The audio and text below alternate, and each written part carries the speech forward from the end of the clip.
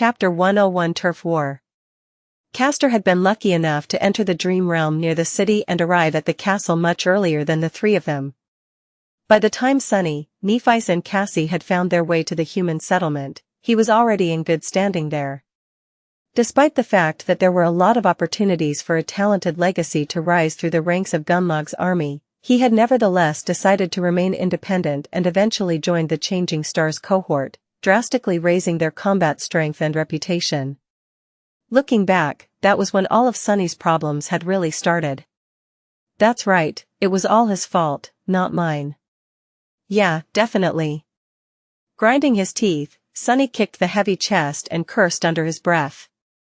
Then, acting as if nothing had happened, he smiled brightly and left the hidden chamber once again. Down below, things were getting interesting. Attracted by the smell of blood, several monsters tried to enter the ruined cathedral to feast on the fresh corpses. However, the Black Knight was as full of wrath as ever. Just as Sunny climbed onto the support beams, he was finishing off a large creature that looked like a praying mantis made of human skin. Initially, Sunny planned to take a look at the material possessions left behind by the 5 unfortunate thugs, but the sight of the ferocious battle made him change his mind. He would have to do it later. Besides, his shadow had already looked through the bloody remains and came to the conclusion that there was nothing really valuable among the dismembered corpses. Not wasting any more time, Sunny escaped through the roof of the cathedral and retraced his steps to the place where he had fought the blood fiend. The body of the hunting party's leader was still there. Of course, his memories had long disappeared, leaving the bearded man dressed only in rags. The heavy battle axe was gone, too. Sunny sighed. That's why killing people is not worth it. His shadow covered its face with a hand and shook its head dejectedly, trying to express that his wording was nothing short of unfortunate. Sunny frowned. What? It's not. And for him, it was doubly so. When one awakened killed another, they received a considerable portion of the enemy's soul essence without having to shatter their soul shard. Sunny, however, was not an ordinary awakened. His aspect was based on consuming shadow fragments instead. That meant that even if his enemy had absorbed hundreds of soul shards in the past, Sunny would only receive the number of shadow fragments matching their rank and class, just like he would after slaying a nightmare creature. Since all sleepers were mere dormant beasts, in this case, the number was 1. Just 1 fragment away from 400, Sunny said, a bit disheartened. All that work for nothing. Some small, rational piece of his mind was actually relieved that killing humans was not very lucrative. Otherwise, in his state, no, he wouldn't. Surely. Ah? Wouldn't what? Sunny blinked a couple of times, waiting for his inner voice to answer. However, it was strangely silent. Shrugging, he bent down and searched the dead man's body, hoping to find something of value. However, he was left disappointed. There was no pouch full of soul shards as he had imagined. All Sunny found was a strange piece of fabric that had been secretively tucked away into the tall thug's shirt. Looking at the fabric, he noticed crude shapes drawn on it with ink. Some shapes looked strangely familiar. Is that a map? Indeed, it was a primitive map. The shapes he recognized were the various landmarks located in the neighboring parts of the cursed city. Sunny knew many of them by heart, and had even explored a few in the past. A treasure map? Suddenly, the strange timing of the hunting party's arrival and their lack of experience made perfect sense. They weren't actually hunters. Instead, they were a bunch of fools who had been swindled by some smart person back at the castle into buying a fake treasure map. At least that was the most likely possibility. However. But what if it's real? Sunny blinked, looking at the map with a mix of distaste and avarice. He couldn't decide whether he should try and follow it or throw it away. Luckily, his thought process was interrupted by a thunderous crash. One of the buildings not far from where he was standing suddenly collapsed, filling the street with a cloud of dust and flying debris. A massive shape flew through the air and heavily crashed against another wall, causing an avalanche of stones to fall down. The creature tried to stand up, but then twitched and grew still, spilling rivers of fetid blood all over the pavement. It was unmistakably dead. Sunny quickly hid the map in his armor and dove into the shadows, trying to understand what was happening. Somewhere near, furious roars and the sound of steel clashing against steel could be heard, growing closer with each second. Strangely, there were no human voices. A battle between nightmare creatures? Such things were not rare in the cursed city, but to Sunny's knowledge, there were very few things capable of challenging the current masters of this street and the adjacent square. These creatures were not the most powerful among the inhabitants of the city, but due to their unique characteristics, Sunny tried to avoid them like the plague. He saw several monsters much more powerful than anything he would be willing to take on, ending up sliced and diced into tiny pieces on that square. However, none of them was able to give the protectors of the square as much trouble as they were having right now, at least judging by the desperate sounds of the battle. Intrigued, Sunny decided to take a look. Hidden in the shadows, he climbed up the tall wall of an ancient building and soon arrived on its roof. Watching his footing, Sunny walked forward until he reached the opposite edge of the building. From there, he could see the wide square in all its dark glory. In the middle of the square, a moving statue was fighting against several hulking monsters. Chapter 102 Stone Saint. On a dark square surrounded by ruins of once magnificent buildings, a vicious battle was coming to an end. The remains of its solemn protectors were lying on the cold cobblestones, ruthlessly shattered into pieces. Sunny blinked in shock. They actually lost. He was really astonished. The living statues that used to guard the square were a very tough bunch. As far as nightmare creatures of the cursed city went, they weren't the most formidable in terms of size and physical might. However, their strange bodies were extremely durable and capable of withstanding truly devastating amounts of damage. Aside from that, the stalwart stone warriors were also disciplined, proficient in the use of weapons and utterly deadly. They were able to perfectly coordinate their movements, using strategy and tactics to silently overwhelm opponents whose power far surpassed their own. Countless monsters fell to their blades. That's why Sunny had always avoided getting into a confrontation with these weird creatures. Even though they weren't fallen by rank, the stone revenants represented a threat that was enough to make him wary. However, now the ownership of the square was about to change hands. The bodies of the previous masters lay shattered to pieces. In death, they looked just like broken statues. Even their metal armor and weapons had turned to stone after the wielders were destroyed. There were 5 or 6 of these stone piles scattered around the square, while the attackers seemed to have lost only 3 of their numbers, including the massive monster that had been sent crashing through a building earlier. Each body towered above the dark cobblestones like a small hill. The invaders were of a type of the nightmare creature that Sunny had never seen before. These new menacing monsters looked like giant spiders with bodies covered in thick plates of wrought iron. They moved with terrifying speed and force, sending cracks running through the cobblestones with each step. There were currently 2 of them left on the square, circling around the lone surviving stone warrior. The last of the living statues seemed to be a female. Compared to the spiders, she was almost comically small in stature, standing no taller than Sunny himself. The graceful stone creature was armed with a sword and a round shield, wearing a plate armor that covered most of her body, leaving only the eyes exposed. Or, rather, 2 rubies burning with crimson flames that these creatures had instead of eyes. Her armor and weapons were black in color, forged from some unknown and incredibly heavy stone-like alloy. Of course, in reality, they were made out of the same stone as their wielder. However, the dark force that had turned the granite body of this nightmare creature into the strange approximation of flesh had also turned the stone armor into metal. Currently, the last of the living statues was standing with her shield raised, the blade of the sword resting on its rim. Her head was lowered, ruby eyes silently following the movements of the 2 spider monsters. Sunny didn't know for sure, but he suspected that these spiders were both fallen beasts. In any case, the stone woman was doomed. Her enemies were just toying with her, savoring the helplessness of their victim before finishing the job. He didn't really care. In fact, he was waiting for the show. Watching nightmare creatures slaughter each other was one of his favorite pastimes, and the best thing about it was that it didn't matter who won. Come on, get her. However, in the next moment, he was surprised. In a strange turn of events, the stone monster lunged at the spiders first. Calmly striking her sword against the rim of the shield twice, she dashed forward with grim determination. The spider she was aiming at was a second too late to react. However, due to its superior physical form, it was still able to meet the sudden onslaught with a vicious strike of its own. One of its legs shot forward, threatening to shatter the stone body of the attacking living statue into tiny pieces. The smaller creature deflected the blow with her sword and bashed the spider with the round shield, putting all of her weight and inhuman strength into the strike.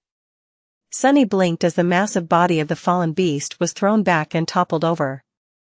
The black sword immediately lashed out, sending a shockwave through the spider's guts. A rain of strikes fell on the iron surface of the monster's abdomen, filling the square with the clangor of metal. The stone warrior attacked with savage ferocity, using both the sword and the shield to inflict as much damage as possible in a short amount of time.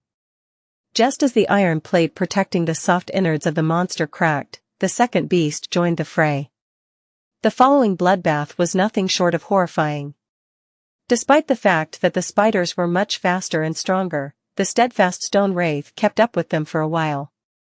Her indomitable will and ruthless resolve were enough to give the fearsome creatures pause.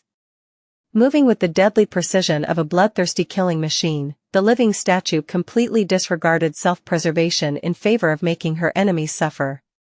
It seemed as though she was determined to take them to the grave with her.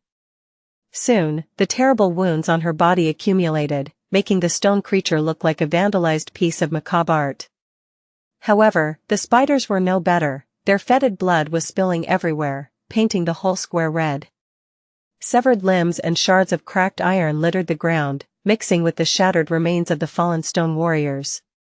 Finally, one of the spiders fell heavily to the ground and twitched, drawing its last breath. The remaining beast lunged at the staggered stone monster, its countless eyes burning with fury. The round black shield rose one last time and then flew aside, torn away along with the right arm of the stalwart living statue. However, almost at the same time, the blade of her sword pierced through the massive beast's skull, ending its life just a moment before breaking apart and turning to stone. Sunny shook his head. What an impressive sight. A lowly awakened creature slaying two fallen beasts. Midnight Shard would have liked that fierce last stand a lot. Come to think of it, this was nothing short of inconceivable. However, the graceful stone warrior paid dearly for performing the bloody miracle. Staggering once again, she fell heavily to the ground, clearly done for. The battle for the ownership of the Dark Square was over. Nobody won. Chapter 103 Coup de Grace. As the dust settled, Sunny abandoned his hiding spot on the roof of one of the buildings surrounding the square and jumped down. Avoiding the puddles of fetid blood, he walked among the corpses littering the ground and approached the dying stone monster. The nightmare creature was lying on her back, her body battered and broken. From up close, Sunny was able to see it better. The black armor of the strange monster was slowly turning to stone. In its gaps, he could see her slightly lighter skin. It was smooth like polished granite and dark gray in color. Streams of ruby dust was flowing from the terrible wounds, looking almost like blood. Two crimson gems that served her as eyes slowly moved, focusing on Sunny. There was no particular expression in them, just tired stillness. The flames that used to burn inside were slowly dimming. The statuesque creature stared at him without making a sound. In fact, Sunny wasn't sure that these monsters were even capable of producing sounds. Throughout the whole fight, she had remained eerily silent. He sighed. Life is not fair, huh? With these words, he summoned the Midnight Shard and thrust it through the visor of the dying creature's helm. Even at the death's door, the stone-like flesh of the living statue proved to be extremely tough. However, he put enough strength into his strike, not wishing to make the poor thing suffer more than necessary.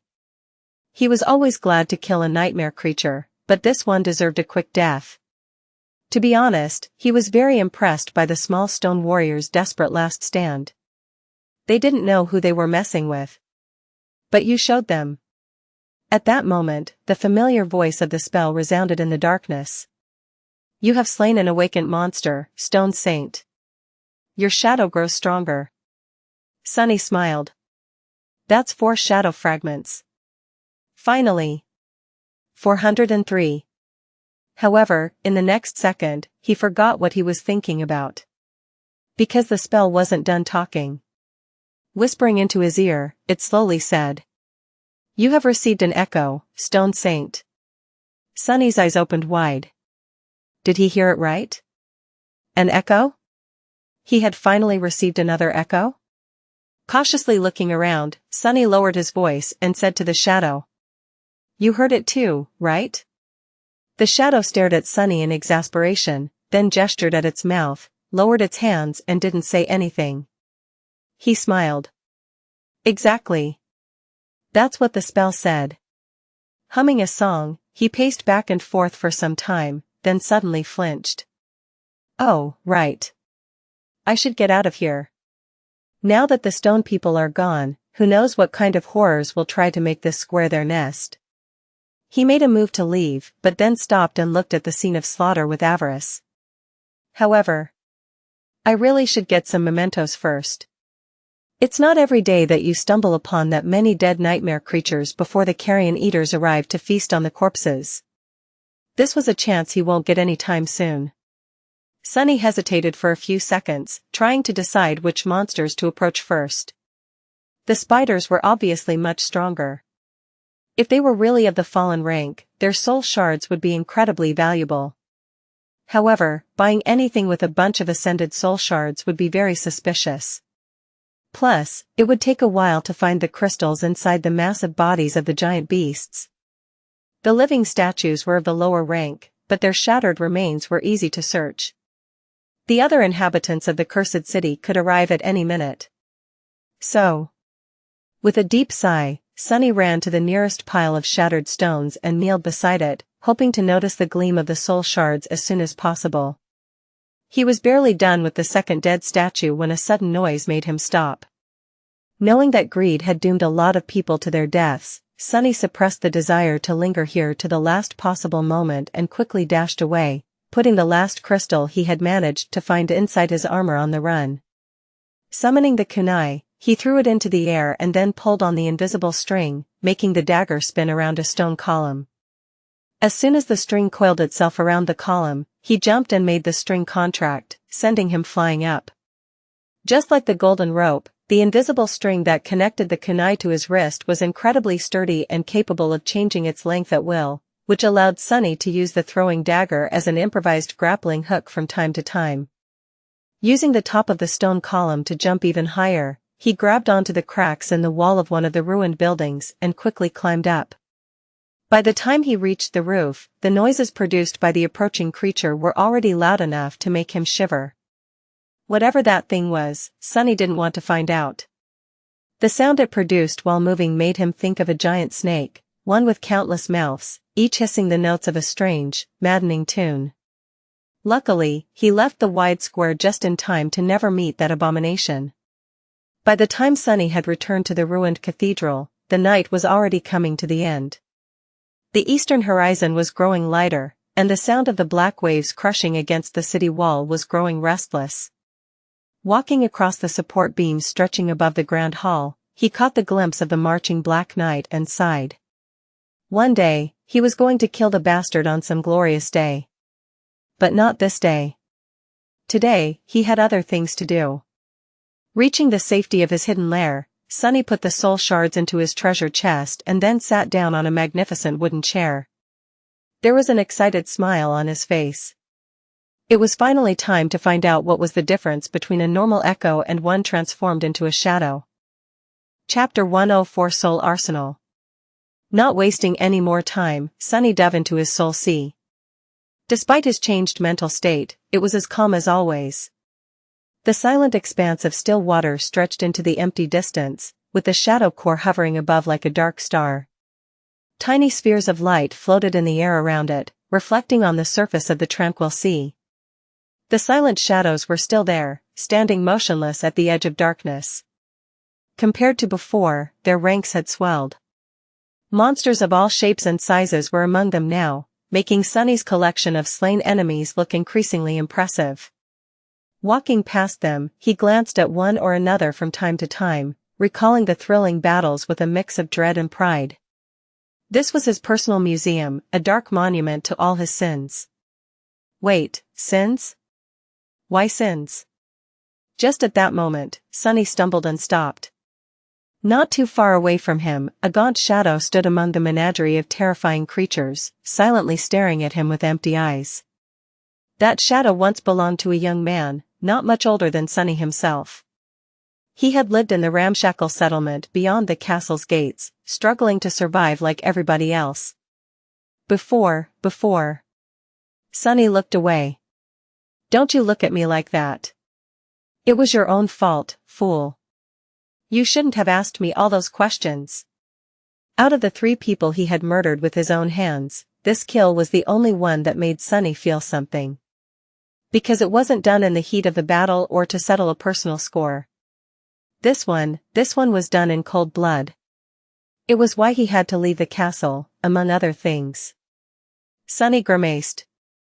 I said stop looking at me. Just stay dead and don't bother me with your nonsense.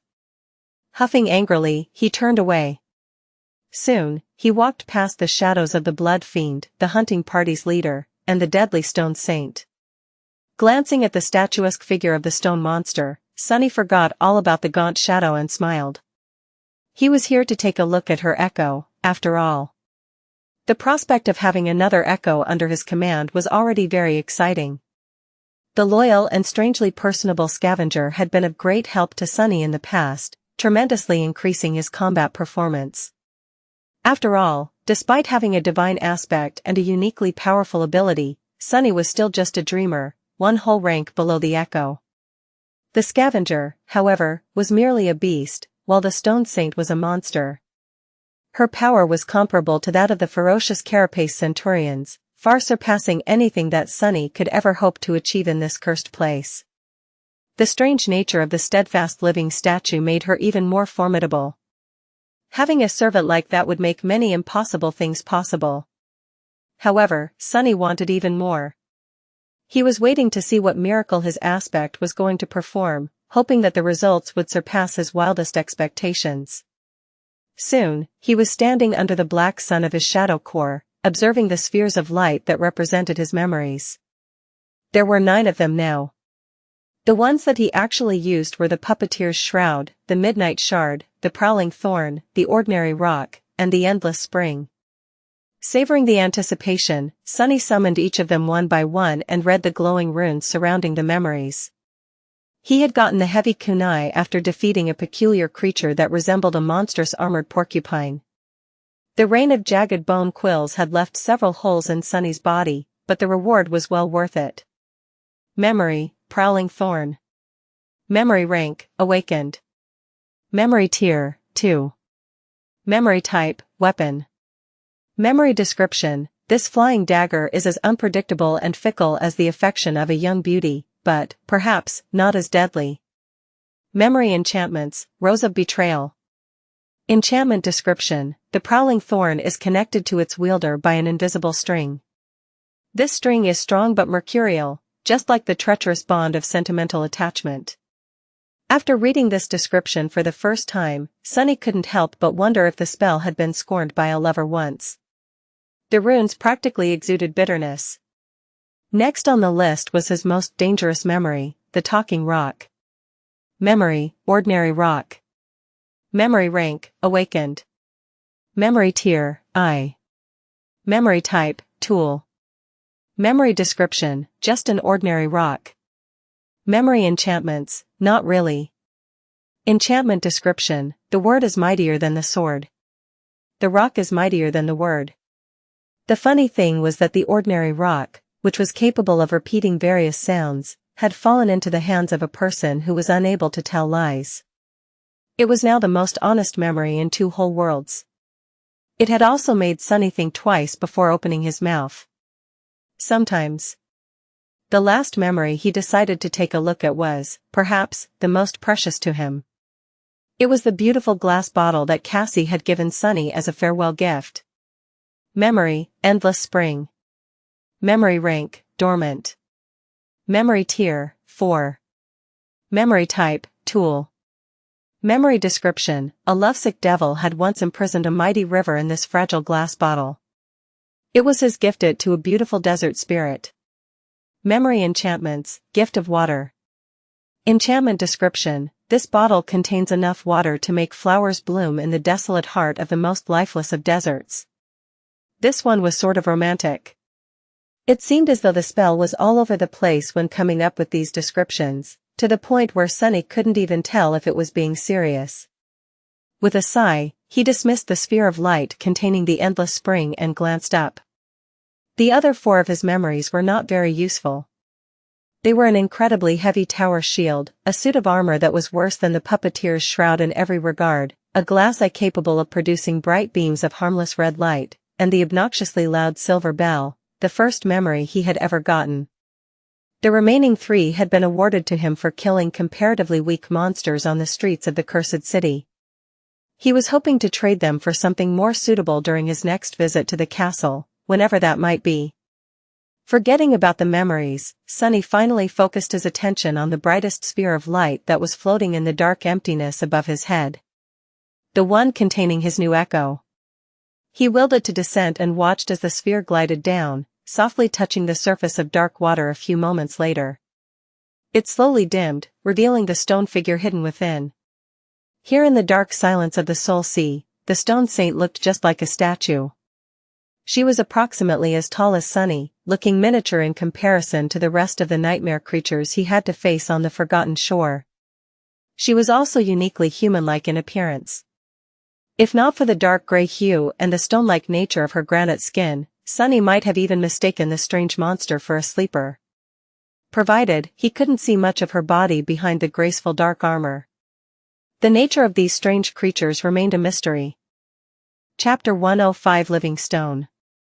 Previously, Sunny had considered the living statues to be just that, monuments brought to life by evil spirits. There were a lot of revenants like that walking the streets of the cursed city. Take the Black Knight, for example. Sunny was almost sure that the bastard was actually just a suit of armor with a vengeful wraith imprisoned within it.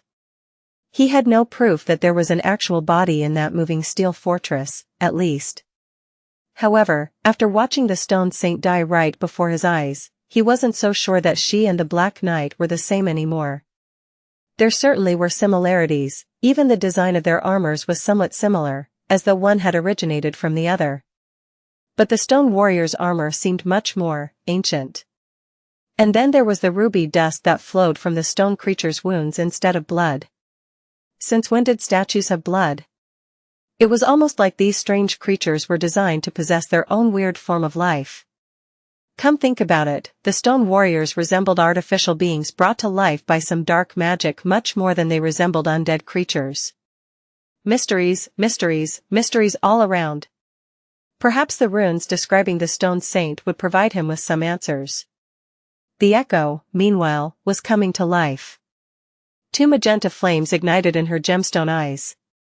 The stone of her armor suddenly gleamed with subtle metal shine, the smooth surface of her granite skin turned slightly less rigid. Silently turning her head, the saint gazed at Sunny through the narrow split of her helmet's visor. Let's see. He concentrated on the runes. Echo, Stone Saint. Echo rank, Awakened. Echo class, Monster. Echo attributes, Battle Master, Stalwart, Mark of Divinity. Sunny blinked. Mark of Divinity? That was the same as his original attribute. What business did a nightmare creature have walking around with the traces of divinity left in its evil, corrupted soul? And what with these other attributes? Battle Master attribute description. Born on the battlefield, the Stone Saint is proficient in all forms of combat. Stalwart attribute description. The Stone Saint is highly resistant to all forms of damage, as well as being fully immune to mind and soul attacks. Bewildered, Sunny shook his head.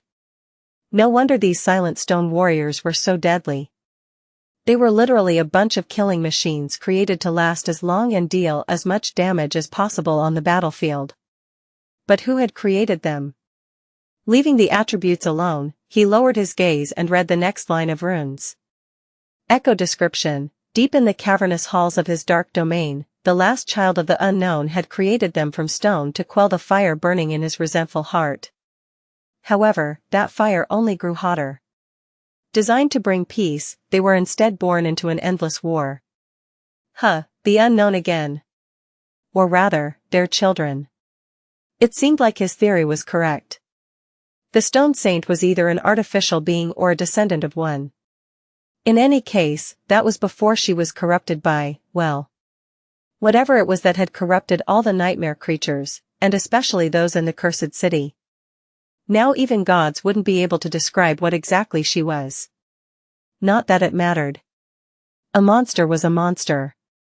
Sunny was more interested in the fact that the traces of divinity that the stone warrior bore had to have come from their original creator, who was at least partially one of the unknown.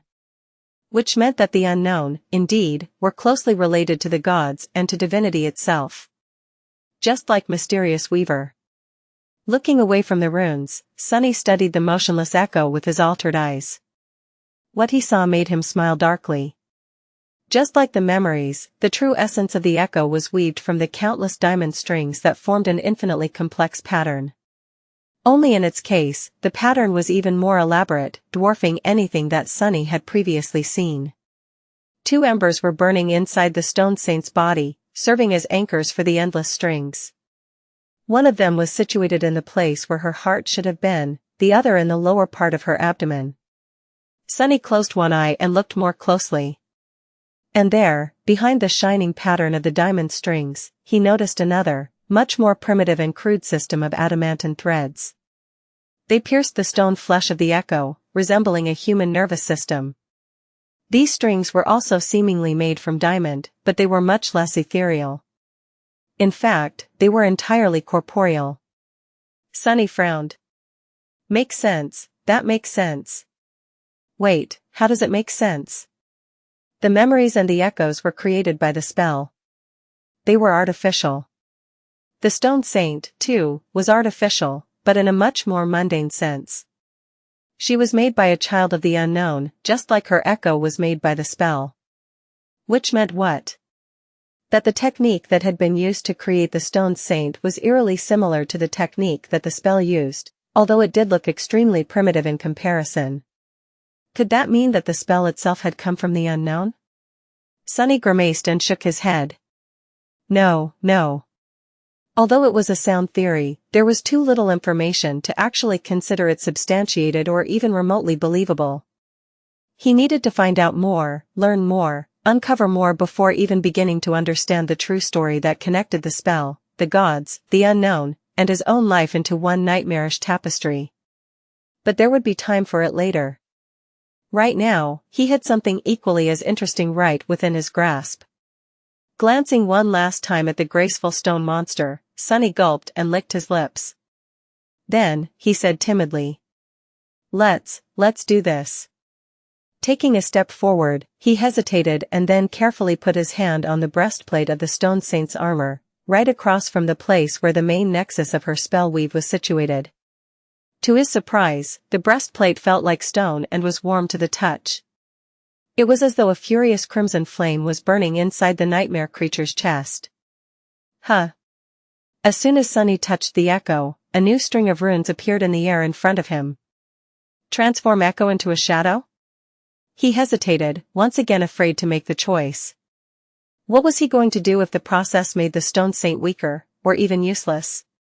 Trying not to think of this possibility, Sunny sighed and forced himself to say, yes. An imperceptible change happened to the soul sea, as though a gust of wind suddenly appeared out of nowhere. The tranquil dark water seemed to simultaneously stay still and move restlessly. Then, a sudden pressure came from somewhere above. Raising his head, Sunny saw 2 dark beams descending from the depths of the shadow core. One of them fell on the echo, while the other landed on one of the silent shadows that stood motionlessly behind his back, as though connecting them together. Bathed in the dark light, the shadow of the dead stone saint slowly dissolved into it. And then the echo began to change. Chapter 106: Creating a Monster. Under Sunny's watchful eyes, the echo began to change. The light falling from the shadow core seemed to seep into the flesh of the stone creature, making it shine with dark radiance. Wisps of shadowy fog emanated from beneath her impervious plate armor, slowly merging with it. It looked as though the stone saint was engulfed in ghostly black flame, being remade by it. What little color there was on her body was washed away and replaced with nothing but darkness. Only 2 crimson fires burning in her ruby eyes remained, slightly changing their hue and becoming more menacing. Of course, all these changes were happening on the surface. If not for the traumatic transformation that Sunny had gone through to inherit a part of Weaver's forbidden lineage, this would have been all he saw.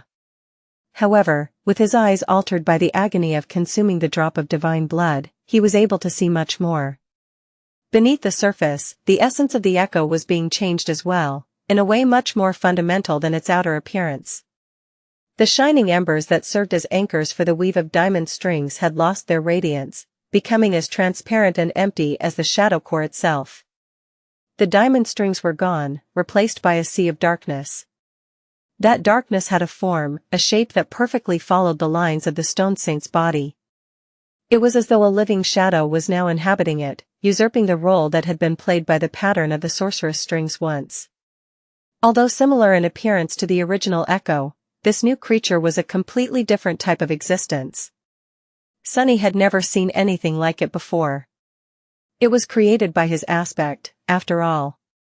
The process of transformation, meanwhile, was coming to the end. The ray of dark light cast by the shadow core was disappearing, its reflection drowning in the calm water of the silent sea. The black flames were already fully absorbed by the stone-like armor of the saint, gone with the dark radiance of her smooth granite skin.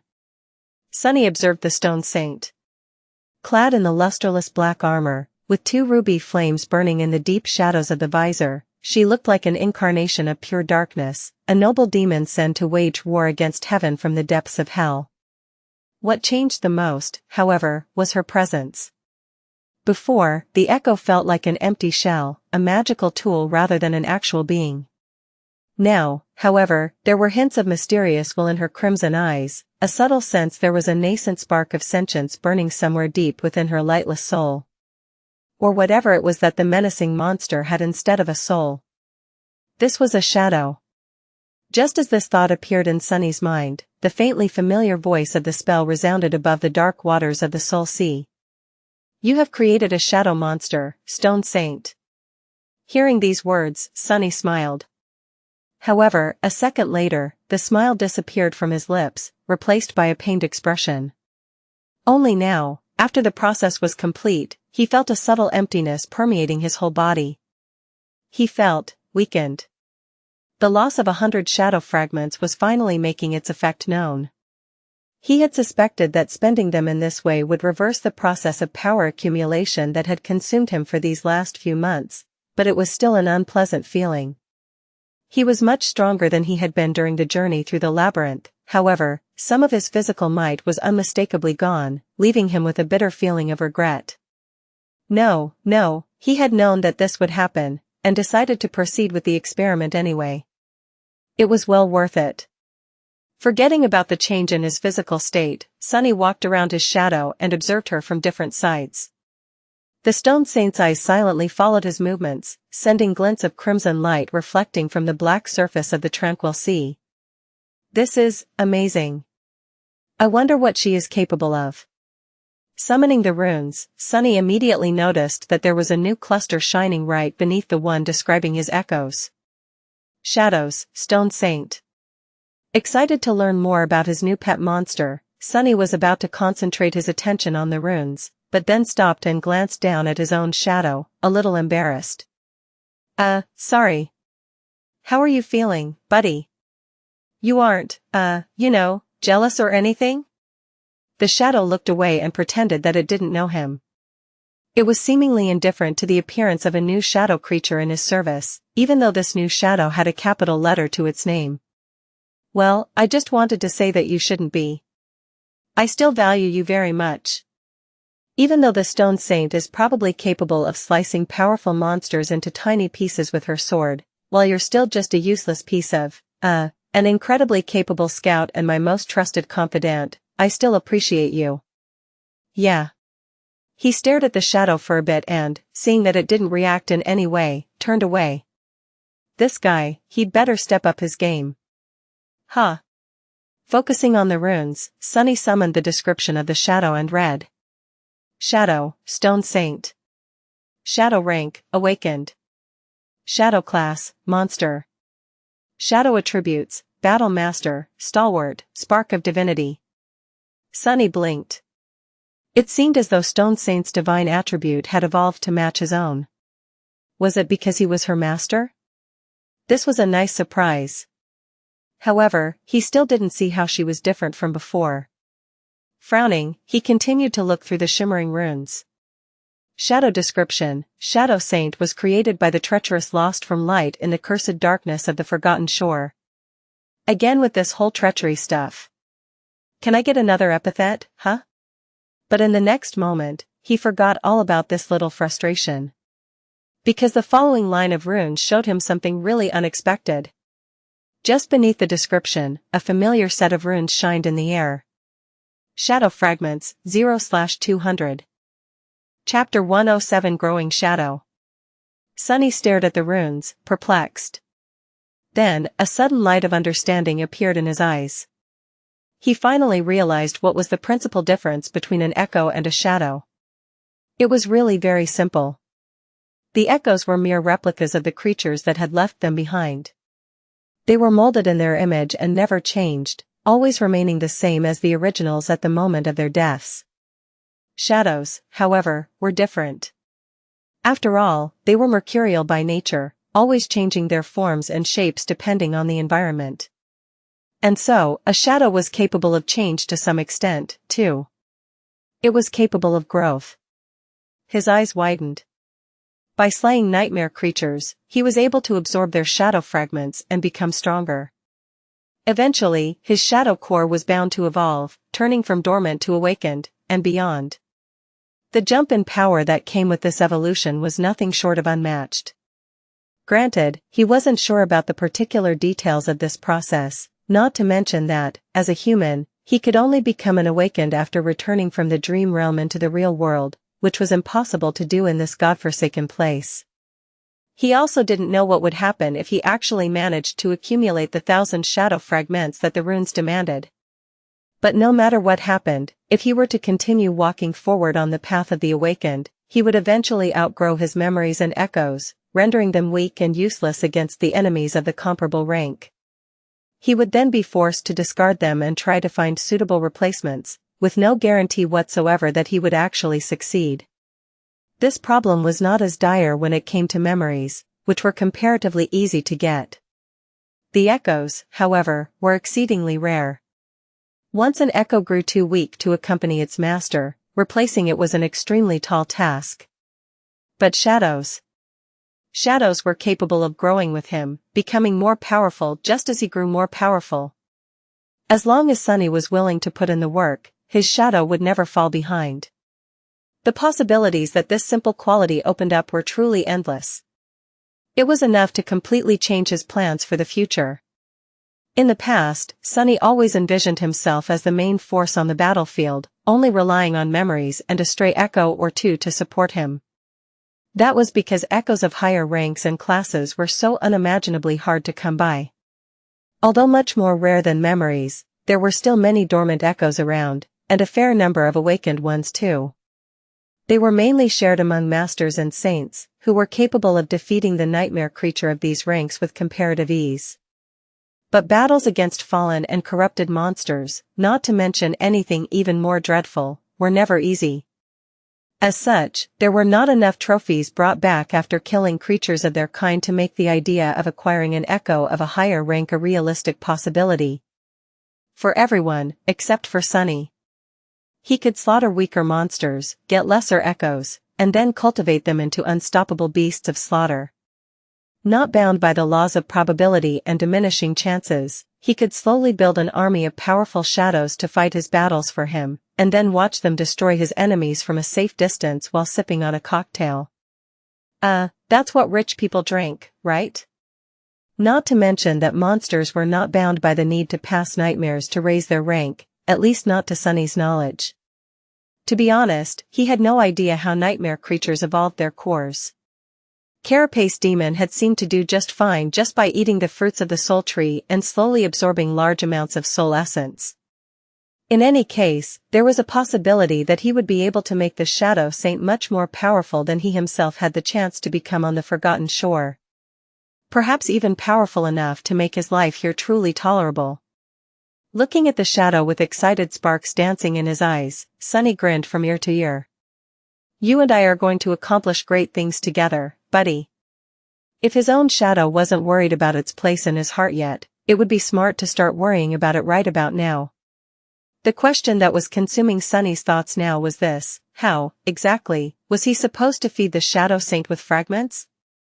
If he could simply transfer some of his own to her, he would do it without a second thought, even though that would diminish his personal strength even further.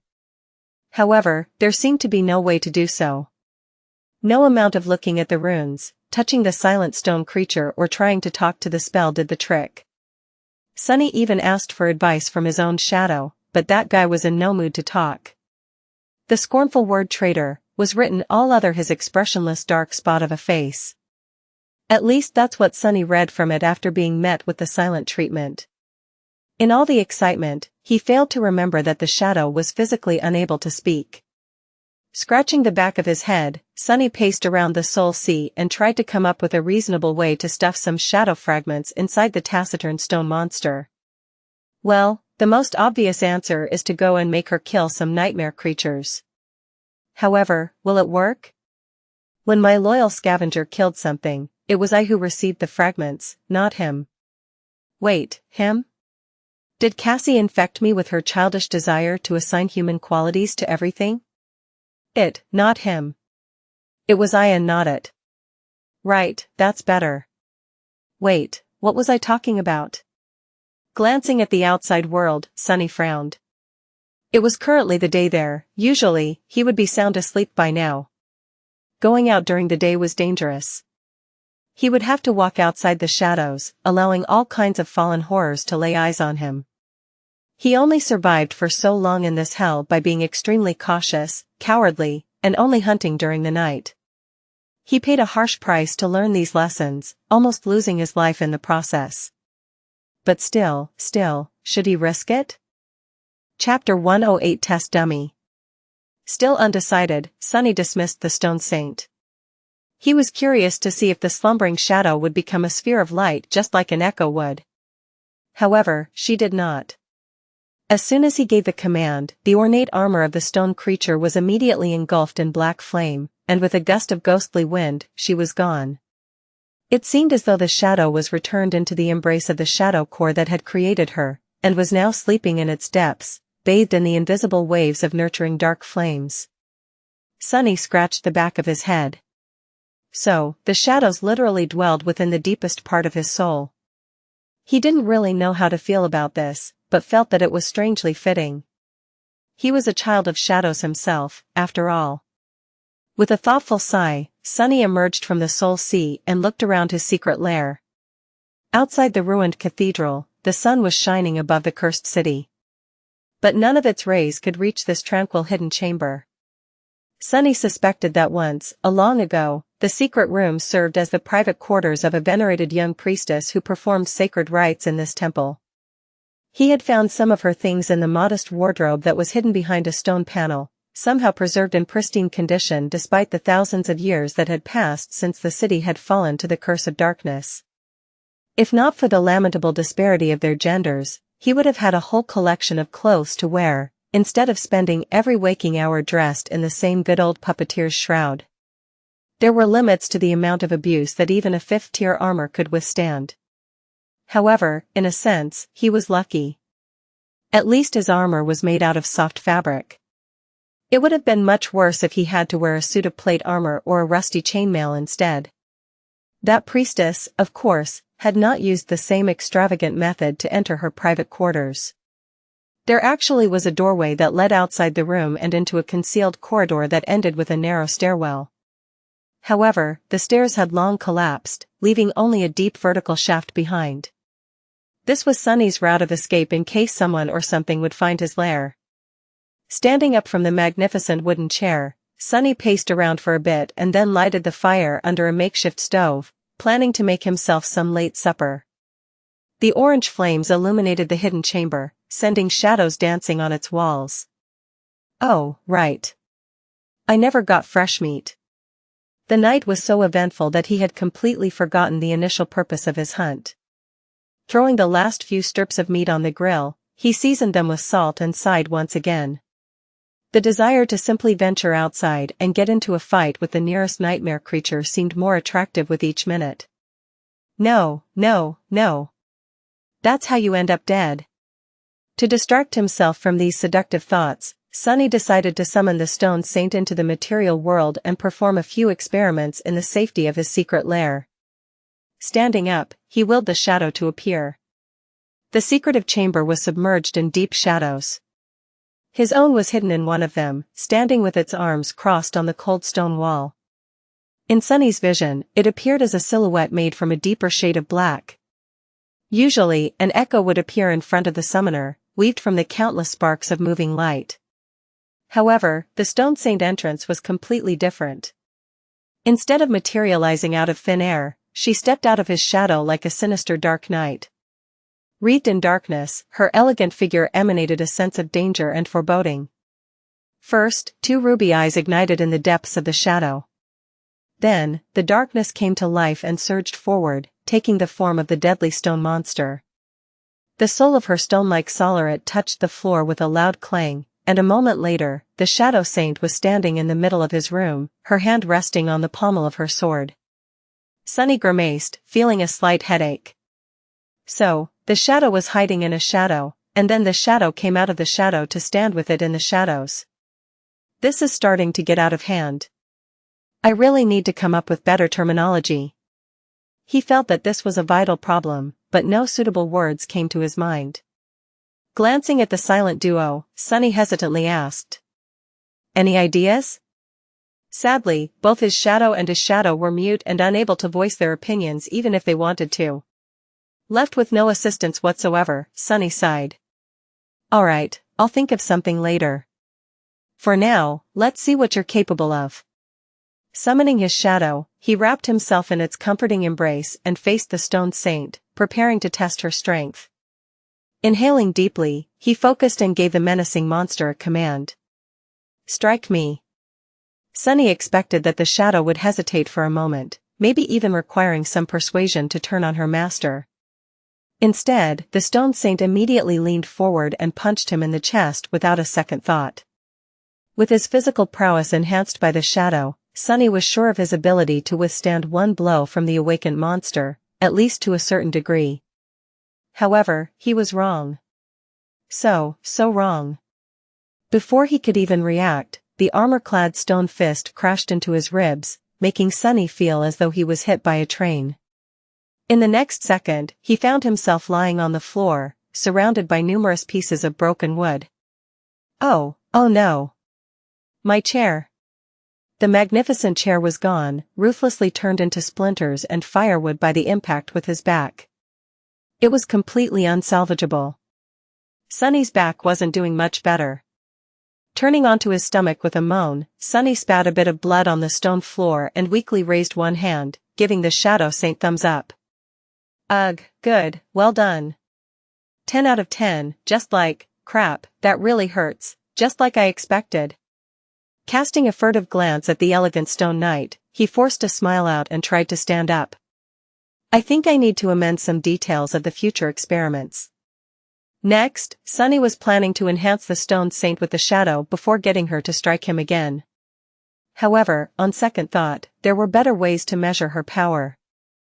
Chapter 109 Soulmates.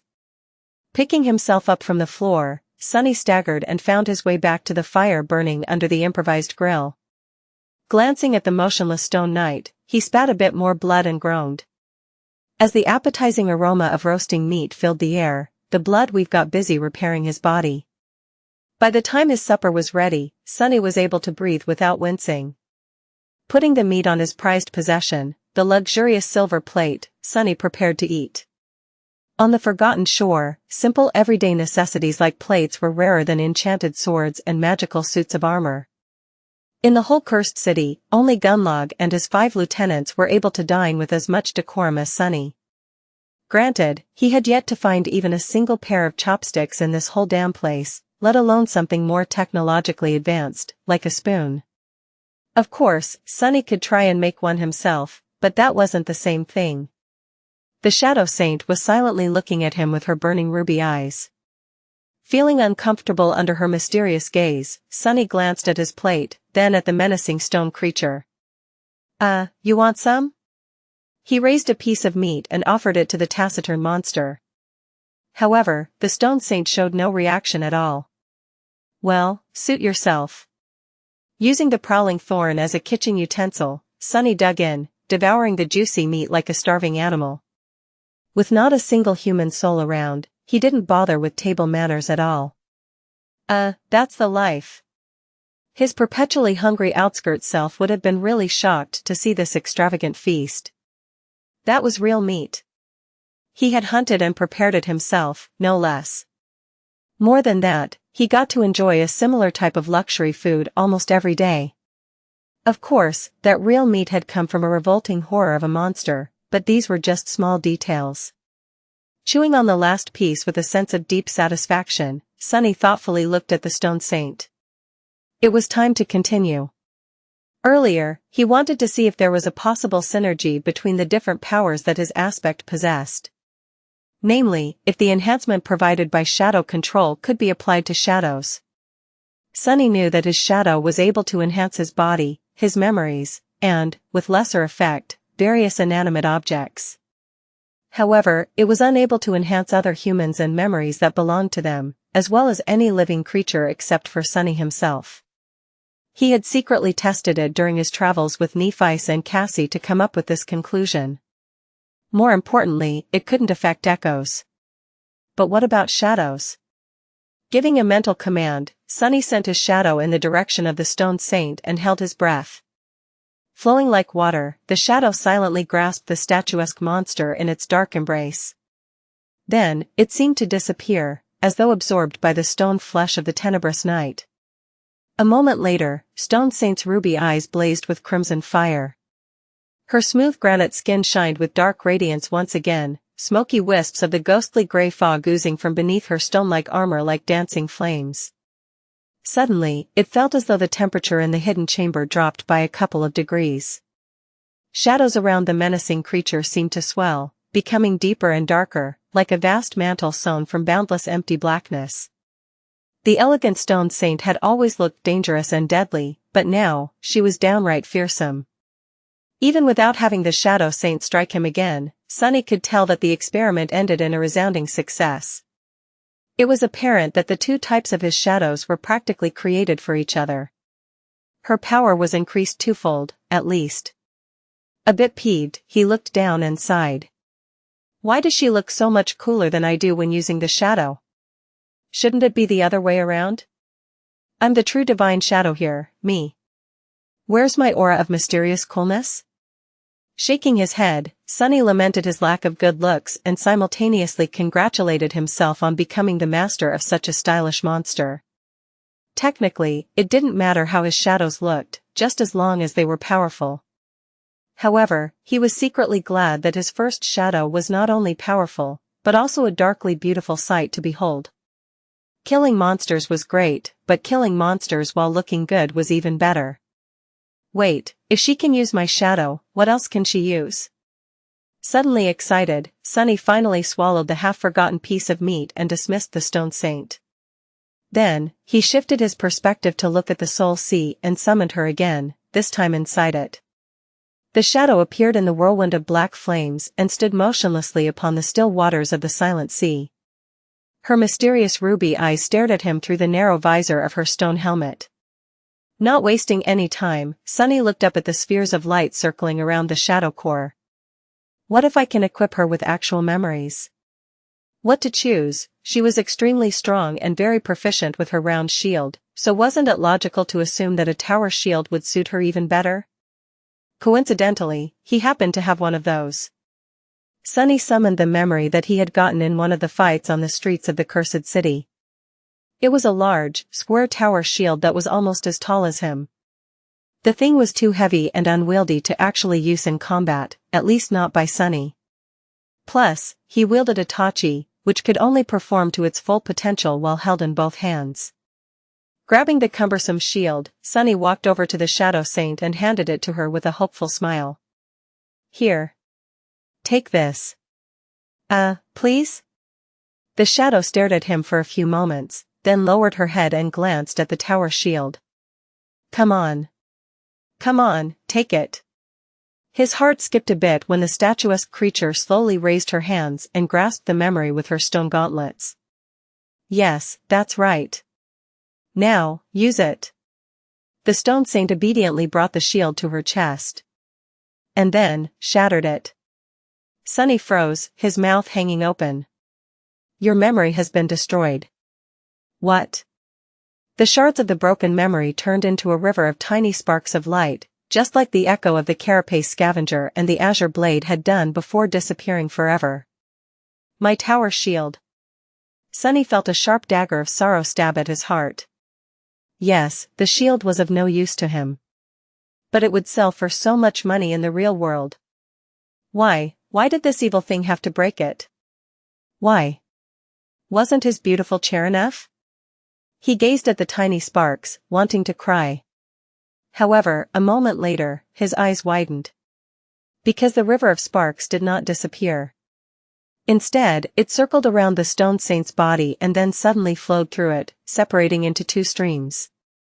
Each stream was then absorbed by one of the dark embers burning in the depths of the living shadow that was hiding inside the monster's body. Sunny blinked. Stone Saint has grown stronger. Chapter 110 Memento. Sunny stared at the Shadow Saint, dumbfounded.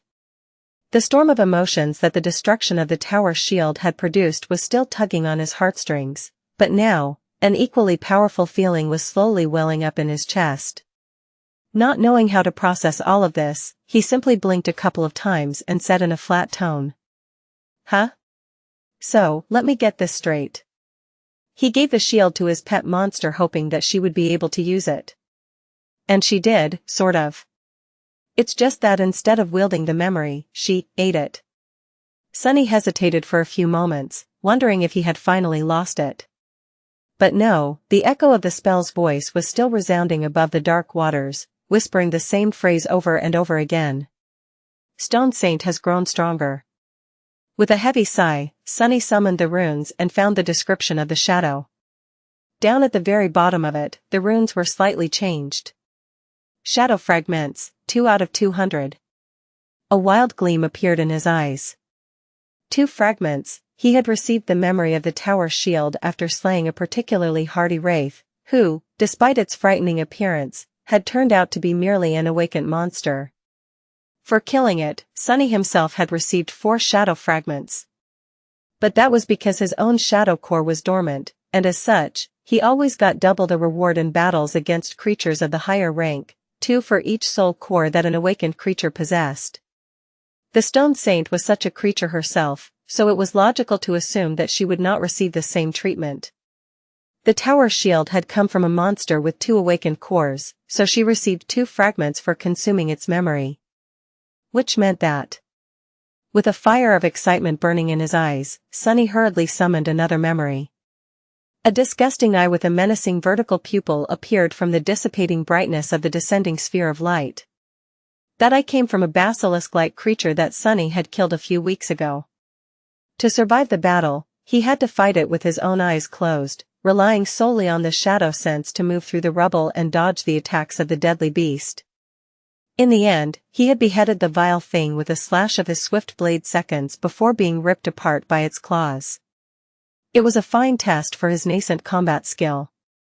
Sadly, the memory came with none of the powers that the actual beast had possessed.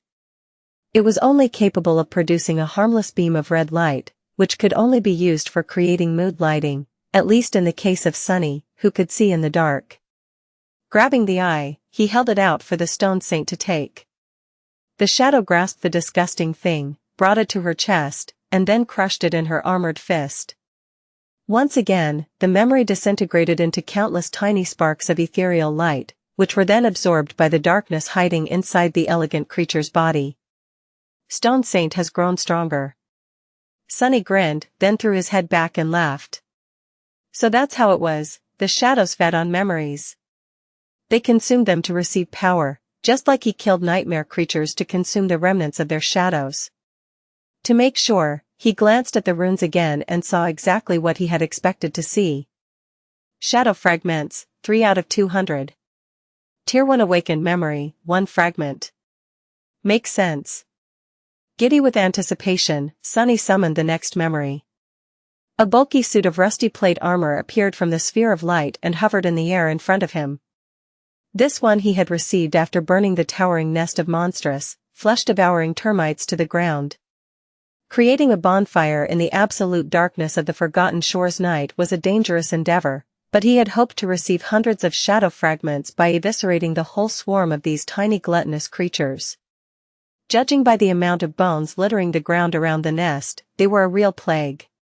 Sadly, the entire colony had turned out to be a single demonic being, landing him only 6 fragments. He even had to retreat without collecting the soul shards from the smoldering remains of the hive, scared away by the approach of several fallen horrors that had been attracted by the bright flames. The memory was of little consolation, since his own puppeteer's shroud was superior to it in all regards. But now, finally, it could be of use. The Stone Saint devoured the armor just like she had devoured the over 2 memories. Once again, the spell announced that the shadow monster had grown stronger. The runes changed again. Shadow fragments, 6 out of 200. Every time the numbers changed, Sunny felt a deep sense of satisfaction. His menacing stone knight was becoming more fearsome with each second. He suspected that gambling addicts felt something similar in the throes of a rare winning streak. Caught in the moment, he grasped the next memory, but then stopped and stared at the small silver bell that lay silently in his hand. This one was the first memory he had ever received, barely holding on to life in the bitter cold and terror of the first nightmare. It was the weakest memory he had, but also the most meaningful. Sunny had killed one human to receive it, and had used it to kill another. The silver bell was a reminder. With bleak eyes, he read the runes that shimmered in the lightless emptiness of his soul. A small memento of a long-lost home, which once brought its owner comfort and joy. Suddenly drained of the excitement that had been consuming him just a few moments ago, Sunny sighed heavily and dismissed the memory. There was a dark expression on his face. Glancing at the motionless Shadow Saint, he turned away. That's enough for today. Ah, what a long day. I think I'll go to sleep now. Leaving the Soul Sea, he stood silently for a few minutes, then slowly walked to his bed and fell on it. Dismissing the puppeteer's shroud, Sunny wrapped himself in the blanket and closed his eyes. He was so tired. Chapter 111 Lesser Creature. Sunny woke up from the oppressive feeling that drowned the whole world. The sunset was drawing near, and with it, the abyssal shadow of the Crimson Spire had once again fallen on the cursed city. The distant spire could be seen from anywhere in these somber ruins, looming over the forgotten shore like an eternal dark omen. It was cyclopean and unimaginably high, with its roots growing from the endless sea of crimson coral and its peak lost somewhere beyond the veil of grey clouds. In these past few months, Sunny had gotten accustomed to its presence and learned to not pay it any attention. Thinking about the spire was a sure road to madness. After all, somewhere inside that inconceivable structure lay their only hope of ever returning home. And hope was a poison. Yawning, Sunny stood up and stretched his arms. His good mood, which he had momentarily lost for some strange reason, was already returning. Now that he had some time to put the events of the previous night into perspective, he understood even more clearly how amazing his luck had been recently. The acquisition of the Stone Saint and her following transformation into a shadow were nothing short of miraculous. His life was about to change for the better. However, Sunny had to think things through thoroughly. He was in uncharted waters in regards to how to cultivate his pet monster. The initial excitement he felt after realizing that the Shadow Saint was capable of consuming memories to collect shadow fragments was gone. In its place, there now was a series of uncomfortable questions. Sunny had spent somewhere around 6 months on the Forgotten Shore. In all this time, he had only been able to collect 3 memories that were suitable to be fed to the shadow, giving her mere 6 shadow fragments. With the current speed of progression, he would have to wait for 16 full years to see his labor bear fruit and find out what exactly was going to happen once the Stone Saint had accumulated all 200 shadow fragments that the runes demanded. Even among the elites of Gunlaug's army, there was no one who had survived on the Forgotten Shore for more than 10 years. The king of the castle himself had only been here for 8, and only lived that long in large part due to luck. Granted, Sunny's battle ability would grow dramatically once the Deadly Stone Knight was added into the equation, but still, it was too long. He had to think of something. While he was doing the math, Sunny's eyes fell on the iron chest that stored his painstakingly accumulated fortune of soul shards. Distracted, he froze for a few moments, then hesitantly approached the chest and stared at its lid. By the standards of the Forgotten Shore, he was an incredibly rich man. His fortune could buy him a lot of things in the castle, from comparatively simple to increasingly rare and hard to come by. Some of the things that could be easily bought in that pit of despair he didn't even want to think about. What interested him the most, however, was the possibility of acquiring a large amount of memories. Powerful memories with useful enchantments were not cheap. In fact, they were extremely expensive. But he didn't really care about the quality. Since Stone Saint could get the same amount of fragments from the most useless of memories, all he needed was quantity. If he were to spend all of his shards, her power would instantly leap by a considerable amount. In the future, he would be able to cultivate the shadow at double the speed, too, half of the materials coming from the memories he would be acquiring from slaying monsters, the other from the memories he would be buying with the soul shards the monsters had left behind. That would potentially reduce the overall timeframe to a somewhat sensible period.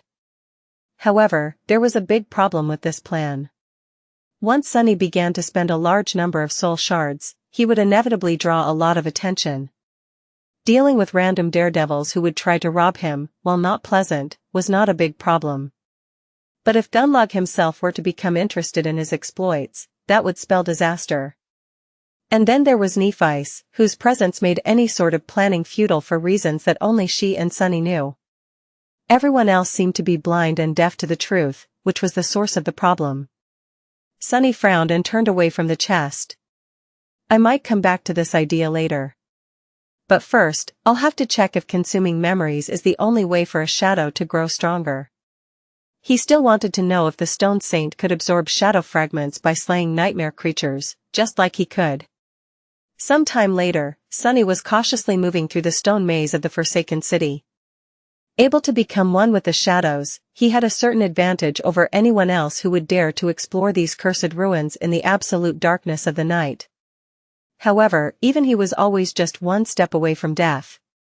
Attracting the attention of the real masters of the streets, the fallen creatures who dwelled here from the ancient times, would be the end of him.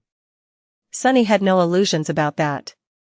Humans only survived here by learning how to avoid the fallen ones and seek out weaker monsters to hunt. There weren't a lot of lesser creatures who were able to secure a foothold in the cursed city, so hunting them was always dangerous. Nevertheless, that was what Sunny had made into his profession, and that was what he was doing now. Finally, he reached the area where he had observed a particular creature in the past. Surprisingly, Sunny was intimately familiar with that type of monster. After all, one of them had almost cost him his life in the past. Somewhere around this particular street, a lone carapace centurion had made its lair. Climbing atop a tall stone column, Sunny stood motionlessly in the darkness and waited for his prey to appear. Time moved excruciatingly slowly, but a good hunter had to have a lot of patience. His dark eyes pierced the veil of night, observing the ghostly ruins. 1 hour passed, then another. Sunny waited. Soon, his patience was finally rewarded. From the deep darkness of one of the toppled buildings, a familiar hulking shape appeared in all its menacing beauty. The carapace centurion stepped onto the cobblestones, his black carapace decorated with crimson patterns, 2 terrifying bone scythes scraping against the stone. Sunny smiled. The carapace centurion only had time to take a single step before 2 crimson flames suddenly ignited in the deep shadows that consumed the ruined street. Then, a graceful stone knight stepped out of the darkness. Raising her shield, she rested the blade of her sword on its rim. Wisps of ghostly gray fog were seeping from under her armor, a strange dark radiance emanating from her skin. The darkness around seemed to move, as though wanting to embrace her like a dark mantle. The two monsters, one massive and savage, one small and steadfast, froze opposite each other. And then, all hell broke loose. Chapter 112 Duel of the Monsters Plus, Turn Off Reset. Chapter 112 Duel of the Monsters. Just like in the battle against two fallen beasts, the Stone Saint attacked first. Striking her sword against the rim of the shield twice, she dashed forward without fear or hesitation. Of course, Sunny was not sure if shadows were even capable of feeling fear. The Carapace Centurion reacted swiftly and savagely, lunging at her in a furious onslaught of adamantine chitin and jagged blades. In front of this towering creature, Shadow Saint looked meager and slight.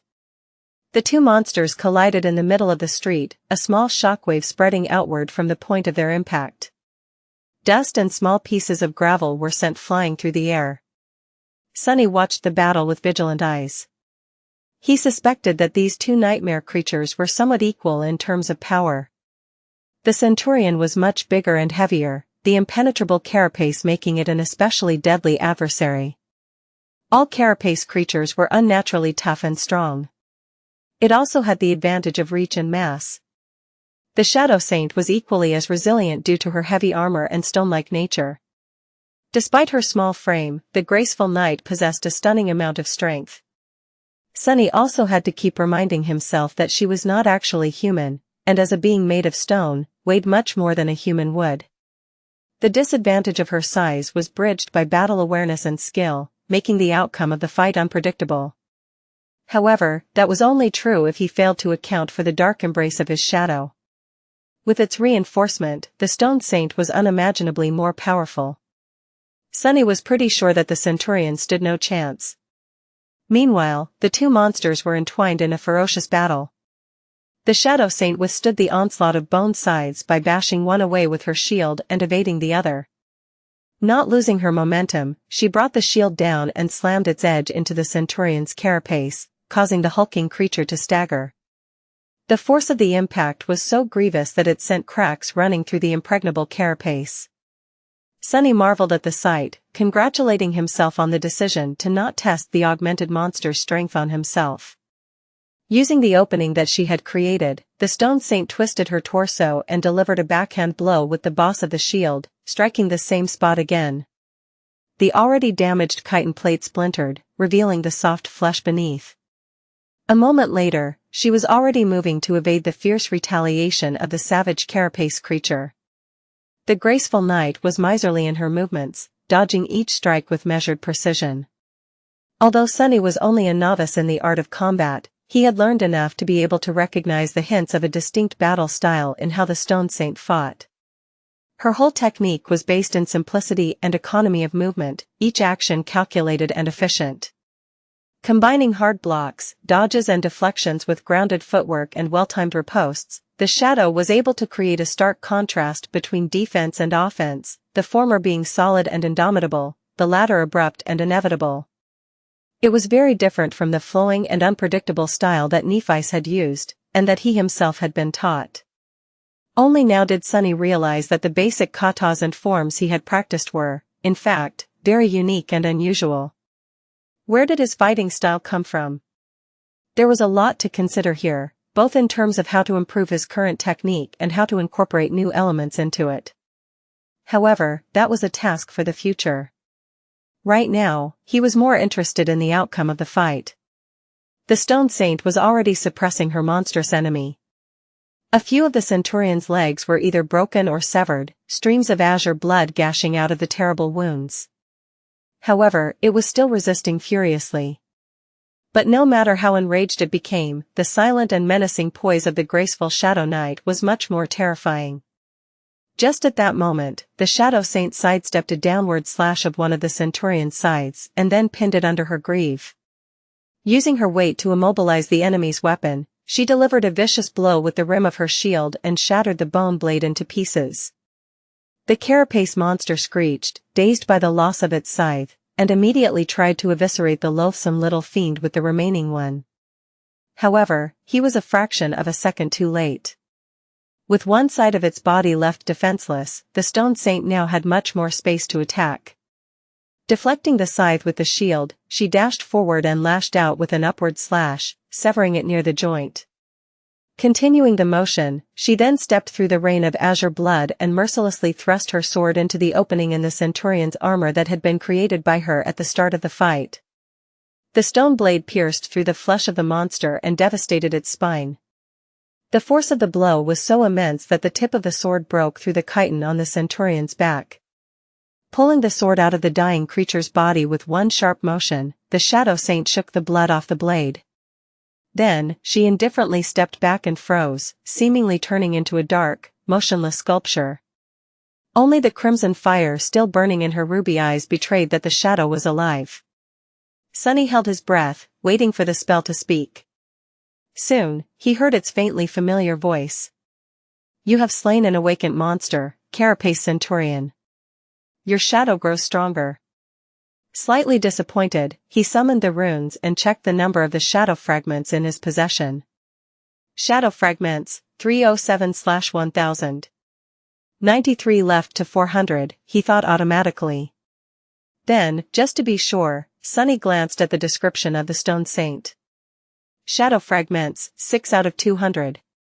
So, just like with the echoes, the kills performed by the shadow benefited her master instead of the monster herself. It seemed as though consuming memories was truly the only way to feed the stone saint. Sunny frowned. Well, that complicates things. Chapter 113 Dark Well. After the Shadow Saint had ruthlessly eviscerated the Carapace Centurion and confirmed Sunny's suspicion that he wouldn't be able to cultivate her in that way, he was left with nothing much to do. The knight was still young, but he had already achieved his goal. Now, he was free to do whatever he wished. However, there weren't very many options available in the cursed city. He could continue to hunt, reveling in the newfound power. With the stone saint at his command, Sunny would be able to bathe the ruins in monster blood. However, that thought, no matter how seductive, left him uneasy. Hunting in this hellish place required patience and preparation. He only survived this long by carefully scouting the potential battlegrounds in advance and studying his prey from the shadows to learn its strengths and weaknesses, not rushing into a fight until he was absolutely sure that there was a solid chance of victory. Shadow Saint or not, betraying these principles would still get him killed. And with his mental state, slightly unstable, Sunny didn't trust himself to stay cautious once the easy wins kept piling up. He had to proceed slowly. Looking around the quiet ruins, Sunny smiled slightly. Actually, he wasn't that far from the library. He had indeed turned hunting nightmare creatures into a sort of profession, but it was just that, a job. Like any well-adjusted young man, he also had a hobby. In his free time, Sunny liked to explore the ruins. The warm feeling of satisfaction he had experienced after finding the hidden nest of the vile thieving bird never left his memory. There was something deeply engaging in uncovering fragments of long-lost history and piecing them together. Maybe Sunny had inherited this passion from teacher Julius, or maybe it had always been slumbering deep within his heart. In any case, he enjoyed exploring the ancient city a great deal. It was full of all kinds of mysteries, both large and small. After thousands of years had passed, most traces of the past had been erased by the merciless flow of time. But by looking in the right places and exercising critical thinking, insight and imagination, it was possible to piece together tiny shards of truth. Every time the seemingly disparate clues clicked into a coherent picture, Sunny felt a pleasant rush. Interestingly enough, it didn't matter whether that picture pertained to something important or completely useless. In fact, he enjoyed learning about the small details of the daily life that the inhabitants of the ancient city had once led much more than he enjoyed learning about the possible origins of the catastrophe that had befallen them, despite the fact that the latter was directly related to his own survival. For example, he was very curious to learn more about the young priestess whose private quarters he had made into his secret lair. The things she had left behind told him a lot about how the people of the city used to dress and think about the world, filling his imagination with colorful pictures of crowded streets and solemn cathedrals. But it was still not enough. His latest exploration project was the ruins of a grand library. Of course, none of the books and scrolls had survived the thousands of years in the cursed darkness. Luckily, the people who used to live in the city before its fall were very fond of stone engravings. He spent a lot of time studying the intact wall carvings, as well as fragments of surviving frescoes.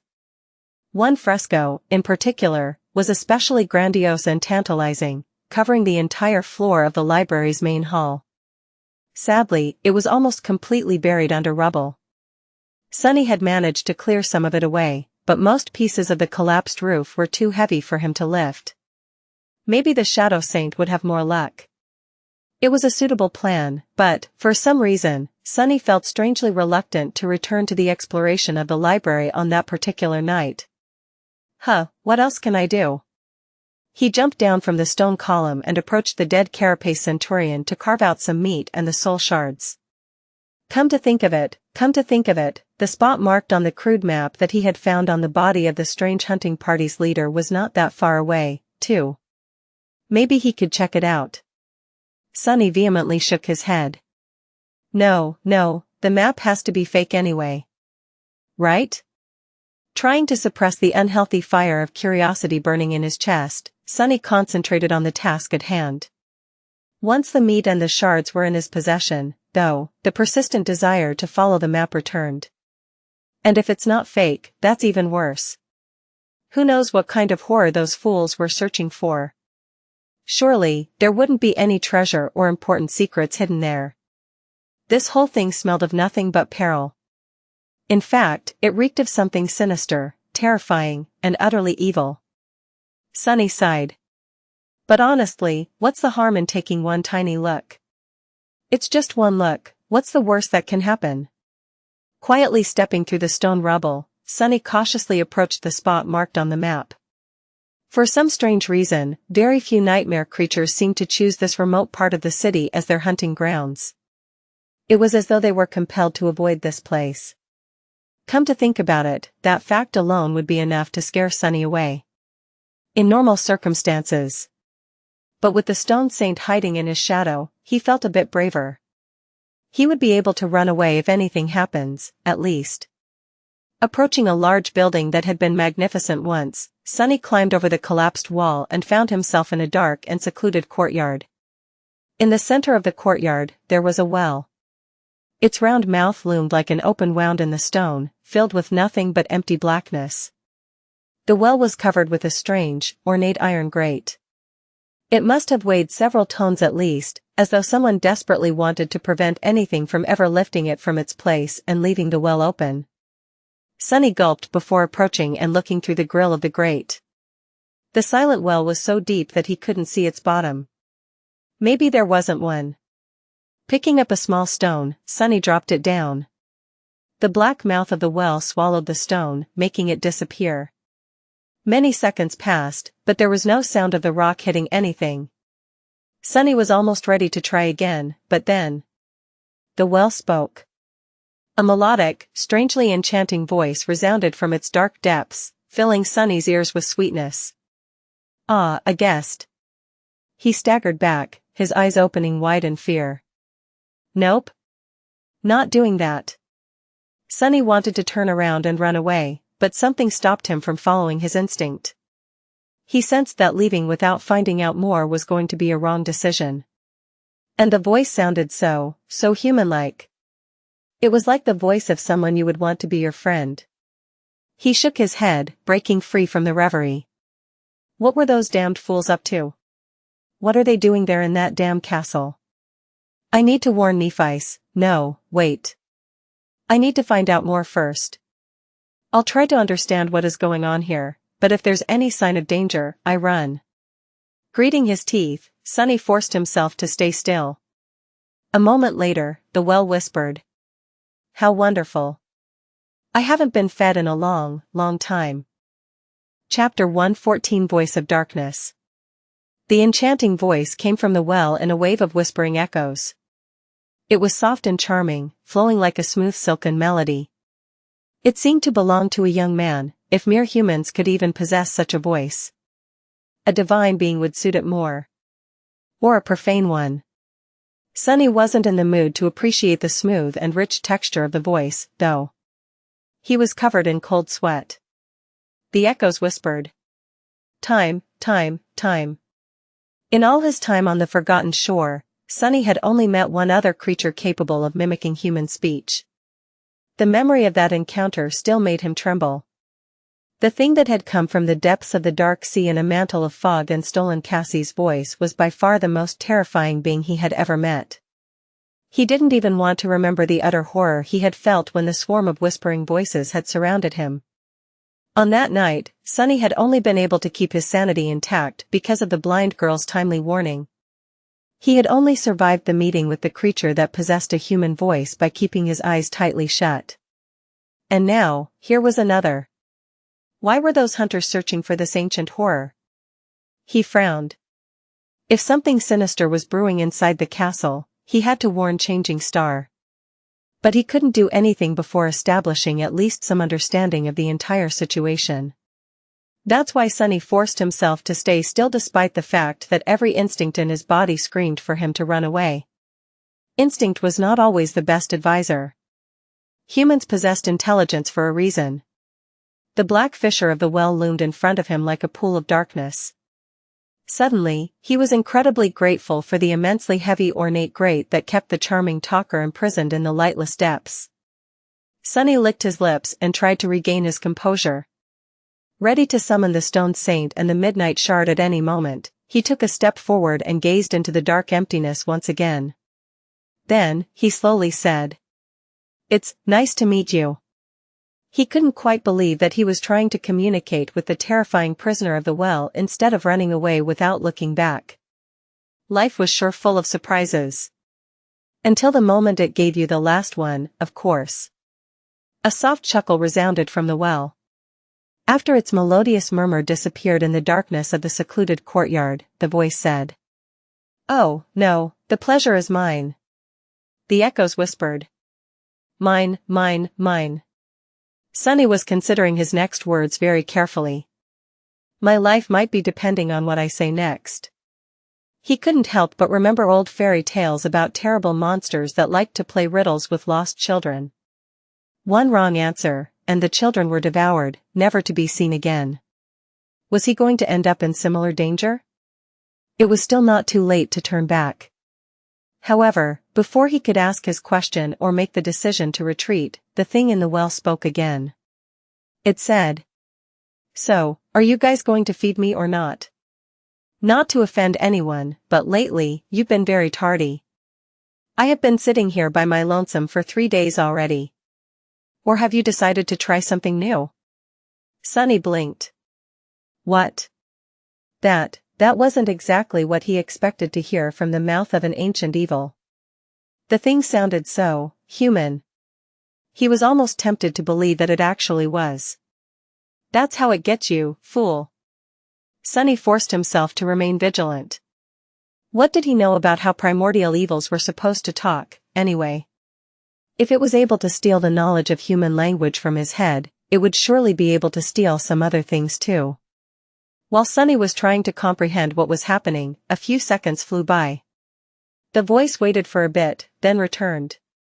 "Oh, I see. So we are going with starvation now. Well, I have to give you guys some credit, this is your best idea yet. Sadly, it won't work. Do you even know what type of diets we trainees have to follow to debut? I guess not. Actually, I have to thank you. This is a great opportunity to work on my BMI. The echoes whispered. BMI, BMI, BMI. Wait, what? Sunny stared into the well, dumbfounded. His eye twitched.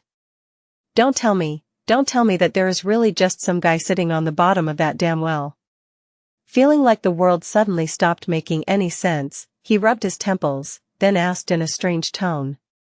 Who are you? The well fell silent.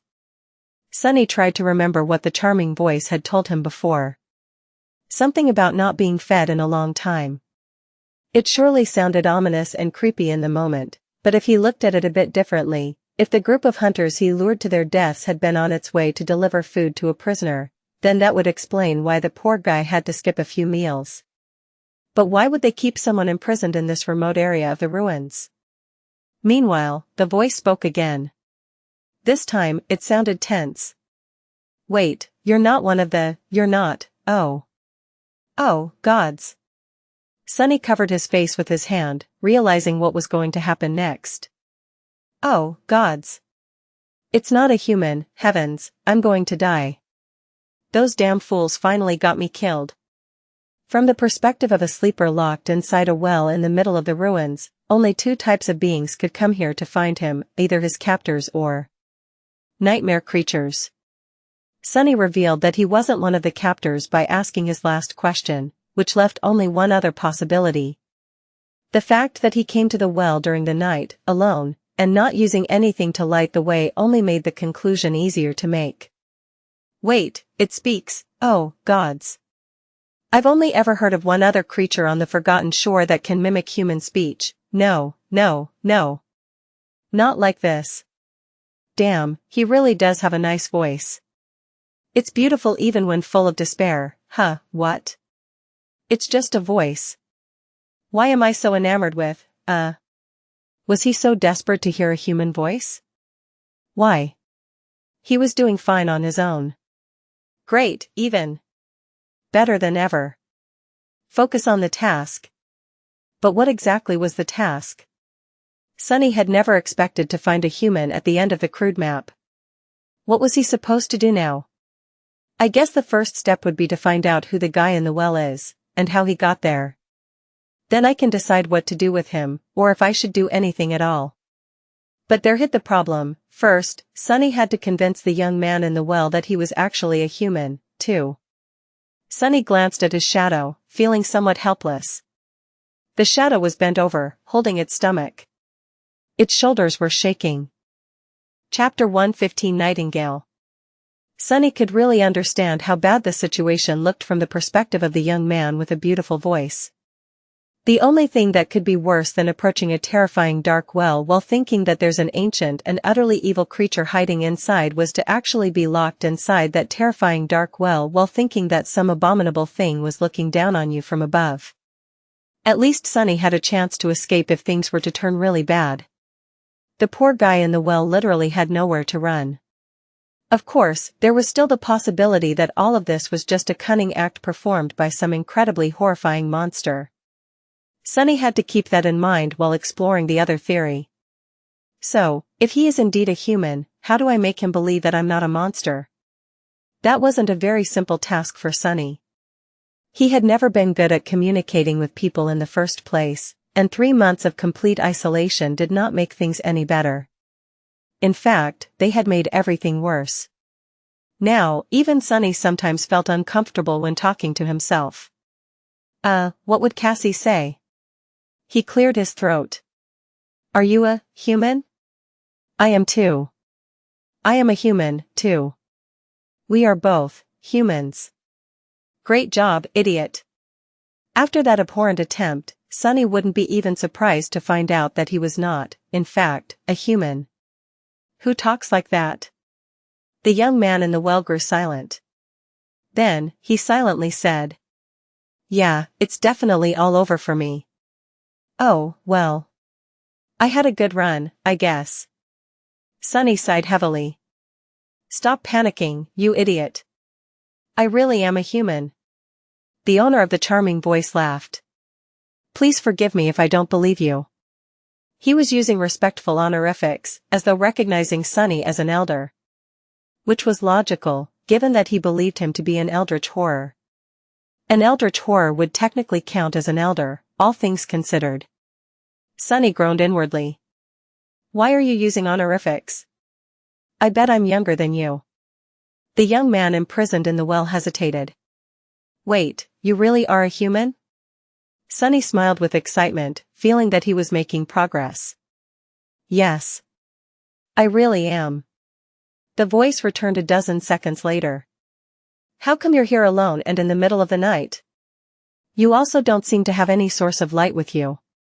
Please don't get angry, Sir Monster, but that's not exactly something a human would be able to do. Maybe you should work on your story a bit more next time you venture out to devour innocent souls? Just a piece of friendly advice. Sunny sighed. Very funny. I'm able to walk around the city at night because my aspect allows me to hide in the darkness. I can also see through it, too. How did you end up in this well, anyway? The young man lingered before answering. How does one usually end up in these situations? A bunch of thugs decided to shake me down for my memories. I politely refused, and here we are. They've been keeping me here for a couple of weeks, trying all kinds of methods to get me to transfer the memories to them. But I must say, their attempts were very clumsy. In terms of knowing how to terrorize people, these fellows are not even anywhere near the laziest of Saisiangs. Sunny didn't know what a Saisiang was, so he just assumed that it was some kind of a horribly malevolent nightmare creature. The rest of the story was somewhat easy to believe. Of course, it would take a very special kind of fool to choose the ruins, of all places, to keep a prisoner, but thugs were not known for their intelligence. Plus, their plan seemed to have worked pretty well right until the moment they had the misfortune of stumbling onto Sunny. Well, now he knew what this whole thing was about. Just some tiresome human business. How disappointing. Nephice and Cassie were also not in any sort of danger, at least not with regard to this mess. The mystery was solved. He had wasted a whole night on this nonsense. I see. Well, goodbye. With an annoyed sigh, Sunny turned around and began to walk away. However, the owner of the beautiful voice stopped him. Wait. Wait. Are you really human? Sunny grimaced. I am. I've told you already. The young man imprisoned in the well hurriedly asked. Can you maybe get me out of here? Those guys are not coming back tonight, I think. If you help me escape, I'll make it worth your while. Sunny scratched the back of his head, then frowned. In what way? After a short pause, the charming voice returned again, this time somewhat hesitant. Well, you might not know this, but I am quite a rich person. I have a whole stash of soul shards back in the castle. Some might even say that I have a small fortune. Half of it is yours if you get me out of this pit. That's 10 shards, at least. Sunny suddenly got an idea. Of course, he did not need the 10 shards that the young man was offering. The fact that he had these shards, though, that was potentially very useful. If he wanted to avoid unnecessary attention when buying memories with his hoard of soul shards, he would need a suitable proxy. A sleeper with a lot of shards of his own, one that was indebted to Sunny no less, was a perfect candidate. He smiled. Do people know that you have a fortune? The young man answered, a bit of surprise in his voice. Do they know? Yeah, I guess they do. I am known to spend a lot from time to time. On entertainment, as well as, some other things. I'm a patron of arts, one can say. Perfect, so no one would be surprised if he suddenly begins to spend shards on memories. However, there was a small problem. Sunny could remove the grate, but he had no way of helping the poor guy climb out of that unimaginably deep well. Even if he was to use the prowling thorn, he doubted that the invisible string would reach that far. Its maximum length was not that impressive. And he certainly was not going to climb into the creepy well himself. Plus, he still held a bit of suspicion about the charming young man's identity. He was almost certain that he was human, but the remaining tiny bit of doubt was enough to make his paranoia ring the alarm. After hesitating for a bit, Sunny said, "What's your name?" The melodic voice answered, "It's Kai." Sunny sighed. Well, Kai, I don't know how to tell you this, but unless you can fly, I won't be able to help you escape. The young man grew quiet. After a long pause permeated with deathly silence, he then said in a strange tone, I can. Sunny blinked. What? Did he hear wrong? No, that was unlikely. Maybe Kai was just willing to say anything in his desperation to escape. The prisoner of the well chuckled. I can fly. That's my aspect ability. Chapter 116 Deal with the Devil plus Turn off Reset. Chapter 116 Deal with the Devil. Sunny considered Kai's words. An ability that allowed the awakened to fly was not unheard of, but it was rather rare. And here on the forgotten shore, where a cursed flood of darkness devoured the world every night, it was nothing short of priceless. Sunny couldn't even imagine how easier it would have been to traverse the labyrinth with someone like Kai by his side. Suddenly, it made a lot more sense why someone like him would possess a small fortune of soul shards. It also explained why his captors were so gentle in their attempts to force the memories out of the young man. He was much more valuable alive. Sunny remained motionless for some time, thinking things over. After a while, Kai spoke again, his pleasant voice tinted with a bit of apprehension. Well? Will you help me? Sunny sighed and walked back to the dark fissure of the well. All right. I'll remove this grate, and you can fly out. However, I don't really need your shards. If you want to come out of there alive, you'll have to do something for me instead. The prisoner of the well hesitated, then cautiously asked. What? Sunny smiled. I'll tell you when you need to know. Don't worry, it's nothing serious. I just need help completing a few errands inside the castle. So, do we have a deal or not? If not, I'll be on my way. I've wasted enough time here already. Kai didn't have to think about it too long. Soon, his voice resounded from the darkness once again. We have a deal. It sounded strangely relaxed, as though the young man had become resigned to fate. Sunny slightly frowned and said. Great. One more thing, if you break our agreement and simply fly away, I will find and kill you. This is not a threat, just facts. Do you understand? Kai lingered for a bit before answering. Yeah, no problem. Sunny gazed into the black cavern of the well and hesitated. He was more or less sure that Kai was human, but had to be prepared to act immediately in case he was not. Following his silent command, the stone saint came out of the shadows and kneeled near the well, grasping the grate with her hands. The steel of her gauntlet scraped against the ornate iron, and with some visible effort, she slowly moved the heavy grate to the side. Sunny shivered as he listened to the wrenching sound of iron grinding against stone. The midnight shard appeared in his hands, and he lowered himself into a combat stance with grim resolve. Whatever came out of the well, he was ready to face it. A few seconds passed, each feeling like an eternity. Sunny was tensely staring into the circle of pure darkness in front of him, waiting to see if he was right to trust the prisoner of the well or not. Then, several more seconds passed. And then a few more. Nothing happened. Sunny tilted his head, then asked with some irritation. Aren't you going to come up? After a bit of a delay, the charming voice resounded from the darkness once more. You see, I just thought of something. Sunny sighed and lowered his sword a little. What is it? Kai was silent for some time, then answered with a bit of wariness. It's just that this grate is so heavy that it wouldn't even budge when I tried to move it. It took all 6 of my captors to put it in place, actually. And they were all big, strong men. So. He hesitated. I know that we have already established that we are both human, and it's not that I doubt your honesty, but would you mind explaining to me how is it that you were able to remove it all by yourself? The honorifics were back. Sunny cursed under his breath. This guy was even more paranoid than him. He was unwilling to reveal his hidden ace to Kai, but the cautious prisoner left him with no other choice. Glancing at the shadow saint with a dark expression, Sunny said. That thing is too heavy for me, too. But I was lucky enough to get a very strong echo. Kai seemed to suddenly become very curious. Oh?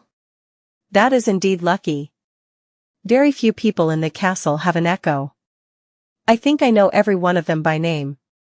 After a short pause, he added. By the way, what is your name? Sunny rolled his eyes and said through gritted teeth. My name is Sunless. This conversation was entering dangerous waters. Depending on what Kai was going to say next, Sunny might be forced to climb into the well after all. Not to save the young man with a beautiful voice, but to silence him forever. Meanwhile, Kai suddenly laughed. Sunless? That name does not sound like something only a soul-devouring demon would be called at all. Zero chance of that, right? After saying that, he laughed again, this time with a hint of desperation in his voice. However, even then Kai's laugh was very pleasant to the ear. More pleasant than his charming voice, even, but Sunny was in no mood to appreciate its melodious sound. God damn it. Sunny rubbed his temples. Why didn't anyone ever trust him? He was such an honest young man. The most honest young man in the world, really. Annoyed, he said in a flat tone. Very funny. Now, come out of that well before I change my mind. Eventually, Kai stopped laughing and said. There's no one in the castle with that name. At least no one with an echo under their command. Do you maybe live in the outer settlement? Oh, come on. Feeling the pressure of the flaw growing in his mind, Sunny closed his eyes and answered truthfully. No. Kai cleared his throat. So, you are someone who walks the cursed ruins alone at night, possesses the strength of at least 6 men, dwells in the darkness beyond the castle walls, and calls himself Sunless. Did I miss anything? Sunny grimaced. Not really. For a few moments, there was silence. Then, the prisoner of the well said with a voice full of dark humor. Would you climb out of this well to meet a creature like that? Hidden in the darkness of the cursed night, Sunny smiled with a bit of menace and said. If I was in your shoes, I would. And I think that you should do it, too. Do you know why? After a small pause, Kai asked with sincere interest. Why? Sunny stopped smiling and allowed a cold indifference to seep into his voice. Because I can put that grate back anytime. Without waiting for Kai's response, he ordered the stone saint to move the grate a little. A moment later, the horrid sound of iron scraping against stones invaded his ears once again. Almost immediately, the prisoner of the well changed his tune. All right. Wait. Stop. The Shadow Saint released the grate, allowing silence to reign over the lonesome courtyard once again. Kai was quiet for some time, and then said with dejected reluctance. You'd better not be a demon, all right? Stand clear, I'm coming out. Chapter 117 Cruel Injustice. Sunny felt a soft breeze lightly caress his cheeks, and then something moved in the darkness of the well. Gripping the hilt of the midnight shard tightly, he prepared for the worst. On the other side of the dark fissure, Shadow Saint slowly raised her shield and rested the blade of her sword on its rim. However, they had nothing to fear. A few moments later, a graceful figure appeared in the air, rose above the well, and then gently landed on the stones in front of it. The corner of Sunny's mouth twitched. The owner of the charming voice was, indeed, human. It was a young man wearing a light lamellar armor, with luscious dark auburn hair and mesmerizing green eyes. His well-fitted armor was made out of burnished brown leather, with deep blue embroidered garments beneath. However, for a moment, he wished that Kai actually turned out to be a demon. Because the damn guy not only possessed the most charming voice he had ever heard, but was also drop-dead gorgeous. Honestly, it was simply unfair. Kai was tall, slender, and incredibly handsome. His face was small, perfectly shaped and beautiful, with high cheekbones and flawless ivory skin. His green eyes were nothing short of electric, and his lips were soft and full like, what am I thinking? What's more, he seemed to possess that special type of warm charm that made some people almost irresistibly attractive. Sunny wouldn't be surprised to find out that droves of girls simply fell to Kai's feet every time he happened to casually walk by. Perhaps a few guys, too. Even worse still, the bastard looked like a genuinely nice person, without the smallest trace of arrogance or entitlement on his pretty face. There were playful sparks of humor hiding deep within his eyes, and one could be absolutely sure that when Kai smiled, cute dimples would appear on his cheeks. You couldn't even hate the damn guy. 2 weeks spent in the deep dark pit did nothing to lessen his glamour, too. In short, Kai was the most beautiful person Sunny had ever seen, even compared to other awakened. He looked like one of those screen idols that people love to obsess over, only somehow even more attractive in person. Sunny glanced at himself, feeling a strong desire to grind his teeth in outrage. Well, this is just a cruel injustice, simple as that. Meanwhile, Kai noticed the Shadow Saint's burning ruby eyes, which were the only source of light in the absolute darkness of the night, and flinched back with a paled expression on his face. Oh no. It's a demon after all. Sunny got distracted from his self-pity and blinked. Then, feeling somewhat spiteful, he said, "I'm behind you, idiot." Kai froze, then slowly turned around to face him. Sunny didn't fail to notice that the young man held one of his hands out, obviously ready to summon whatever memory he used as a weapon. Blinded by darkness, Kai couldn't see him, of course. Well, good. Let's not let this fellow know that I'm not as, good-looking as he is for a few more moments. Pretending to be perfectly composed, Sunny asked in a calm voice. Haven't I told you that I had an echo? It's her over there. Well, sort of. That is to say, those aren't my eyes. The handsome sleeper hesitated for a few seconds, then said. Sunless? You really are a human? Up until that moment, both of them were just disembodied voices to each other.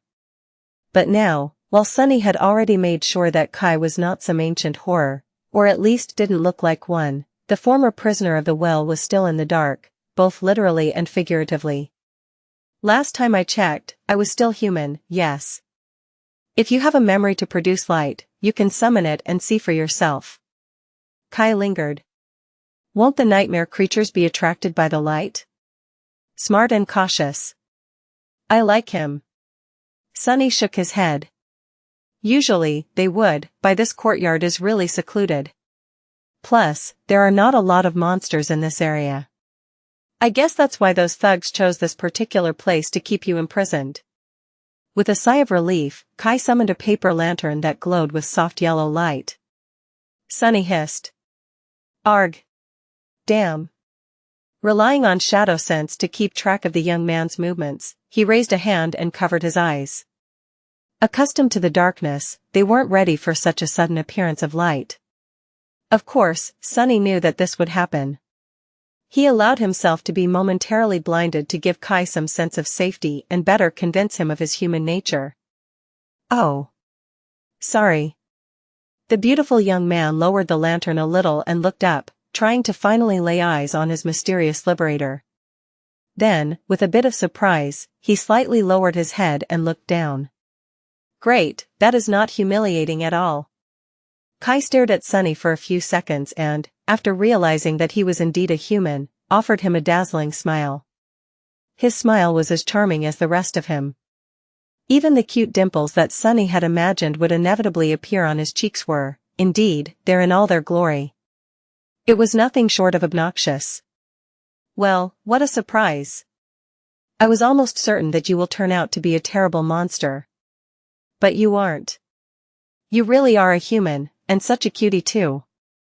Sunny coughed. Wha, did he just call me a cutie?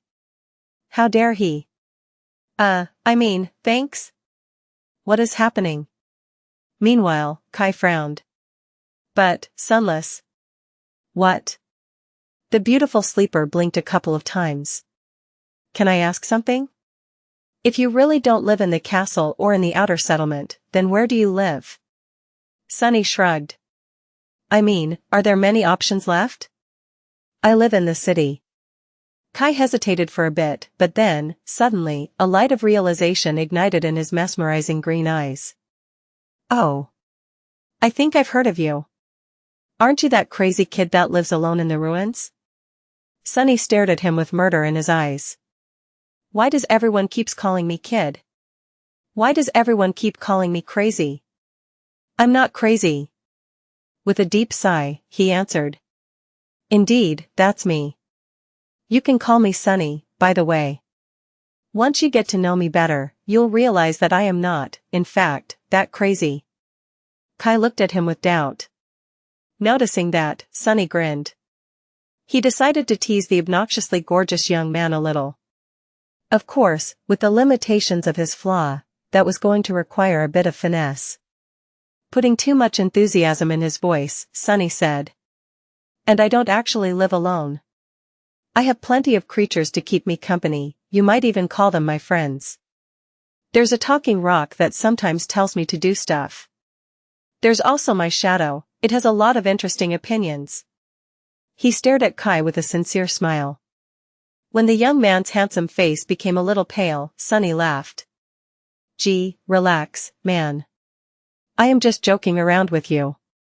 Then he looked down at the shadow and added in a dark, angry tone. They're not really my friends. I actually can't stand that rock, and the shadow and I barely talk these days. Chapter 118 Mirror Image. Perhaps joking around with Kai was a bit cruel, but Sunny was really annoyed by how ridiculously good-looking the other sleeper was. Plus, he had not talked to another human in such a long time that his already lacking communication skills had become truly rusty. Since they were going to visit the castle soon, Sunny had to prepare himself for the inevitable moment when he would be forced to talk to strangers. Stretching his flaw to its limits was a good practice. He wouldn't want for something like that accident to happen again. The unpleasant memory soured Sunny's mood. Meanwhile, Kai was staring at him with a very strange expression on his face. Sunny cleared his throat. That was a part of the joke, by the way. The handsome young man continued to stare, his face full of doubt. Did I go too hard on this poor guy? He must have been scared out of his wits already, he's probably in an utter panic now. Who wouldn't be a bit apprehensive about meeting a madman? Yeah, maybe it wasn't as funny as I thought. Kai cautiously shook his head. It's not that. I just feel like I have to inform you about something. Sunny raised an eyebrow. Yeah? About what? Kai hesitated, then said in a very calming tone. It's about my flaw. I can actually tell when someone is lying to me. So, when you said that there's a rock that tells you what to do, I knew that it was true right away. Sunny glared at the beautiful young man with an incredulous expression. Internally, he didn't know whether to laugh or to cry. Flaw? How is that a flaw? That's a damn superpower, you despicable bastard. Why was that Kai so lucky? He had the charming voice, the tall stature, the perfect face. Even his flaw was a damn blessing. Coincidentally, it was also a perfect counter to the better half of Sunny's tricks. If Kai had not informed him about this strange flaw of his, Sunny would have gotten himself into really big trouble pretty soon. Luckily, the beautiful young man happened to be a very honest guy. What an angel. While Sunny was seething in outrage, Kai said in a gentle tone. So Sunny, what exactly does that rock ask you to do? Do you maybe want to tell me? Sunny sighed. I'll have to be really, really careful and watch what I say around this guy. Well, you're no fun at all. The talking rock is actually a memory capable of repeating words. I use it as an alarm occasionally, so it mainly tells me to wake up. As for that stuff I told about my shadow being opinionated, that's also true. But you already know, I suppose. My shadow has a bit of personality due to its function within my aspect. Kai thought about it, then smiled. Oh, I see. So it was really a joke. Very crafty. Sorry to ruin it with my flaw. Sunny scowled. Don't you patronize me. Then he stopped, thought about something, and said angrily. Wait, if you can tell when someone is lying, then why did I have to spend half an hour convincing you to get out of that well? Kai blinked a couple of times, looking innocent and hurt. Well, how do I know if my flaw works on nightmare creatures? I've never had a conversation with one before. A person can never be too careful when making deals with ancient horrors, you know. Sunny covered his face with a hand. Yeah, I know. Kai looked at him with concern. Sunny? Are you all right? This is those cursed strings of fate screwing with me again. What are the odds of meeting a person whose flaw is almost the exact opposite of mine? And why is he so goddamn stunning, Is that supposed to be the opposite of how I look, huh? Huh? I am. Anyway. Let's get down to business. Kai sighed. Of course. A promise is a promise. I will help you do whatever it is you want to do in the castle. Shall we go together? Sunny shook his head. Not yet. I'll have to stop by a place first. Do you know the big ruined cathedral to the south of here? The other sleeper thought for a bit, then nodded. I think I do. I fly over that part of the city often, and it's hard to miss. Are you taking me there?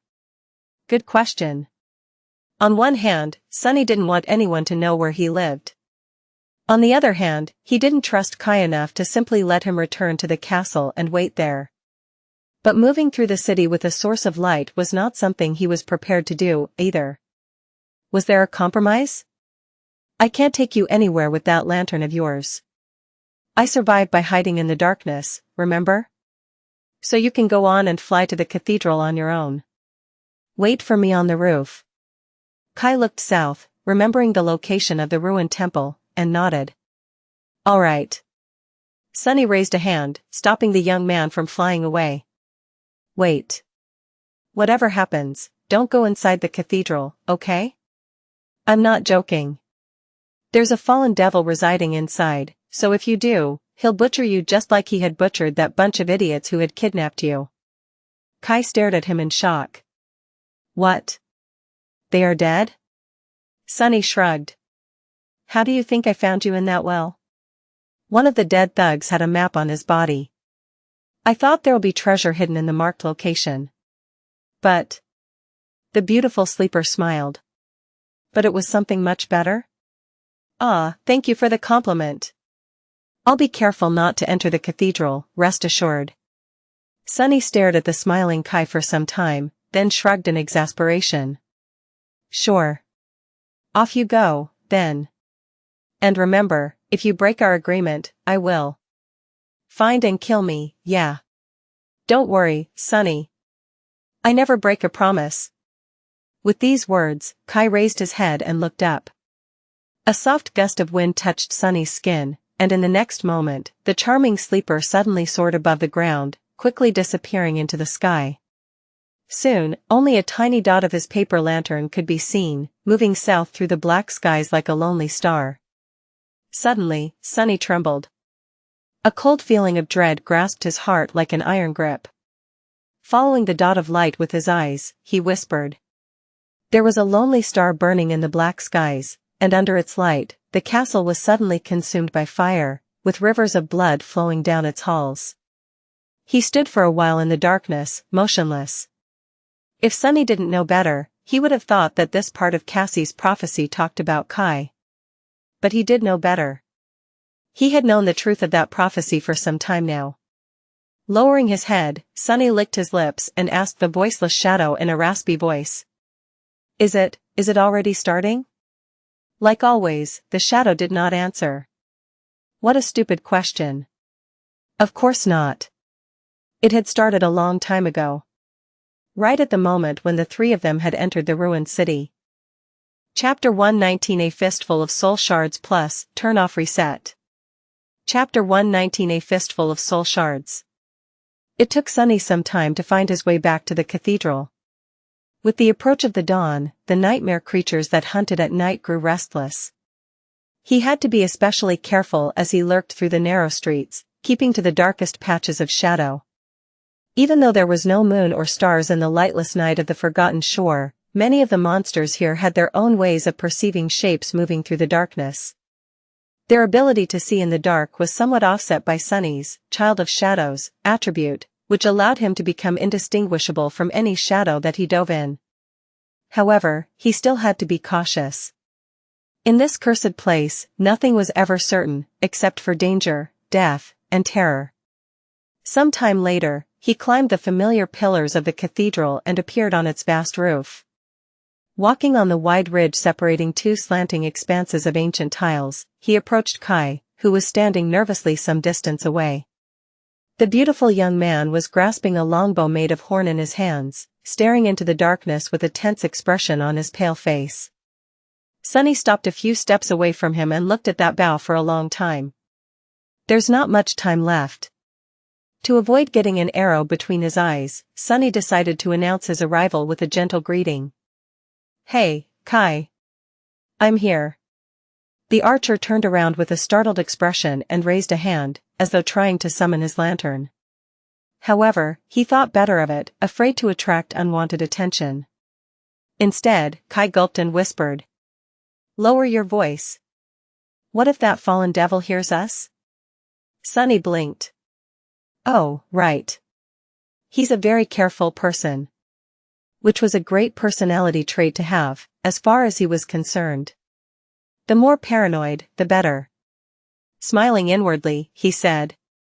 Relax, he won't. Kai stared at him with doubt, then asked. Are you sure? Sunny gave him a nod. Yes. He was prepared to explain the reason behind this confidence, but, surprisingly, Kai immediately believed him and calmed down. Right, he knows when people are lying to him. Which means that he also knows when they're telling the truth. And since I can only tell the truth, he can pretty much believe everything I say without the need to ask unnecessary questions. Come to think of it, that flaw of his was actually very convenient. Meanwhile, Kai cautiously looked around and asked. So, what are we going to do here? Sunny gestured at the group of shattered tiles not too far away from them and answered in a calm tone. I'm going to climb into that hole and retrieve something from the temple. You just wait here until I return. Kai's eyes widened. Are you crazy? What about the devil? What about that bastard? Sunny couldn't help but fantasize about slaughtering the damn creature for a few seconds. The day will come. Returning to the present situation, he said. What about him? I told you, I'm good at hiding. As long as I know who I'm dealing with, they won't be able to notice me unless I want them to. He had learned that first part of the sentence the hard way. Actually, it was the bastard who taught him that even concealment of shadows had its limits. That's how Sunny ended up with his insides on his outside and in possession of this vital piece of information. Some lessons you only needed to receive once to remember them forever. Kai was looking at him with a strange expression again. Sunny frowned. What? The beautiful young man shook his head. No. It's just that, it's an awesome ability. I wish I had an ability like that, to be honest. Sunny glared at him and uttered through gritted teeth. Says the guy who can fly. Why would you want to hide your perfectly symmetrical face anyway? Tired of being ogled by love-stricken supermodels? Kai sighed. Something like that. How did you know? Sunny opened his mouth, then closed it again. Anyway, wait for me here. I won't be long. Throwing a glance at the charming sleeper, he shook his head and walked over to the hole hidden behind several broken tiles. Soon, he was back in his secret lair. Looking around with a bit of apprehension, Sunny sighed and removed the rucksack fashioned from the skin of a monster from his back. Then, he unloaded the strips of carapace centurion's meat on the silver plate and walked over to the iron chest. To be honest, he really didn't want to go anywhere near the castle. The idea alone made him long to stay in this dark, quiet, familiar room forever. But he couldn't. If he wanted to make the Shadow Saint stronger, he had to return to the human settlement and risk facing his fears. Whatever. I'll just go in and out. Kai will be the one doing all the work, anyway. With a heavy sigh, he raised the lid of the chest and began loading his rucksack with soul shards. Dozens of beautiful crystals were soon glittering inside. Sunny only took half of them, but the amount was already enough to drive many people to murder. He couldn't really blame them. On the Forgotten Shore, shards represented money, and money represented life. Without it, you couldn't buy yourself a place within the safety of the castle or procure food without having to risk death in the cursed maze of the city. Anyone would be willing to commit murder in order to survive. Keep telling yourself this. With an angry grimace, Sunny shut the rucksack tightly, made sure that no light seeped through its seams, and turned around. Glancing at his peaceful hidden lair one last time, he shut his eyes for a moment, and then walked away without looking back. It was time to return to the castle. And all the terrible memories he had left there before running away. Chapter 120 Approaching the Castle. Washed in the ghostly light of the nascent dawn, Sunny and Kai were walking through the ruins of the cursed city. The night was slowly crawling away. Its retreat made one of them feel safer, while the other one grew uneasy without the familiar veil of darkness hiding him from the world. I have almost forgotten how mournful this place looks when the sun is up. Somewhere in the distance, the waves of the dark sea were halting their eternal assault on the stone walls of the ancient city. These walls had withstood thousands of years of wear and abuse without allowing even a single drop of black water to seep through. Sunny suspected that they would stand unbroken for 1,000 years more. Suddenly uncomfortable, he turned his head west and found the distant silhouette of the Crimson Spire. The menacing structure was looming over the forgotten shore like an evil omen, spelling doom to anyone who would dare approach it. Maybe not. Sunny had chosen a complicated and meandering route to reach the castle. Kai, who was less familiar with the cursed city, simply followed behind. The charming young man was alert and collected, his bow ready to send arrows flying at any moment. They had to circle around many areas where especially terrifying creatures were known to dwell and hunt, making slow progress. Still, it was better to be safe than sorry. At some point, Sunny raised his hand, gesturing for his companion to stop. He peered into the distance with a deep frown on his face. Kai glanced at him and whispered, "What is it?" Sunny brought a finger to his lips before answering. "Shoo, listen." Soon, they heard an eerie sound that resembled stifled, heart-wrenching weeping.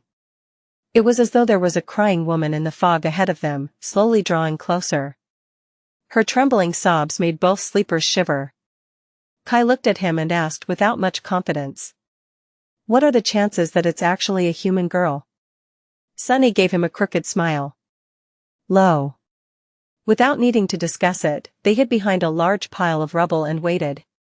Pressing himself against the cold stones, Sunny sent his shadow to climb the building and observe the surrounding streets. Kai saw the shadow off with a bewildered look, blinked a couple of times, but didn't say anything. A minute or two later, Sunny glanced at him and asked, "Where are your arrows?" The charming young man hesitated, then said, "I usually carry a quiver with a few dozen arrows that were specially crafted for me by one of the best blacksmiths in the castle. But the gentlemen who put me in that well, may they rest in peace, weren't kind enough to let me bring it." Sunny gave him an amused look. "So that bow of yours is actually useless?" Kai lingered for a few moments before answering. "I also have arrow-type memories." "How many?" The elegant archer lowered his gaze in embarrassment. 2. "Will that be enough?" Sunny was silent for a bit, and then answered in a flat tone. "No. I don't think that will be enough." Out there in the fog, his shadow was looking at the creature that had been producing the heart-wrenching weeping. It was not a human girl. A massive, four-legged beast was walking through the morning mist. Its flesh was rotten and emaciated, hanging from the bones like a tattered coat.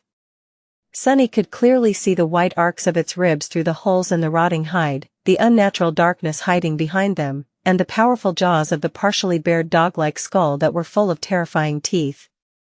One didn't have to be a genius to understand that the horrid creature was one of the fallen masters of the ruined city. As he was looking, the beast opened its maw and produced another long, human-like sob, then stopped and listened, as though waiting for an answer. When nothing happened, it lowered its head and slowly continued on its way. Luckily, although their hiding spot was somewhat close, it wasn't actually on its path. If nothing changed, the fallen would walk past without even noticing them. They just had to wait. Sunny sighed. "We'll have to stay here for 10 minutes, at least. Get comfortable." Once again, Kai didn't ask anything, simply taking Sunny's word for it. It seemed as though his strange ability to sense lies made the charming sleeper less prone to having a lot of questions. Which was a wonderful quality to have, as far as Sunny was concerned. With nothing to do but wait, they had a bit of time to rest and catch their breaths.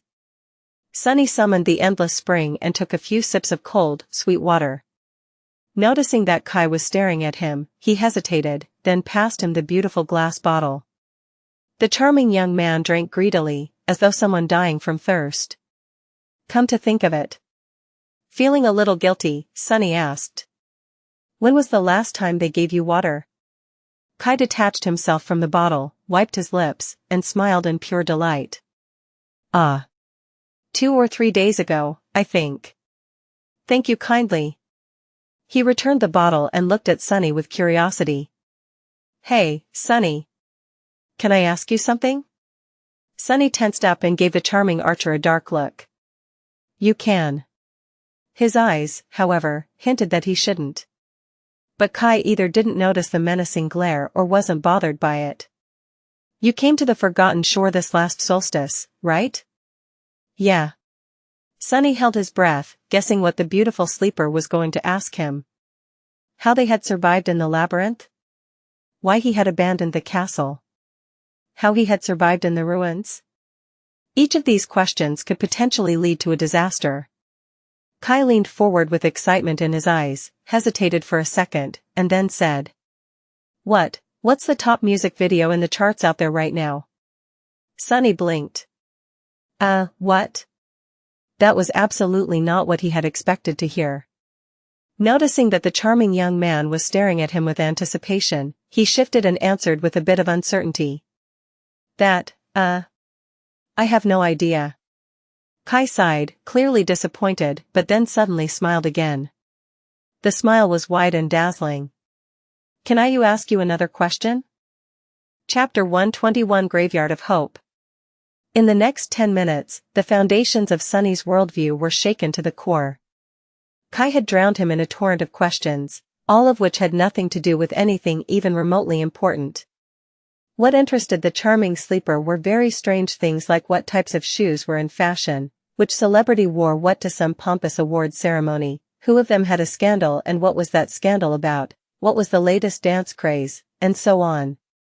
He was endlessly curious about that type of stupid crap and absolutely indifferent about all of Sunny's dark secrets. It was almost insulting.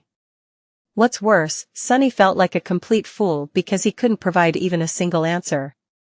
What did he know about fashion and high culture? Nothing. After a while, Kai's enthusiasm had waned. Looking at Sunny with a comically disheartened face, he sighed and gently asked one last question. Sunny, tell me honestly, were you a hikikomori in the real world as well? Sunny blinked. What is this fool talking about? A what? Kai cleared his throat and offered him an apologetic smile. A recluse? A shut-in? Someone who lives under a rock. Sunny stared at the gorgeous young man, feeling like the world completely stopped making any sense ever since they had met. What are you talking about? Why would I live under a rock? You would freeze to death.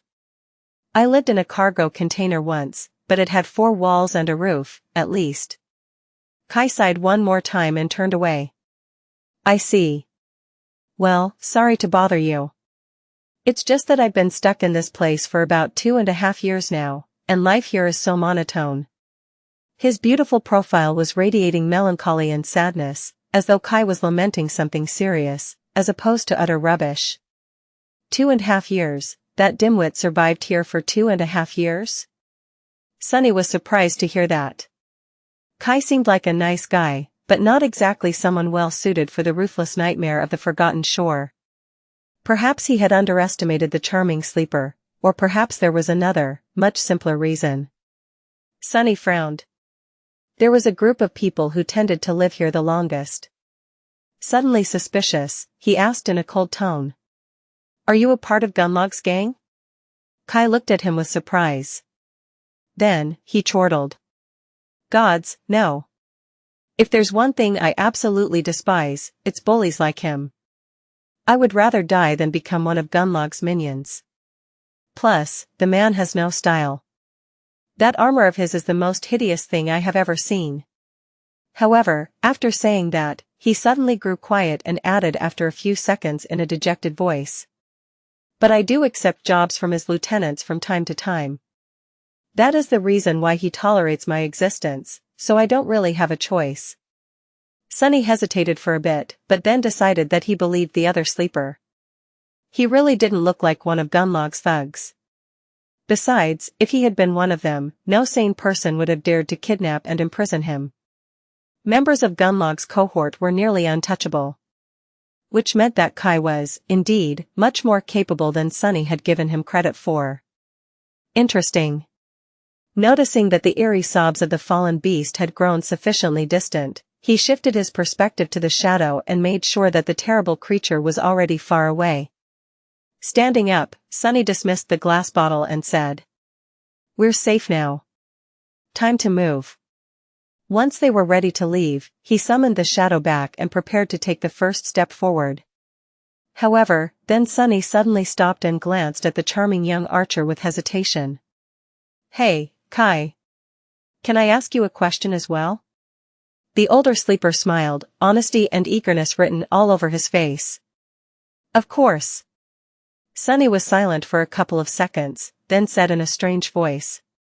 "That armor of yours, do you wear it because it's the best one you could get, or because it looks good?" Kai looked at him with confusion. Raising one exquisite eyebrow, he said, "I don't understand the question. Is there a difference?" Sunny closed his eyes, sighed, and turned away. "Never mind. Let's go." As the sun rose above the horizon, they went deeper into the city, slowly approaching its center. The castle stood on a tall hill in the middle of the cursed city. It was grand and magnificent, with dozens of towers rising into the air, each supported by a number of elaborate arches and columns. Grotesque gargoyles were staring down on the ruins from under the eaves. The road leading to the castle was as impressive as the castle itself. It was narrow and heavily fortified, circling the hill in a way that allowed the defenders of the castle to endlessly rain arrows down on any possible attacker. At the end of the road, a grandiose staircase led to the gates of the castle. In front of it, there had once been a vast stone platform, meant to serve as the gathering ground for the soldiers in case the enemy was to somehow breach all but this one last line of defense. Now, the platform had turned into a makeshift settlement, with small shabby buildings made out of stone, wood, and anything else the inhabitants of this slum could get their hands on standing chaotically here and there, forming messy groups and narrow alleys. This place did not look like the outskirts where Sunny had grown up, but it had the same unmistakable air of misery, fear, and desperation. As the two of them approached the outer settlement, several sleepers greeted Kai with friendly smiles. "Hey, Knight. Glad to see you, man. Where have you been lately?" Kai smiled in embarrassment. "Ah, you know. Flying around. What about you, pal?" While the charming young man was exchanging pleasantries with his acquaintance, Sunny cautiously looked around. The place had imperceptibly changed since the last time he was here. The settlement itself seemed to be almost the same, with just a few buildings slightly changing shapes. The people, however, somehow seemed more energized and confident, as though the ever-present fear of death and starvation was not as pressing anymore. However, there was a strange sense of tension in the air. "I guess she was busy in these 3 months, too." Finally managing to end the conversation, Kai turned to him and smiled apologetically. "Sorry about that." Sunny frowned. "Why are they calling you Knight?" The charming young man stared at him, then cleared his throat and said with a bit of strangeness in his voice. "Oh, you really don't know?" "Well, it's a nickname of sorts. Nightingale, that's how I am known around these parts." What a stupid nickname, Sunny thought, and decided to get things done as quickly as possible. He couldn't wait to leave this depressing place. "Alright, since we're here, time to make good on your promise." Kai gave him a nod. "Sure. What do you need me to do?" Sunny looked around, making sure that no one could hear them, and said, "It's simple. Go into the castle and find out about who is selling memories, and what the price is. Then come back and report to me." His companion blinked a couple of times, clearly surprised, then shrugged. "No problem. But it's going to take a while. If you want the best information possible, of course." Sunny grimaced. "Do as you see fit." I'll be waiting for you in that alley over there. Kai looked at him one last time, smiled, and walked away. Feeling nervous and tense, Sunny walked other to a secluded alley and rested his back against the wall. He tried to become as small and unnoticeable as possible. Being here was making his skin crawl. Maybe his decision to come back was a mistake, after all. Maybe he should simply turn around and walk away. However, he didn't. Deep down inside, he knew that he had to take this opportunity to gather as many memories as possible, so that his shadow could become stronger as fast as possible. Perhaps he would never get this opportunity again. Time slowly passed. An hour went by, then another. Kai was certainly taking his sweet time gathering the information Sunny had asked from him. However, nothing bad had happened. Yet. Sunny was almost starting to believe that he was nervous for nothing, but then, of course, the thing he dreaded the most became a reality. A calm, painfully familiar voice suddenly resounded from somewhere behind him. "Hi, Sunny." He froze, feeling like a beast caught in a trap, and then slowly turned around. A strange, complicated expression appeared on his face. Forcing out a smile, Sunny licked his suddenly dry lips and said, "Hey, Neff. Long time no see." Chapter 122. 4 months ago. Nephi's changed a lot since the last time Sunny had seen her. Outwardly, she looked almost the same, tall, firm, and strangely distant, as though existing slightly apart from the rest of the world. She was still wearing the Starlight Legion armor, which accentuated the graceful lines of her slender, lithe body. Only now, there was also a white cloak draped over her shoulders, close in color to the pristine metal of the elegant plate armor. Changing Star's silver hair was much longer now, almost reaching her shoulders. Without the short tomboyish cut, she looked strangely mature and feminine, making Sunny's heart beat a little faster. Her calm gray eyes were as striking as ever. The true changes, however, hid much deeper. Perhaps only a person who knew her as well as Sunny did could notice them, or perhaps it was precisely because he had come to know her so well that the veil of detached indifference shrouding her true self cracked, revealing the deeper feelings beneath. Nephi seemed to be much more alive now, much more present. Her eyes shined with resolve and determination, radiating an almost infectious feeling of tempered confidence. This was her power. The power of conviction. Sunny shivered under that gaze. Neff was the person he longed to see the most and, at the same time, hoped to never see again. She was the true reason why he had to leave the castle. Stirred awake by this fated meeting, a torrent of memories rose to the surface of his mind. If only he had known at the time. Well, it would not have changed anything, really. 4 months ago, on the night that they had ventured into the cursed sea on a boat made of demons' bones, Sunny was shivering in the wind. After an eternity spent in the cold embrace of darkness, the endless night of their escape was finally drawing its last breaths.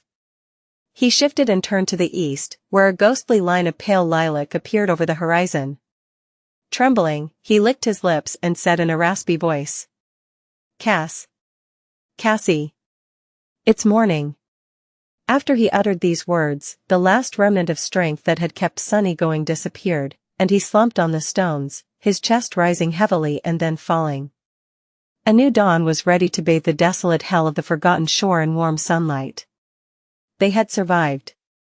The 3 sleepers were perched on a giant stone hand that protruded from the black waves, as if held above the lightless abyss by a goddess.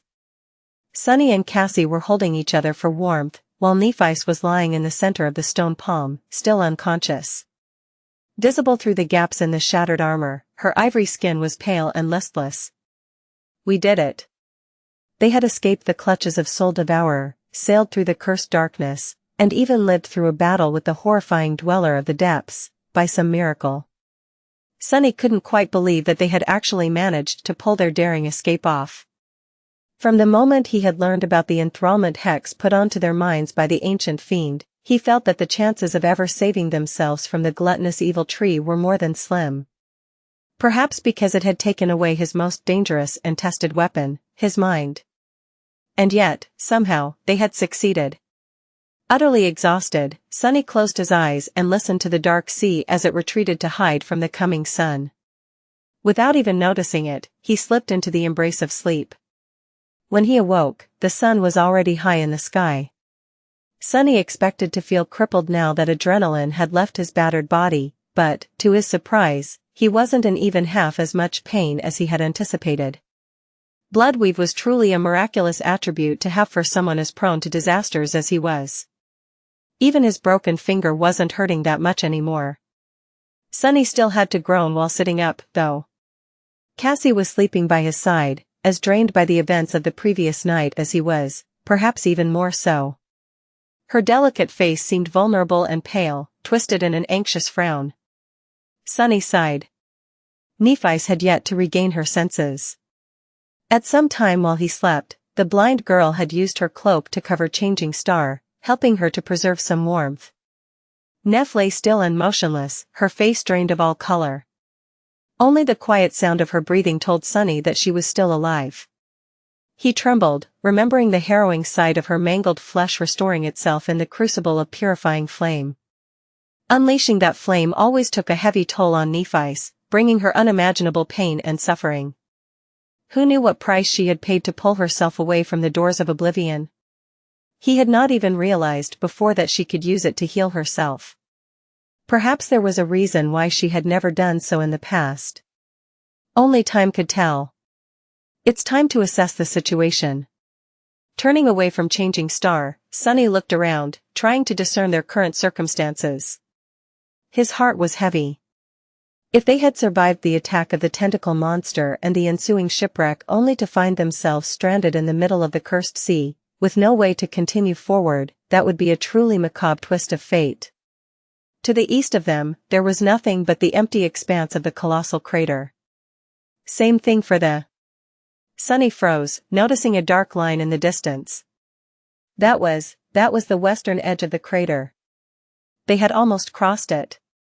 Feeling a strange excitement grasping his heart, Sunny quickly turned around and looked west.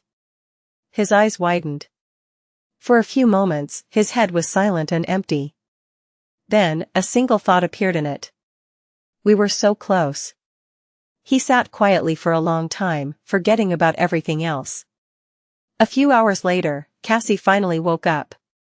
Feeling that he wasn't next to her anymore, she called in a frightened voice. Sunny? He licked his lips. I'm here.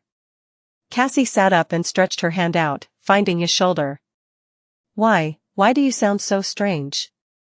Sunny blinked, then slowly turned his head to look at the blind girl. A tentative smile found its way onto his face. Cassie, we found it. We have found that city you saw. In the end, Nephi's had remained unconscious for 2 whole days. Sunny was really starting to worry about her, but then, on the 3rd day, Changing Star had finally come back to her sense. At the time, he was sitting on top of the giant hand's index finger, staring west with a warm, excited feeling in his heart. They did it. They were finally going to go home. Sunny couldn't wait to return to the real world. He didn't even care about becoming an awakened and the corresponding leap in power and status that much anymore.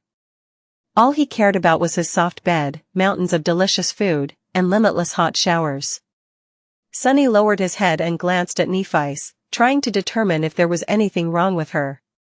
In the webtoons, one of the characters was bound to suffer from something like amnesia right before things were about to take a turn for the better. But Changing Star seemed to be fine. She was still the same Neph he had known, tall, firm, and strangely distant, as though there was an invisible barrier separating her from the rest of the world. When the gaze of her striking gray eyes fell on him, Sunny felt his heart beating a little faster. He smiled. Thank gods. Nephi's frowned, lowered her head, and then asked in a flat tone. Why are you smiling? Realizing that he was grinning from ear to ear like a fool, Sunny blinked, then tried to shrug with false indifference. Abort. Divert her attention. Look behind you. The sight of what lay in the west was one of the reasons for his good mood, so it wasn't that much of a stretch. Neph stared at him for a few moments, then sighed and turned around. Behind her, a tall city wall built of gray polished stone towered above the slopes of the colossal crater. That wall was a sign that all their suffering was not in vain, and that all their dreams were about to come true. It was hope. Chapter 123 Helping Hand. Soon after Nephis had finally come back to her senses, they prepared to leave the shelter of the giant stone hand. The morning had just begun, so there was plenty of time to cross the remaining distance and climb out of the deep and vast crater. If all was going to go well, they would meet the next sunset on top of the tall wall of the mysterious city. Of course, numerous things could go wrong between now and then. But, for some reason, Sunny felt optimistic. This was a rare moment for his cynical, paranoid heart. Just like before, Sunny and Neff took turns climbing down a few dozen meters and lowering Cassie to one another with the help of the golden rope. However, they had grown considerably stronger since the last time they had to do it. Sunny remembered how tiresome it was to descend from the giant knight statue in that way and chuckled. Now, he felt as though he could do it 3 times in a row, and considerably faster, too. Even though he had spent the last few days in an endless nightmare and brought his body to the point where it was about to shut down, now, there was nothing but resilient strength filling his muscles. These 2 months that they had spent in the perilous hell of the Crimson Labyrinth, constantly fighting for their lives and slaying monsters that no sleeper should ever face one after another, had made all 3 of them much more powerful. Sunny doubted that a lot of Awakened had ever gone through this ruthless of an initiation and lived to tell the tale. Once he returned to the real world, he would most likely be considered one of the elite representatives of the current generation. That might actually be a problem. Well, he could always blame everything on Nephis. She was already close to being a mythical existence, the last daughter of the legendary Immortal Flame clan, one of the few Awakened in history who had managed to receive a true name in the first nightmare, the top student in her batch of sleepers in the academy, and so on. People would easily believe that a prodigy like her had been able, and willing, to carry 2 pathetic weaklings on her back all the way to the gateway. Sunny just had to choose his words carefully when describing the events leading up to their triumphant return. Luckily, in that regard, he was a master. Entertaining himself with such thoughts, he didn't even notice the flow of time. Soon, they were already approaching the ground. Just before jumping into the soft black mud, Nephis looked at Sunny and said, "Stay vigilant." She didn't have to remind him.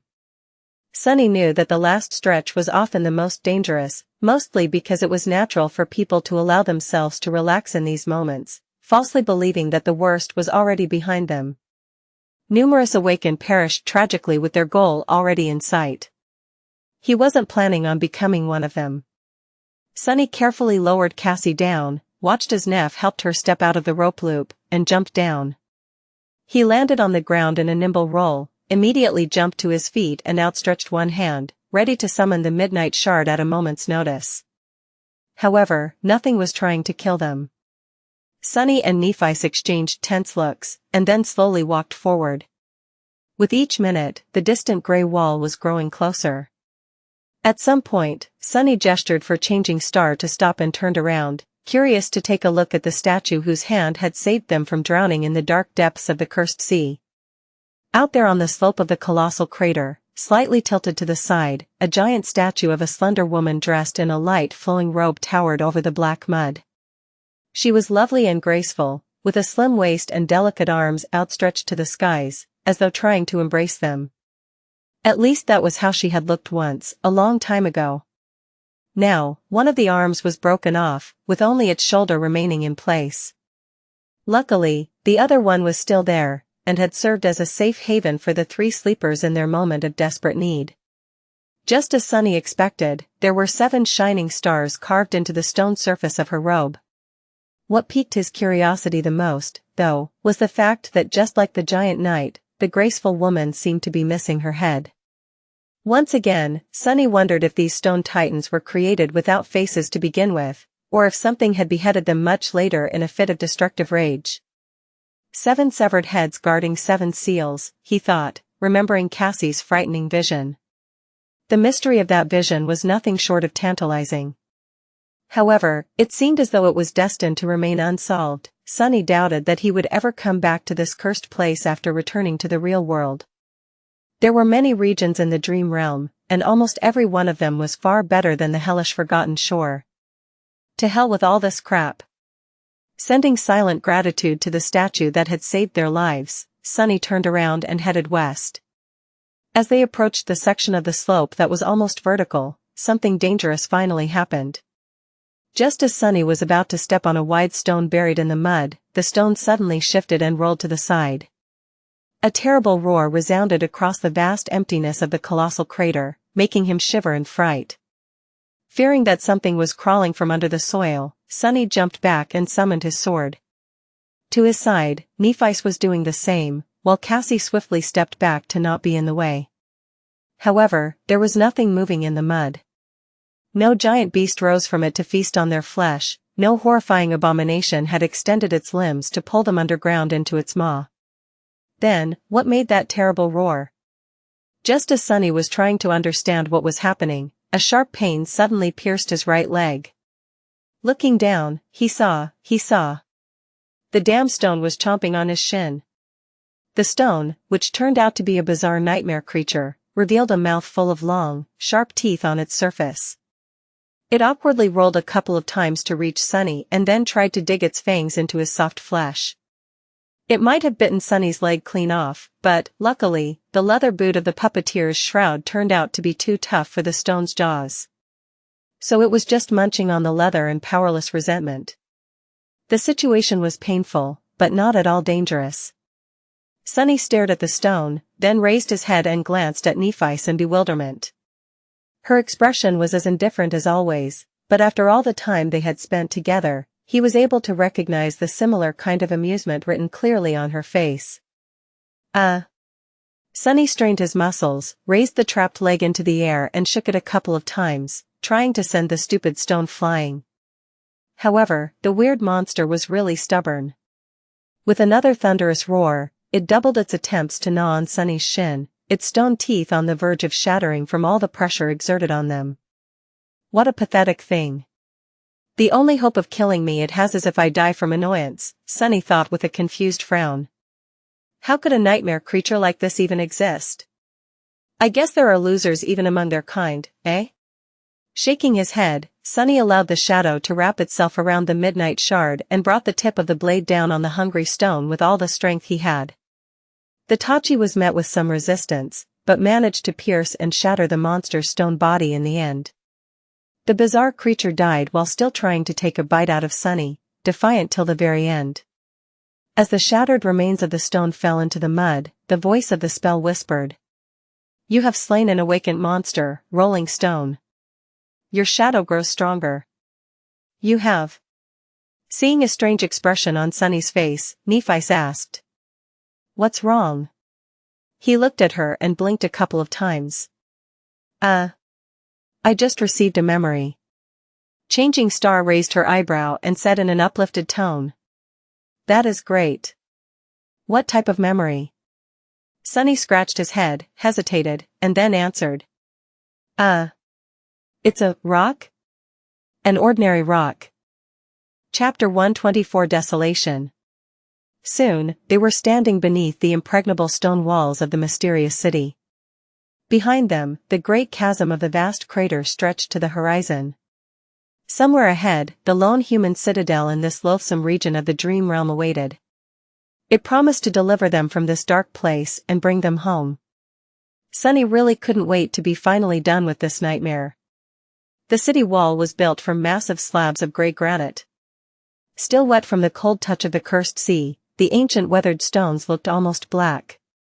Despite the thousands of years that passed since the mysterious builders of the wall had disappeared into the fog of time, it still looked monumental and unassailable. The joints between the granite slabs were barely wide enough to insert a narrow blade. Looking up, Sunny tried to guess the height of the wall. It had to be 60 meters tall, at least, twice as high as the awakened Academy defense barrier, which was constructed with the help of both modern technology and various aspect abilities. For a few moments, he wondered about the people who had erected this wall, the city behind it, and the giant statues that still stood lonesomely on the desolate shores of this cursed land. Their creations had withstood the onslaught of darkness and time, but the creators were gone. Who had they been? What terrible fate had befallen the citizens of the ruined city? But then, Sunny angrily shook his head. These mysteries had nothing to do with him anymore. He was going home, never to return to this awful pit of horror and despair. Let someone else solve them. After a short rest, they decided that it would be easier to climb the wall instead of circling it in search of an entrance. Even if they were to find a gate, there was no guarantee that it would be open. Climbing the wet granite was not an easy task, but they somehow managed. When there was nothing to use as a hold, Sunny and Nephice resorted to using their swords by inserting them into the joints between the slabs. A few unpleasant cuts later, they found the right rhythm and made quick progress. Enhanced by the consumed soul shards and shadow fragments, as well as the ruthless training regimen of the never-ending battle for survival, their bodies were full of strength and endurance. Both of them were at the peak of human physical ability. Pretty soon, they had reached the top of the massive wall and climbed over its edge. Without even needing to catch his breath, Sunny hungrily crawled forward, jumped to his feet, and gazed down. In the ensuing silence, he could hear the sound of the golden rope scratching against stone. However, his heart was beating louder. Soon, Nephice and Cassie joined him. The blind girl grasped his shoulder and asked, her voice bright and full of hope. "Sunny? What do you see?" He licked his lips. Beneath them, an expansive city lay in ruins. The beautiful stone buildings were broken and shattered, many of them turned into mere piles of rubble. There were no people walking along the wide streets, no clamor of voices to drive away the silence. Under the cold gray sky, the ruined city looked dead and mournful. It was impossible to say what terrible disaster had happened here, but it was clear that it was not natural. Many of the collapsed houses were blackened by fire, with claw marks cut into the still-standing fragments of walls. Here and there, monstrous bones of ancient horrors protruded from the ground, telling tales of desperate battles that must have had taken place on these streets once, a long time ago. Looking closer, Sunny felt cold sweat running down his back. There were strange shapes moving through the rubble, and even more hiding in the shadows. Seeing them filled him with an icy sense of dread. The ruined city was teeming with nightmare creatures. There is a vast, ruined city built of weathered stone. And there are numerous monsters wandering its streets. Just like you said there would be. The tall city wall they were standing on was as wide as a road. It stretched endlessly in both directions, enclosing the vast ruins into a strangely perfect circle. Every so often, there were towers built into its impenetrable granite body, serving as bastions against potential enemies. Who would have thought that one day this great barrier would serve not to repel the horrible monsters, but to keep the true horrors imprisoned inside? But Sunny wasn't that interested in the wall. He wasn't even too interested in the monsters. Instead, his eyes were drawn to the tall hill towering above the ruins. On that hill, there is a magnificent castle standing on a hill in the middle of the ruins. It looks like something out of a legend. Its walls are built from radiant white stone, with tall towers and majestic spires piercing the sky. It stands above the city like a symbol of hope, the only thing in this hell that seems to be untouched by the darkness and a wide smile appeared on Cassie's face. Yes. This is the castle I saw. However, Sunny didn't hear her. Just as he was describing the splendor of the bright castle to the blind girl, his gaze accidentally slid behind it. Now, all he could see was the dark silhouette of a cyclopean tower that loomed above the world like an unholy spear made out of solidified blood. As soon as Sunny saw it, his heart was gripped by an unexplainable fear. This was the Crimson Spire. The feeling of horror it emanated was enough to make him never wish to gaze at it again. And yet, he wasn't able to look away. By his side, Nephice was staring at it too, her thoughts a mystery. There was a tense, dark expression on her face. After a few seconds had passed, Changing Star was finally able to compose herself and turned away. Looking in the direction of the castle, she frowned and said, "The final stretch of the way to the citadel might be extremely dangerous. We must not hurry. Let's find a way down first." Chapter 125. A Feast in Time of Plague Plus, Turn Off Reset. Chapter 125. A Feast in Time of Plague. Neither Nephice nor Sunny wanted to climb down from the wall, because that would leave them with no path of retreat should something terrible happen. Without the need to discuss it, they had decided to explore the nearest tower and see if there was a suitable way to descend from the wall inside of it. They followed the slightly bending wall north, keeping an eye on the ruins below. From time to time, Sunny was able to notice the shapes of creatures moving through the desolate streets of the ancient city. However, nothing seemed to be interested in scaling its tall granite bulwark. For the time being, they were safe. However, he didn't feel safe. Instead, he kept glancing at the distant axis of the crimson spire and shivering. That thing was seriously way too ominous. Good thing we will be out of here soon. That was the only thought that kept him from falling into an irrational panic. Their journey through the Forgotten Shore was about to end. They had endured a lot and survived through a lot. At times, he had not even been sure that they were going to make it out of here alive. But now, all their suffering was about to be rewarded. The path to freedom was already in their sight, they just had to overcome this one last hurdle to return home in glory. Soon, they were closing in on one of the mighty towers built into the wall. The structure was round in shape, rising above the main embankment by a good dozen meters. There was a wide wooden gate leading inside the tower, which was broken a long time ago, with only a few splinters remaining on the ancient iron hinges. Behind the doorway, there was nothing but darkness. Sunny felt that the sight of this entrance was a bit creepy. Of course, darkness was nothing to him. And yet. Suddenly, Cassie tugged on his shoulder, forcing Sunny to stop. Both him and Nephice turned to her, their hands outstretched and ready to summon their swords. "What is it, Cassie?" Sunny asked, alarmed. In some situations, the blind girl was able to recognize danger before they could. Her keen hearing and sense of smell allowed her to sometimes perceive things that normal humans would not be able to. Now, there was a scowl on Cassie's face. Turning her head slightly, she whispered, "Listen."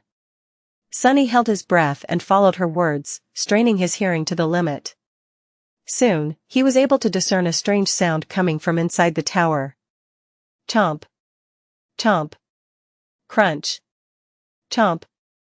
It sounded like something was being devoured there, flesh and bones being ground by sharp teeth. The nauseating sound of meat being torn and chewed made him grimace. Sunny and Nephice looked at each other, then summoned their swords. Like usual, before the two of them moved forward, Sunny sent his shadow to investigate the potential enemy. The shadow glided on the stones, quickly approaching the tower. Then, it dove into the darkness and concealed itself in the vast shade that permeated the structure. Sunny was able to see inside. The first thing he saw was several dead monsters lying on the stone in puddles of blood. The bloody trails left on the stone floor suggested that their massive bodies were dragged here by something very powerful. They were cut apart and eviscerated, as though dressed down by an enthusiastic butcher. Then, he saw a large pile of gnawed bones lying on the stones. Some of them still had pieces of meat stuck to them, while others were split apart and emptied of even the marrow. The next thing he saw was a fire burning in a circle of stone shards, with several skewers of monster meat roasting above it. Next to the fire, the source of the chomping and crunching sounds was sitting on the stones, munching on a well-roasted rib. It was a human. In fact, it was a young woman. She seemed to be only slightly older than the three of them. Sunny blinked. The young woman was tall and attractive. She had hazel eyes and beautiful brown hair, currently tied in a simple braid. Her build was extremely athletic, with perfectly defined lean muscles rolling under the dewy olive skin with each movement. And there was, a lot of skin on display, since she only wore a provocatively short white tunic, augmented with bronze greaves, vambraces, and a cuirass with leather terrages. While Nephice was slender and lithe, this stranger radiated a sense of vitality and vigor. Everything about her was lavish and generous, screaming of strength, potency, and power. The strangest part, however, was that there was an absolutely relaxed, comfortable, and happy expression on her face. In the months spent on the Forgotten Shore, Sunny had never, even for a second, allowed himself to lower his guard completely. Neither had Nephi or Cassie. Even in the rare moments of rest, sheltered in reliable safety, they were always slightly tense, expecting all kinds of horrors to fall on them in an onslaught of teeth, poison, and claws. Even while under the hex of the Soul Devourer, there was always an invisible shadow in their hearts. However, the young woman seemed to be completely content with being in this cursed place. In fact, she looked happier than Sunny had ever been, even in the real world. As Sunny watched, the young woman messily devoured the meat of the unfortunate monster.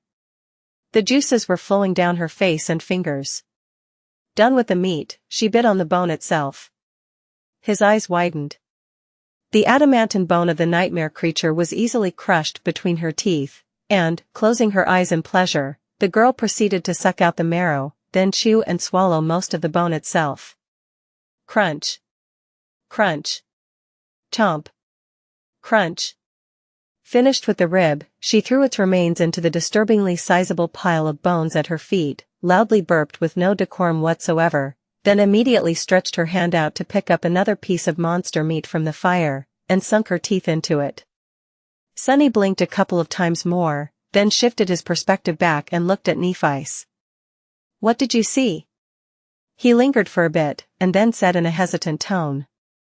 "Well, it's either a very hungry human girl or a very gluttonous demon." Chapter 126 Effie. Nephi stared at him for a few moments, then turned her head to Cassie and said, "Follow behind us." The three of them cautiously approached the entrance to the tower and lingered there, uncertain of how they should proceed. In their minds, there were two outcomes to this unexpected situation.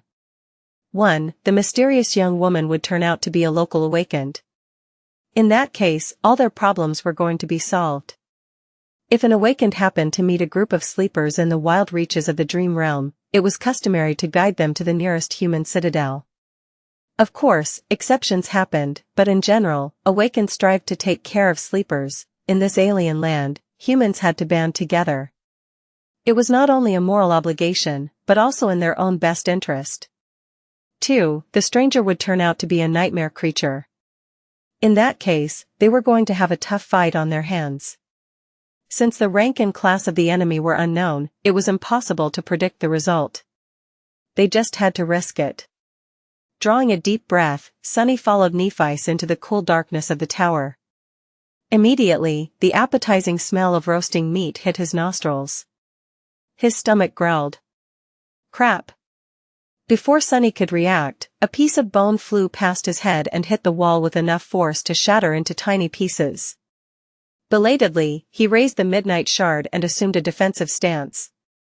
But it was a little too late. The young woman had already been alerted of their presence.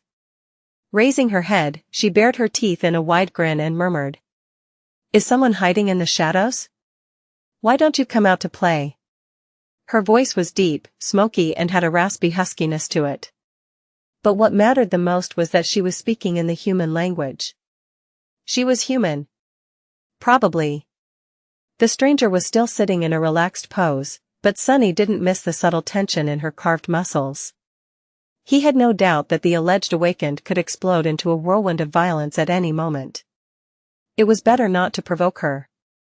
Glancing at Neff, he followed her example and dismissed his sword. Then, the three of them hesitantly stepped into the circle of light cast by the bonfire. The young woman looked at them in surprise and raised her eyebrows. "Humans? Huh. Unexpected." Then she smiled and shook her head. "Ah, where are my manners?" With that, she lightly rose to her feet. The white fabric of her tunic shifted slightly, revealing even more of her toned, powerful thighs. Sunny blinked. He had assumed that the stranger was tall, but only now did he realize how imposing her true height was. The woman stood considerably taller than even Nephi's, not to mention Sunny himself. Complete with her robust physique, olive skin and archaic armor, she looked like an ancient goddess. Craning his neck to look her in the eyes was sort of irritating, though. But Sunny had no choice. If he were to just look straight, his line of sight would land directly on her shapely, The young woman, meanwhile, wiped her dirty face with a forearm and gestured at the fire. Here, would you like to take a seat? Despite the polite invitation, they hesitated. After several seconds passed in awkward silence, Nephi's finally took a step forward and asked the question that had been tormenting all three of them. With her voice uncharacteristically tense and full of suppressed emotion, she cautiously said, Are you human?" The stranger stared at her with a blank expression, then blinked a couple of times. "What else would I be? A horse?" With that, she threw her head back and laughed loudly, amused by her own silly joke. Nephi and Sunny glanced at each other, confused as to what to do. Meanwhile, the young woman giggled a few more times and looked at them with sparks of glee dancing in her eyes. "Of course I am human. Why are you even asking? Anyway, come sit. My neck is tired from looking down on you." With that, she sat down near the fire and assumed a relaxed pose. Nephi, Sunny and Cassie finally approached and lowered themselves to the stones, looking at the tall girl with hungry flames burning in their eyes. She looked them over, then frowned a little. "Haven't seen you guys around. Are you new?" Nephi gave her a nod. "Yes. We have just reached the city." She was trying very hard to act like a normal, well-adjusted person. It seemed that her endless attempts to improve her social skills had not been in vain. If Sunny didn't know how awkward and clumsy Neff's natural state was, he wouldn't have suspected anything. The young woman grinned. "In that case, my condolen, wait. You guys survived for 2 whole months in the labyrinth?" She whistled and looked at them with newfound respect. "That's a real feat, congratulations." Nephi lingered for a few seconds, then said, "I'm Nephi, and these are my companions, Xianxia and Solace. We are sleepers who came here during the winter solstice." The young woman gave them a wide, friendly smile. "Nice to meet you. I'm Effie. Well, at least that's what people call me. I'm also a sleeper." Sunny frowned. So the beautiful giantess was not an awakened, just a sleeper like them. Strangely, he didn't remember ever seeing her in the academy. Still, too impatient to remain silent, he leaned forward and said, "Are you from the castle? There are people living there, right?" Effie glanced at him. In her eyes, there was a hint of a strange emotion. It almost looked like pity. "There are indeed people living in the castle, yes." Nephi and Sunny exchanged excited looks. Then, changing star cautiously asked, "Can you take us there?" Effie shrugged. "Sure, no problem. Do you guys have shards?" Sunny blinked. What did soul shards have to do with any OT this? They had retrieved 2 from that weird stone he had killed at the base of the wall. Was she going to ask for payment? Nephi retrieved the soul shards and showed them to the tall girl. "We have 2. Effie sighed. "Only 2? Well, it's better than nothing, I guess. Keep them. You'll need them later." Not quite understanding the meaning of her words, Changing Star lingered, then said uncertainly, "We were hoping to reach the citadel and access the gateway as soon as possible. How long will it take?" The young woman stared at them for a long time, and then suddenly bent over in a fit of hysterical laughter. She laughed so long and hard that tears soon appeared in the corners of her eyes. Unpleasantly surprised, the 3 sleepers stared at her in shock. None of them understood the reason for this bizarre behavior. "Is she insane?" Sunny frowned, reevaluating the situation. Previously, the local girl just seemed to be a bit eccentric. But maybe there was more to it. Effie's laughter stopped as abruptly as it had started. Wiping her tears, she shook her head and said in a strange tone, Sorry guys. I just couldn't help myself. Please, forgive my lack of manners." Then, she straightened her back, looked them heavily into the eyes, and said, "I can take you to the castle, but there is no gateway there. In fact, there's no way out of this cursed hell at all. I've been stuck here for 3 years myself already. So, welcome to the Dark City, I guess." Abandon hope all ye who enter here, and all that. Chapter 127 Abandon all hope. Shell-shocked by her words, the three of them stared at the young woman with pale faces.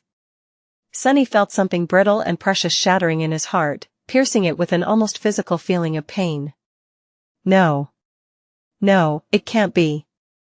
It just couldn't be true. How could all of this have been for nothing? How could all of his hopes, dreams, and desires just be destroyed with a couple of words? How was it possible? Somewhere beside him, Cassie suddenly said in a tiny voice. What do you mean, there is no gateway? Effie shrugged. It's very simple, really. I'm sorry to be the one to break it to you, but deep down inside you must have known already. Didn't you? The Forgotten Shore, it's not really a place where humans are supposed to survive. That's why you have never heard of anything like it in the school or the academy. Sunny's face got contorted with anger. Of course. Of course, the answer was always within his grasp. He was just too naive and foolish to grasp it. The dream realm was vast and strange, with most of its regions barely explored by humans. However, there was at least a small amount of information available about them. Some were even fully under human control, with large citadels like Bastion providing shelter to hundreds of thousands of awakened. And yet, when he had first come to the Forgotten Shore, Sunny didn't recognize any of the unique characteristics of this place. At the time, he had thought that his patchy education was to blame. He should have realized the truth when neither Nephice nor Cassie managed to succeed where he had failed. Why would a region as unique as this one be utterly unknown? The most logical explanation would be that no one had ever returned from this deadly abyss to the real world to tell others about it. What a fool he was. Just a few weeks in the comfortable life in the academy, and he had completely forgotten that the world never played fair against people like him. The truth was always worse than his worst expectations, so why would this time be any different? The world was a predator that always waited for an opportunity to devour you. Why would he even expect anything else?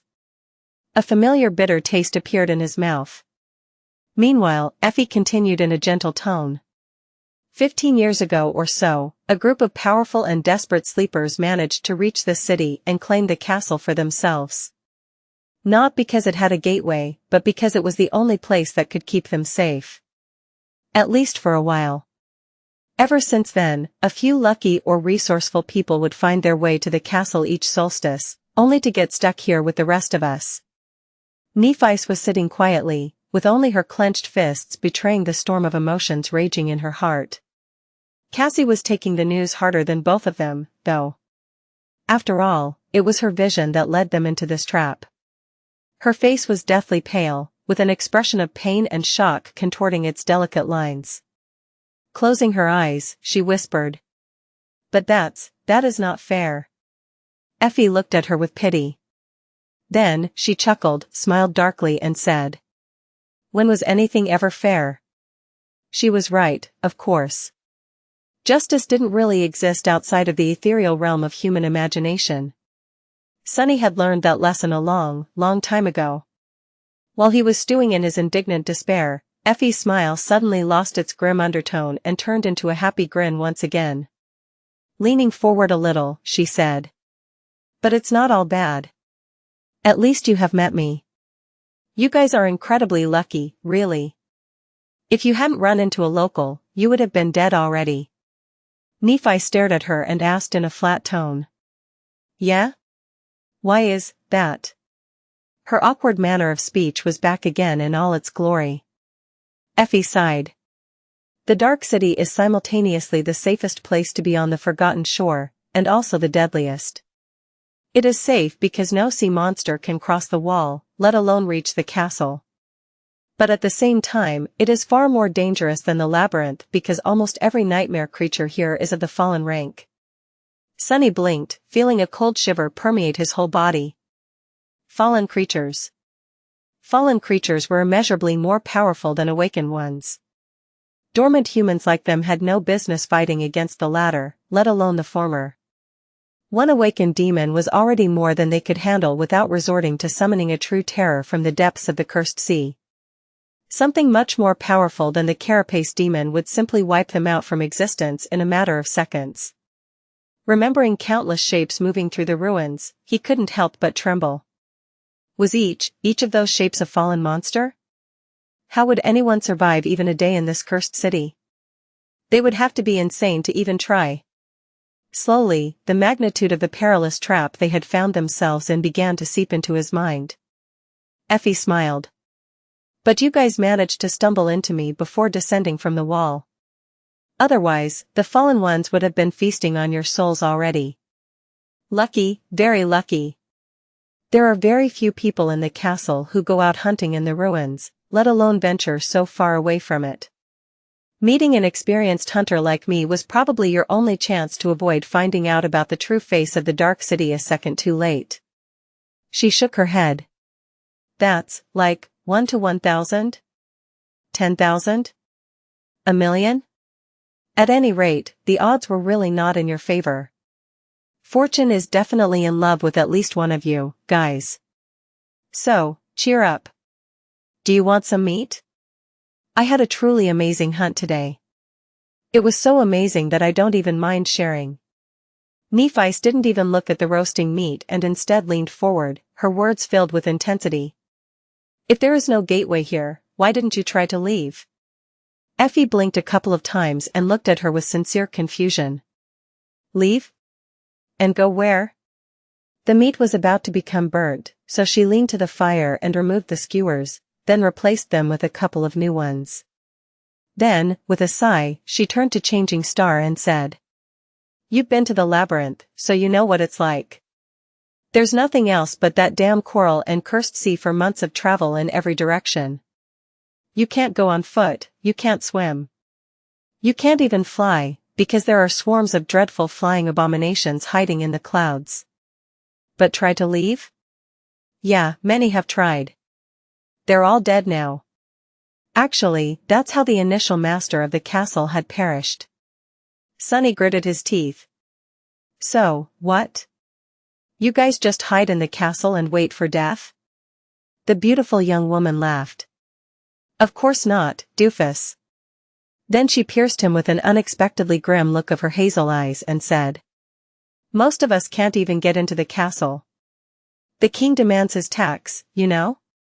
So we just wait for death outside. Chapter 128 King of the Hill plus, Turn off reset. Chapter 128 King of the Hill. Sunny stared at her, trying to understand the meaning behind the strange words. What do you mean? Effie shrugged. The castle belongs to a man named Gunlaug. If you want to enter and live in the safety of the castle walls, protected and provided for by his hunters, you need to pay a tribute. 1 shard each week. Of course there was exploitation going on even in this pit of despair. What else did he expect? As long as there were people, someone was going to end up as prey. Sunny sensed a familiar dark feeling rising up from the depths of his soul. At some point, he had lulled it into a slumber and forgotten it, but now it finally returned to its rightful place.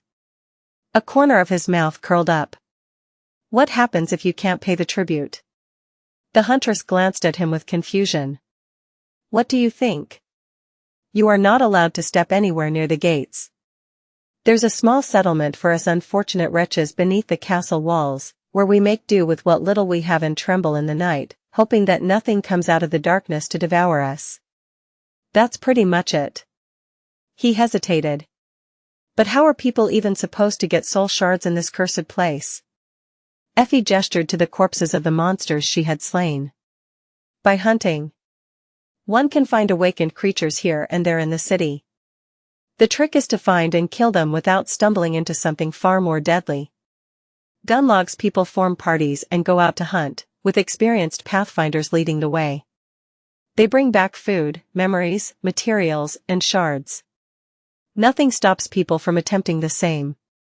She fell silent for a few moments, and then said in a darker tone. Of course, without good memories, vast amounts of accumulated soul essence and intricate knowledge of the city, those people usually don't live long. Most of them either die or turn to other ways of earning shards. There's very few independent hunters with more than a couple of successful hunts to their names. Ones that are still alive, I mean. Sunny glanced at the dead monsters, each of them large enough to give him pause. What about you? How many did you survive? Effie smiled. More than a couple. With a chuckle, she raised her hand and began folding fingers, a thoughtful expression on her face. Let's see, 1, 2, 5. Running out of fingers on one hand, she scratched her head and said with a bit of uncertainty. I'm not really sure, but it should be around 100 or 2. Yeah. Sunny's eyes widened. 200?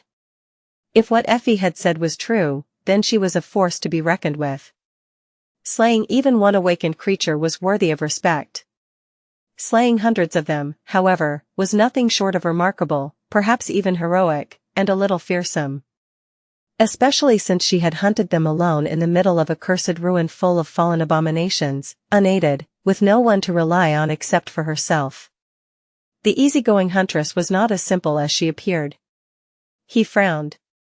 If this is true, then you should have had no problem paying the tribute to stay in the castle. This doesn't make sense. Why haven't you? Effie shrugged with ambivalence. The topic didn't seem to interest her. Let's just say that I don't like the ambience there. Sunny wanted to learn more, but suddenly, Nephi spoke again, her voice strangely tense. You said that there were other ways of earning soul shards. What are they? The huntress turned to her and was silent for a while, a hint of some dark emotion in her eyes. However, it was quickly erased by her usual laid-back smile. Well, there's a few ways. If you have a useful utility ability, you can become a craftsman or an artifacts in the castle. There's not a lot of such sleepers, so they are well regarded and cared for. If not, there are other opportunities, too. Boys can become Gunlaug soldiers, while girls can enter his harem. Pretty ones like the two of you especially. No one will force you, of course. Nephi scowled. Sunny could see white sparks dancing in her eyes. So, you can either become his soldier, his servant, his plaything, or die. But that is your own choice. No one is forcing anyone to do anything. Of course. Effie grinned. Smart girl. You get it. Changing Star looked down, her indifferent face turning hard and cold. Her fists were clenched so hard that they seemed bloodless. So why hasn't anyone killed him yet? The huntress laughed. Kill Gunlaug? Oh, many have tried. Great people, terrible people, and everyone in between. You can see their skulls above the castle gate, actually. She shook her head. I like your train of thought, princess, but you should forget it. Just consider him to be immortal. He practically is. Believe me when I say that no sleeper can defeat Gunlaug, ever. It's simply impossible. Effie sighed. Plus, no matter how much I hate the bastard, he is the only thing that holds this place together. Despicable as he is, without him, we would have all been dead already. Sunny watched Nephi, waiting to see her reaction. What he saw did not make him happy at all. On her beautiful ivory face, there was nothing but cold indifference and resolve. It was the same expression he had seen on it before the battle with the Carapace Centurion first, and the Carapace Demon later. Without even needing Cassie's pathetic ability, he could easily imagine what was going on in her head. This is going to become a problem. As though sensing the same thing, Effie grimaced. No, seriously. Trying to go against Gunlaug will only get you killed, if you're lucky. Don't even think about that. Thinking too much is not good for your health here in the Dark City, anyway. Then, she smiled and gestured to the fire. Just have some of this delicious meat instead. Life is good when your stomach is full, right? Let me tell you, this is most likely your last chance to eat anything for free. Food is a real rarity in these parts. Can you believe it? Sunny sighed, then leaned forward and picked up a sizzling piece of meat. No matter what happened, they had to keep going. One step at a time. This was the only way to survive. Of course I can believe it. I'm from the outskirts, you know. I didn't even know what real meat smells like before entering the academy. With that, he handed the piece of meat to Cassie, took another one, and began devouring it greedily. Nephi lingered for a bit but then followed his example. Effie giggled. That's the spirit. See, Doofus gets it. It seemed as though Changing Star had listened to her advice. At least on the surface, she had accepted that defeating the current master of the castle was impossible. But Sunny knew that, deep down inside, she remained unconvinced. After all, Nephi was in the habit of making impossible things happen. Chapter 129 Solace. After the shocking revelation about the cruel futility of their long and arduous journey to the Dark City, the desire to reach the promised castle that kept the three of them going for so long had diminished significantly. However, they still wanted to get there as soon as possible. There was a tiny remnant of hope still burning in Sunny's heart. Perhaps Effie was lying to them, or wrong about everything. Somehow. He didn't really believe it, though. The beautiful huntress seemed sincere and competent, if a little eccentric. More than that, her words made too much sense. But Effie wasn't in a rush to leave the granite tower. There's not enough daylight left to traverse that much distance. Moving through the ruins is a slow ordeal. Get comfortable and rest. We'll leave tomorrow at dawn. After that, she got busy dressing down the monster carcasses with a long knife that appeared in her hand. She even summoned a memory that looked like a leather apron to avoid getting blood on her tunic. Whistling an upbeat melody under her nose, the vigorous young woman looked like an enthusiastic gourmet chef. Nephi, Sunny and Cassie were in no mood to talk. Each of them sat somberly by themselves, trying to digest the awful reality of their new situation. Sunny was utterly disheartened. He felt as though someone had pulled the batteries out of his body, leaving him with no strength or desire to do anything. The world had become dim and tiresome. That's hope for you. He didn't even have enough motivation to get angry. It was as though he had run an exhausting marathon and crossed the finish line, only to find out that there was another race waiting for him on the other side. In fact, he would have to keep running forever. He would never meet Master Jet and Teacher Julius again to thank them for the advice and teachings that had helped him survive, and maybe even repay their kindness. He would never become an awakened and learn more mysteries of his strange aspect. Most importantly, his dreams of becoming rich and spending the rest of his life in comfort were also not meant to be. Which hurt the most. Figures. Crestfallen, he made an effort to find some semblance of solace in this disastrous fiasco. Well, if you think about it. I'm still alive. That has to be worth something, right? His shadow glanced at him, not entirely convinced. Plus, I can easily stay alive for the foreseeable future. Yeah, the big picture changed for the worst, but our immediate situation has actually improved a lot. We are safe from the constant threat of drowning or being devoured by the dwellers of the deep dark sea. We have also found a strong community of humans. No matter how things were run in the castle, there were hundreds of people living there. Numbers and experience meant everything in the dream realm. By becoming a part of a human collective, they were going to shed most of the burdens that had been silently crushing them all this time. Compared to the infernal gauntlet of the labyrinth, life in the castle was going to be like a dream. If they were willing to submit to its thug of a master, of course. If Sunny was alone, he probably would. Now, however. But even if they were to refuse, there was still the outer settlement. Effie seemed to be doing just fine as an independent hunter. She didn't even seem miserable. In fact, she might just be the most contented person I've ever seen. Seriously, how can she be so laid back and cheerful? Is she insane? He cast a sidelong glance at the unreasonably tall huntress and frowned. Well, let's ponder about it. She has a roof over her head and a limitless supply of delicious food, provided that she hunts it down herself. That is already better than my life in the outskirts. Come to think about it, remaining in the Dark City for the rest of his life was not how he had envisioned his future, but it was not that different from struggling to survive in the slums of the real world. Actually, in a lot of senses, it was way better. So, maybe, the situation seemed to be so bad not because it actually was, but because it simply didn't fit his inflated expectations. Perhaps Effie didn't expect anything from life at all, and that's why she was so damn happy and lively even in the middle of this odious hell. Yeah, that must be it. Problem solved. Easy. The shadow shook its head and turned away. Sunny sighed.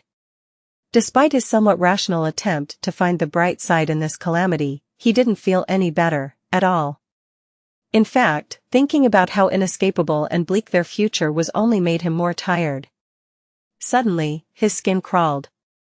The familiar sensation of dread and unease flooded his mind, only now, it was so much more profound and invasive.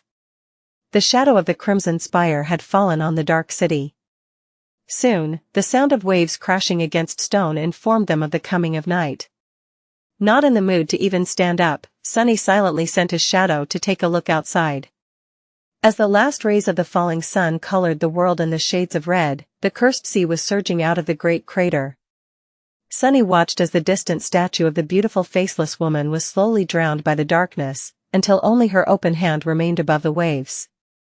Then, he shifted his gaze and looked down. The undulating black surface of the cursed sea stopped mere meters beneath the edge of the granite wall. It seemed as though he could almost touch it with his hand. On the other side of the stone barrier, the ruined city lay submerged in shadows, dozens of meters below the water level. Trapped between the endless expanse of the dark sea and the vast emptiness of the ruins, the mighty wall seemed to be as thin as a sheet of paper. And yet, it silently withstood the crushing pressure of the black waves, serving as a dam that protected the city below from being erased by the terrible flood, just like it did for thousands of years.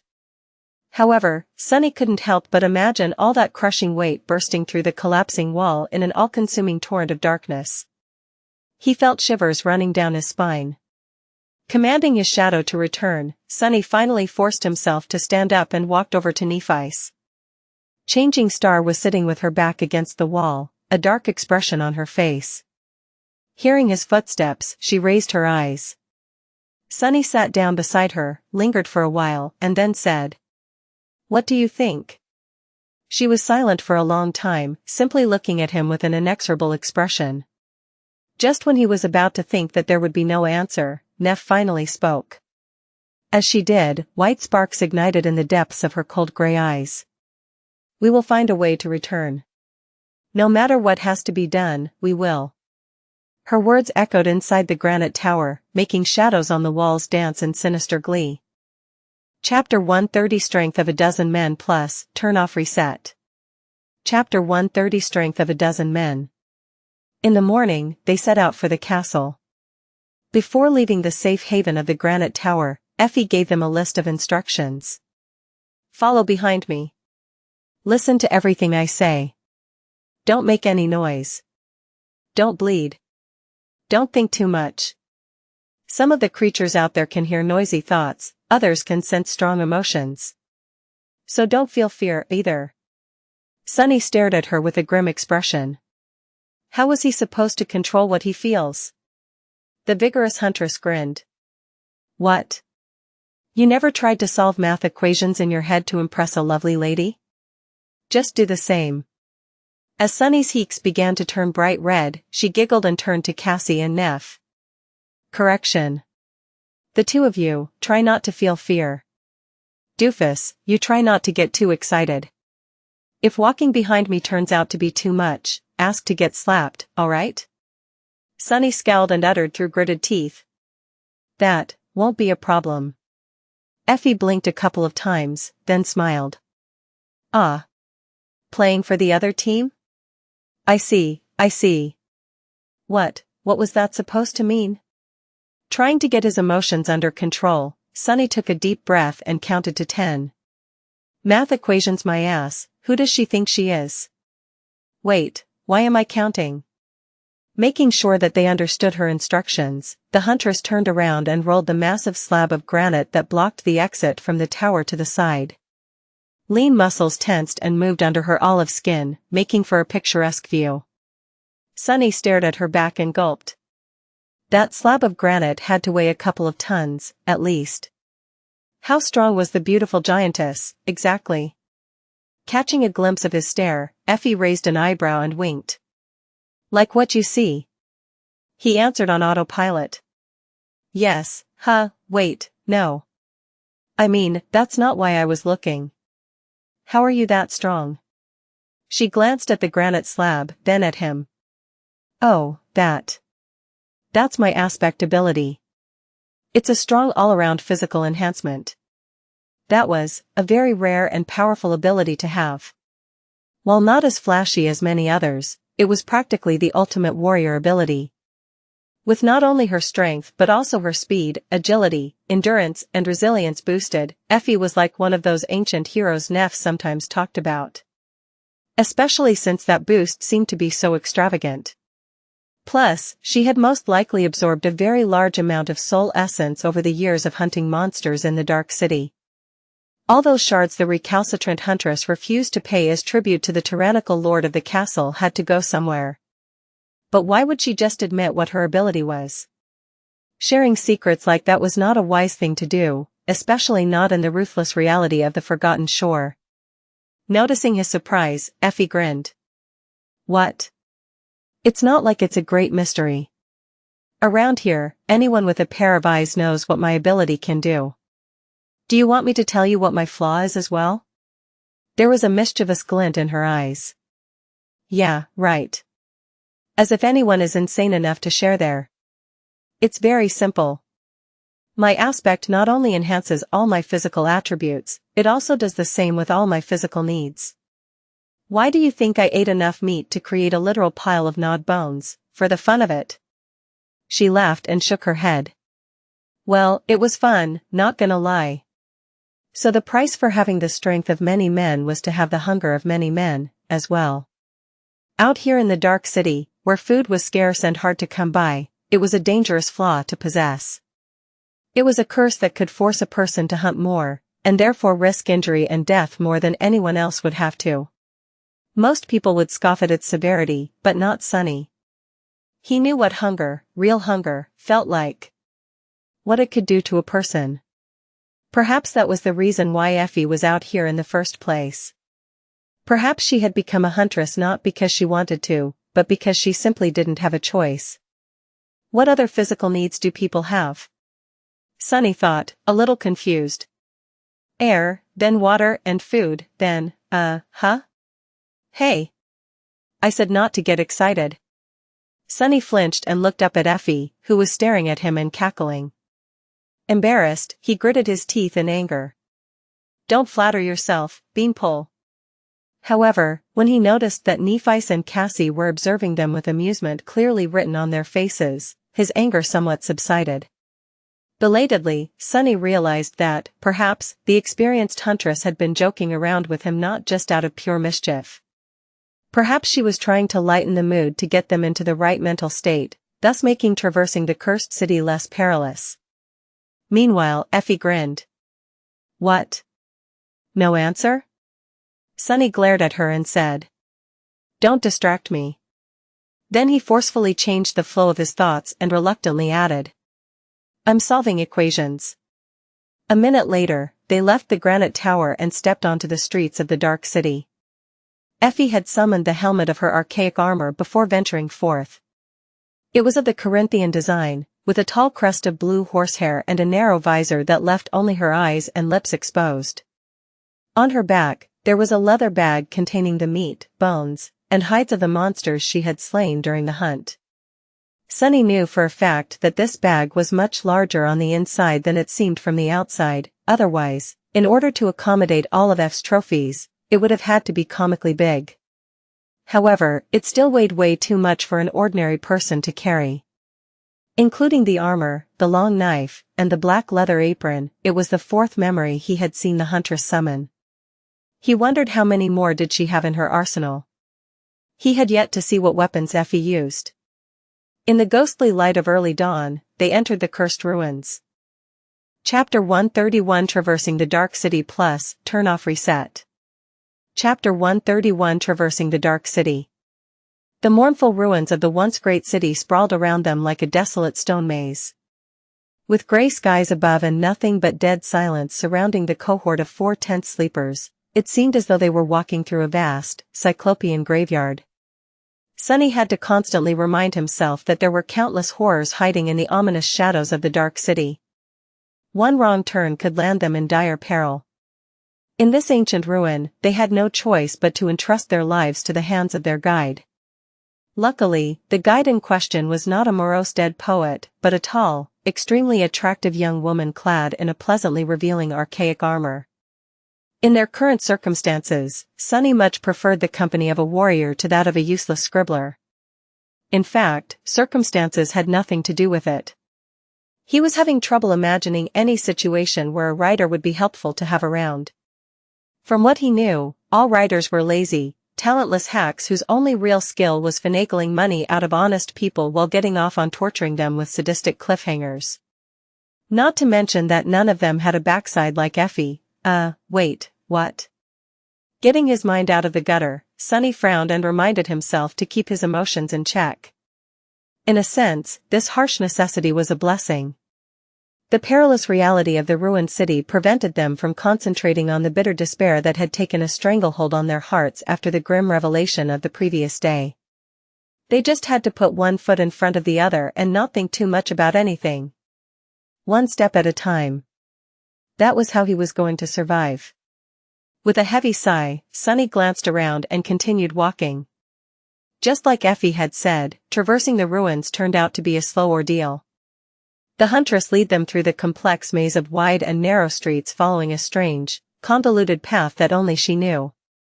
Often, they would have to stop and hide, waiting for some unseen danger to pass. Sometimes they walked under the empty sky. Sometimes they dove into the weathered buildings and spent some time crawling through the piles of rubble inside. Other times, Effie was able to lead them straight through half-collapsed houses to emerge into secluded alleyways on the other side. Once or twice, they had even climbed to the rooftops and proceeded forward by walking on precariously rickety tiles or bared support beams, jumping across vast chasms and balancing on half-rotten planks of wood that had been placed there by someone to bridge especially wide gaps.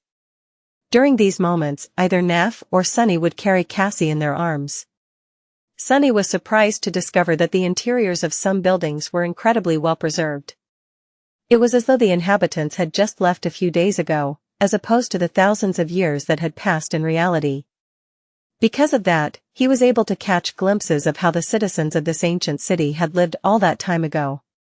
It was a strange and eerie sight. He was also able to clearly understand that Effie indeed knew the ruins very well.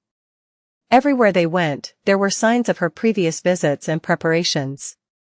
From the planks placed across the gaps between roofs to the heavy slabs of stone used to hide improvised passages, it was apparent that she had spent years of meticulous effort turning large parts of this lethal maze into her own private hunting grounds. He had gained a new respect for the seemingly carefree young woman. She almost made traveling through the cursed ruins look safe and easy. However, he knew that this couldn't be farther from the truth. In fact, he suspected that death was constantly breathing down their necks, only barely held at bay by Effie's knowledge and timely judgment. Several freshly eviscerated carcasses that they had stumbled on served as a clear sign that Dark City was teeming with harrowing life. Even terrifying nightmare creatures were not safe here. More than once, they heard the distant sounds of claws scraping against stone, sensed the ground trembling under heavy footsteps, or noticed swift shadows falling through the clouds.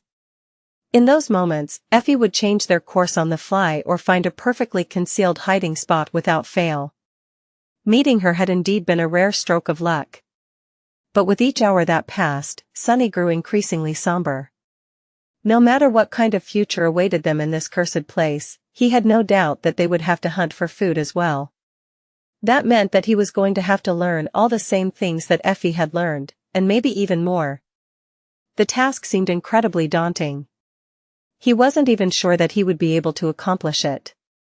At least he wasn't going to do it by himself. There was Changing Star to partner with, and Cassie. Their presence calmed him down. Living in this terrible hell alone, he didn't even want to think about it. Such a wretched existence would surely kill him, and if not, at least drive him insane. At that point, he wouldn't wish to be alive anyway. Who would want to endure that kind of misery? Why think about something that is never going to happen? Glancing at Nephi and Cassie, Sunny hid a smile and hurried to catch up to Effie. Come to think about it, he had it way better than the recalcitrant huntress. There were reliable allies with whom he had forged bonds of trust and companionship at his side. The three of them made each other stronger. More than that, his own aspect was able to provide him with a similar comprehensive physical enhancement ability, albeit a lesser version of it.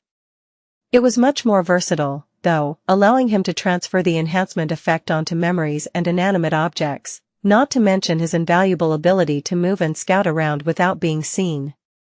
Sunny would offer the services of his shadow to Effie, but he wasn't sure about how safe that would be. If there were creatures in these ruins capable of sensing thoughts and emotions, what were the chances that some of them would be able to sense the gaze of the shadow as well? He would have to learn more and experiment before allowing it to wander around on its own. These thoughts had cheered him up a little. Soon, as the sun began to fall toward the horizon, they had finally reached the base of the hill on which stood the magnificent castle. Sunny looked up, sensing his heart beating wildly. A heavy and anxious feeling took hold of his mind. Depending on what happened next, their fates were going to change forever, either for the better, or for the worse. Chapter 132 End of the line plus, turn off reset. Chapter 132 End of the line. In the center of the cursed city, a tall hill towered above the ruins. At its base, an arch made of pristine white marble stood amidst the devastation. It was unscathed and spotless, as though protected from the entropic touch of the all-consuming darkness by some sublime force. Beyond the arch, a wide road paved with white stone scaled the hill. Sunny looked up as they passed beneath the arch, trying to imagine crowds of festively dressed people doing the same in the distant past. It was hard and a little heartbreaking thinking about how the ancient city must have looked before the mysterious calamity. Not turning her head, Effie said in a wistful tone. There are areas in the ruins that many nightmare creatures tend to avoid for some reason. The castle is one of these places. I was told that back when the original group of sleepers came here hoping to carve a foothold in the city, there was only a single spire messenger nesting in the throne room, with no other monsters around. Those madmen actually managed to kill it. Nephi gave her a glance. Spire messenger? The huntress chuckled. Big ugly bastards with black feathers and pale bodies, you must have seen them hunting in the labyrinth. They come from the spire.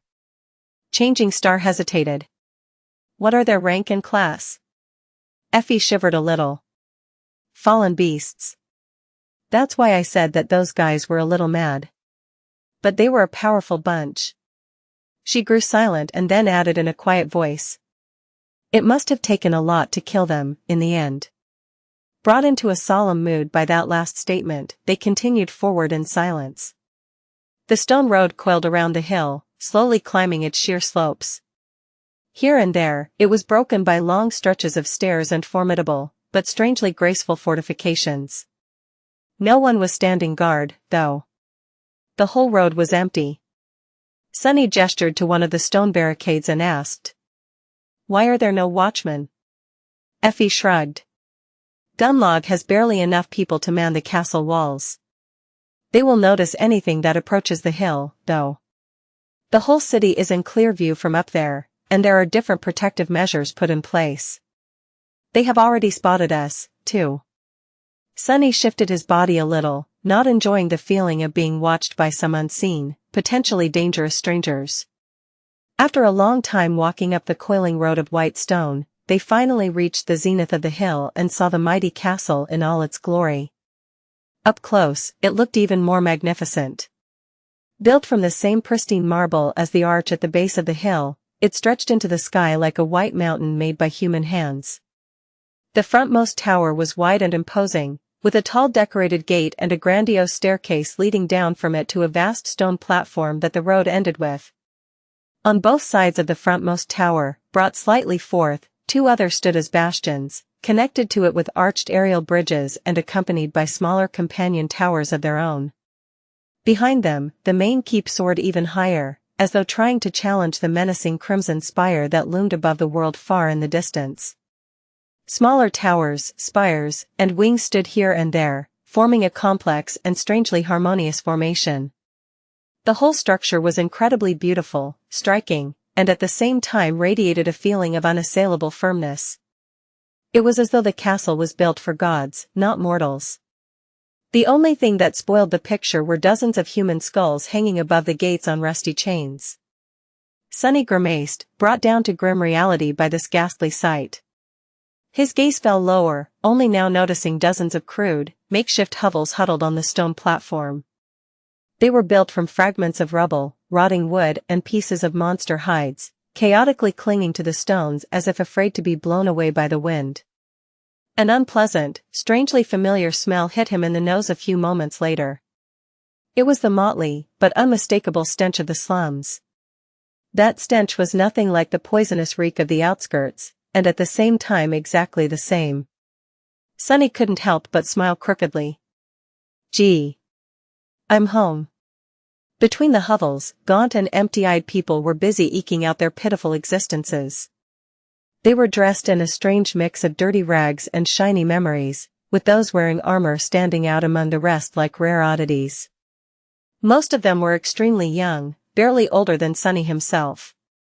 He could smell their exhaustion and desperation even from where he was standing. Sunny really wanted to laugh. After everything he had been through ever since becoming infected by the nightmare spell, the cycle had finally completed. He was right back to where he had started, only much worse off. Wasn't that the funniest thing ever? If this wasn't fate, then he didn't know what was. Oh, the irony. Changing Star's voice tore him away from his reverie. Sunny? Are you okay? He blinked a couple of times, then slowly turned to face her and said after a brief pause. Yeah.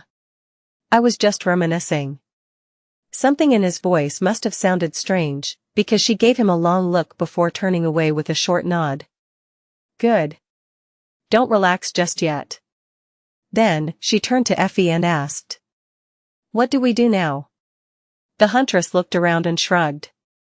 It's going to get dark soon, so I would advise you to find a shelter before that. Look around for an empty hut. With how many people die each season, there's always plenty of those.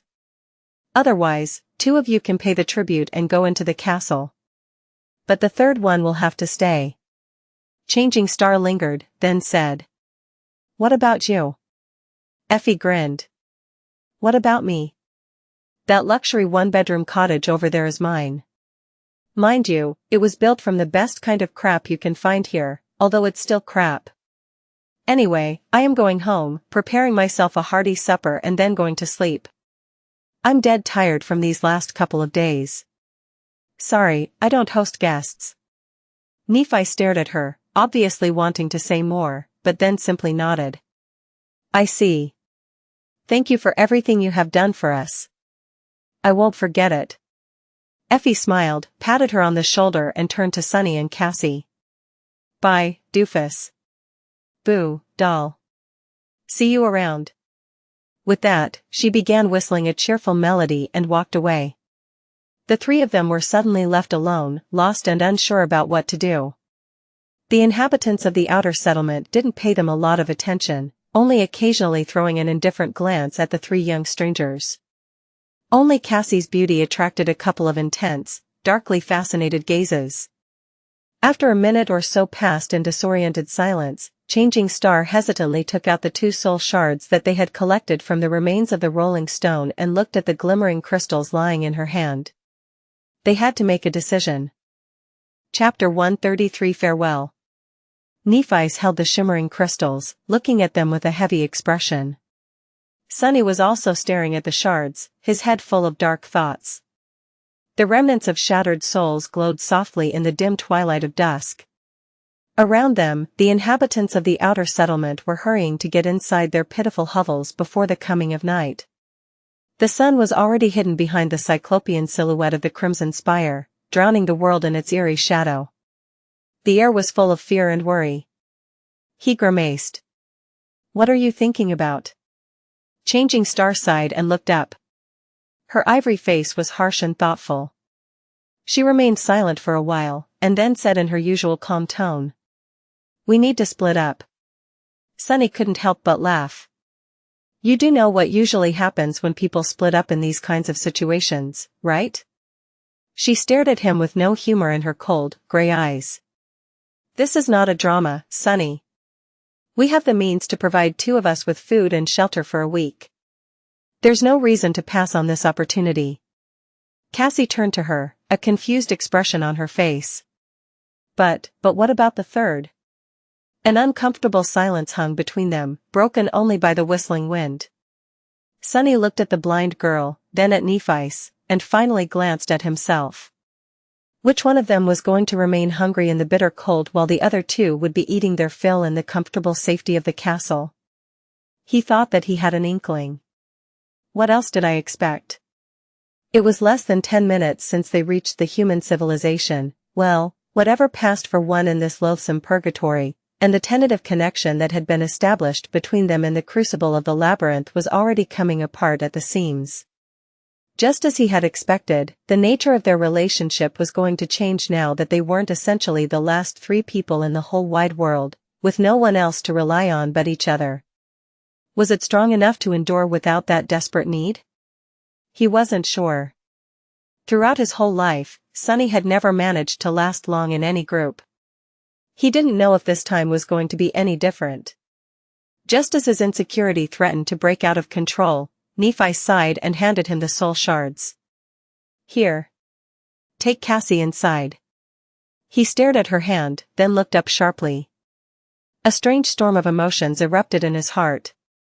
There was surprise, joy, concern, but at the same time, irrationally, a dark sense of shame and resentment. Not knowing how to deal with all these feelings, he scowled and asked. Why me? Changing Star simply raised an eyebrow. Shaking his head, Sunny offered her a crooked smile and added. Don't get me wrong, I'm not refusing.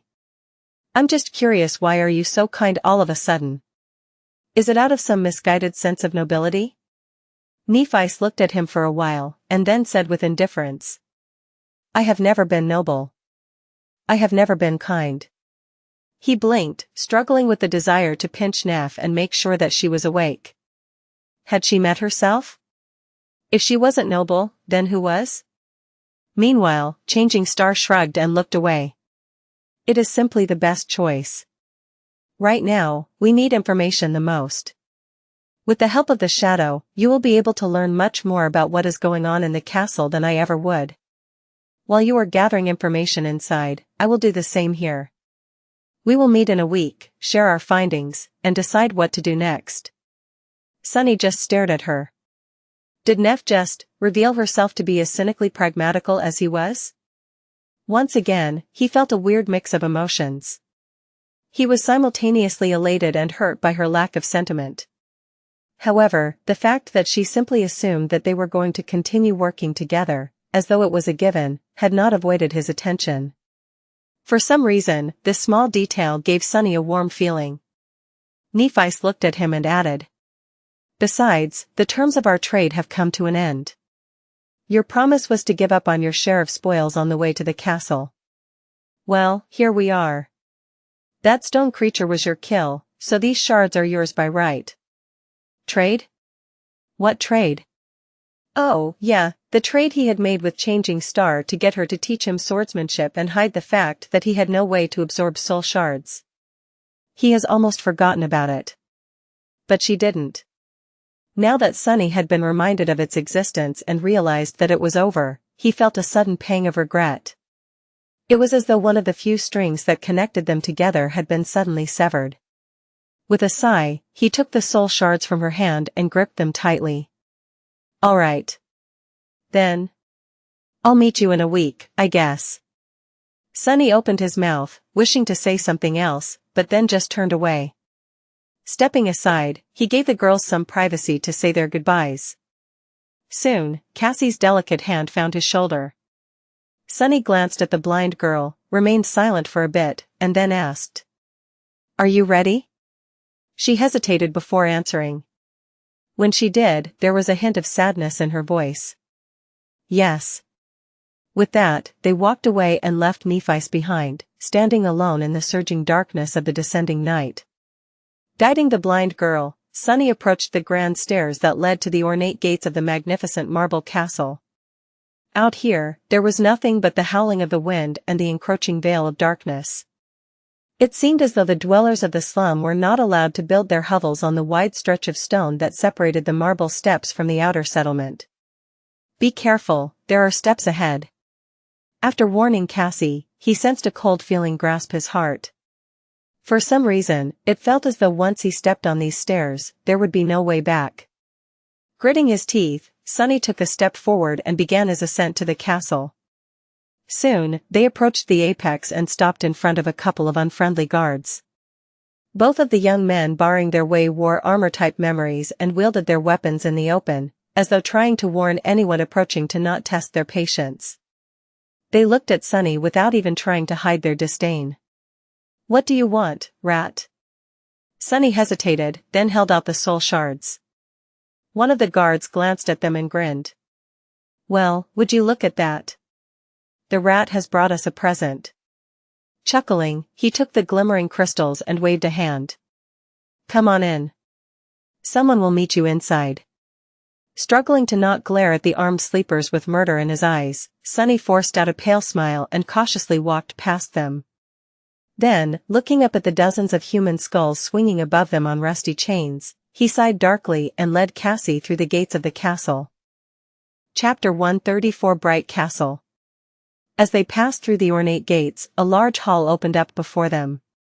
Hearing a strange rustle from above, Sunny raised his head and saw tall windows with stained glass panes soaring to the distant ceiling.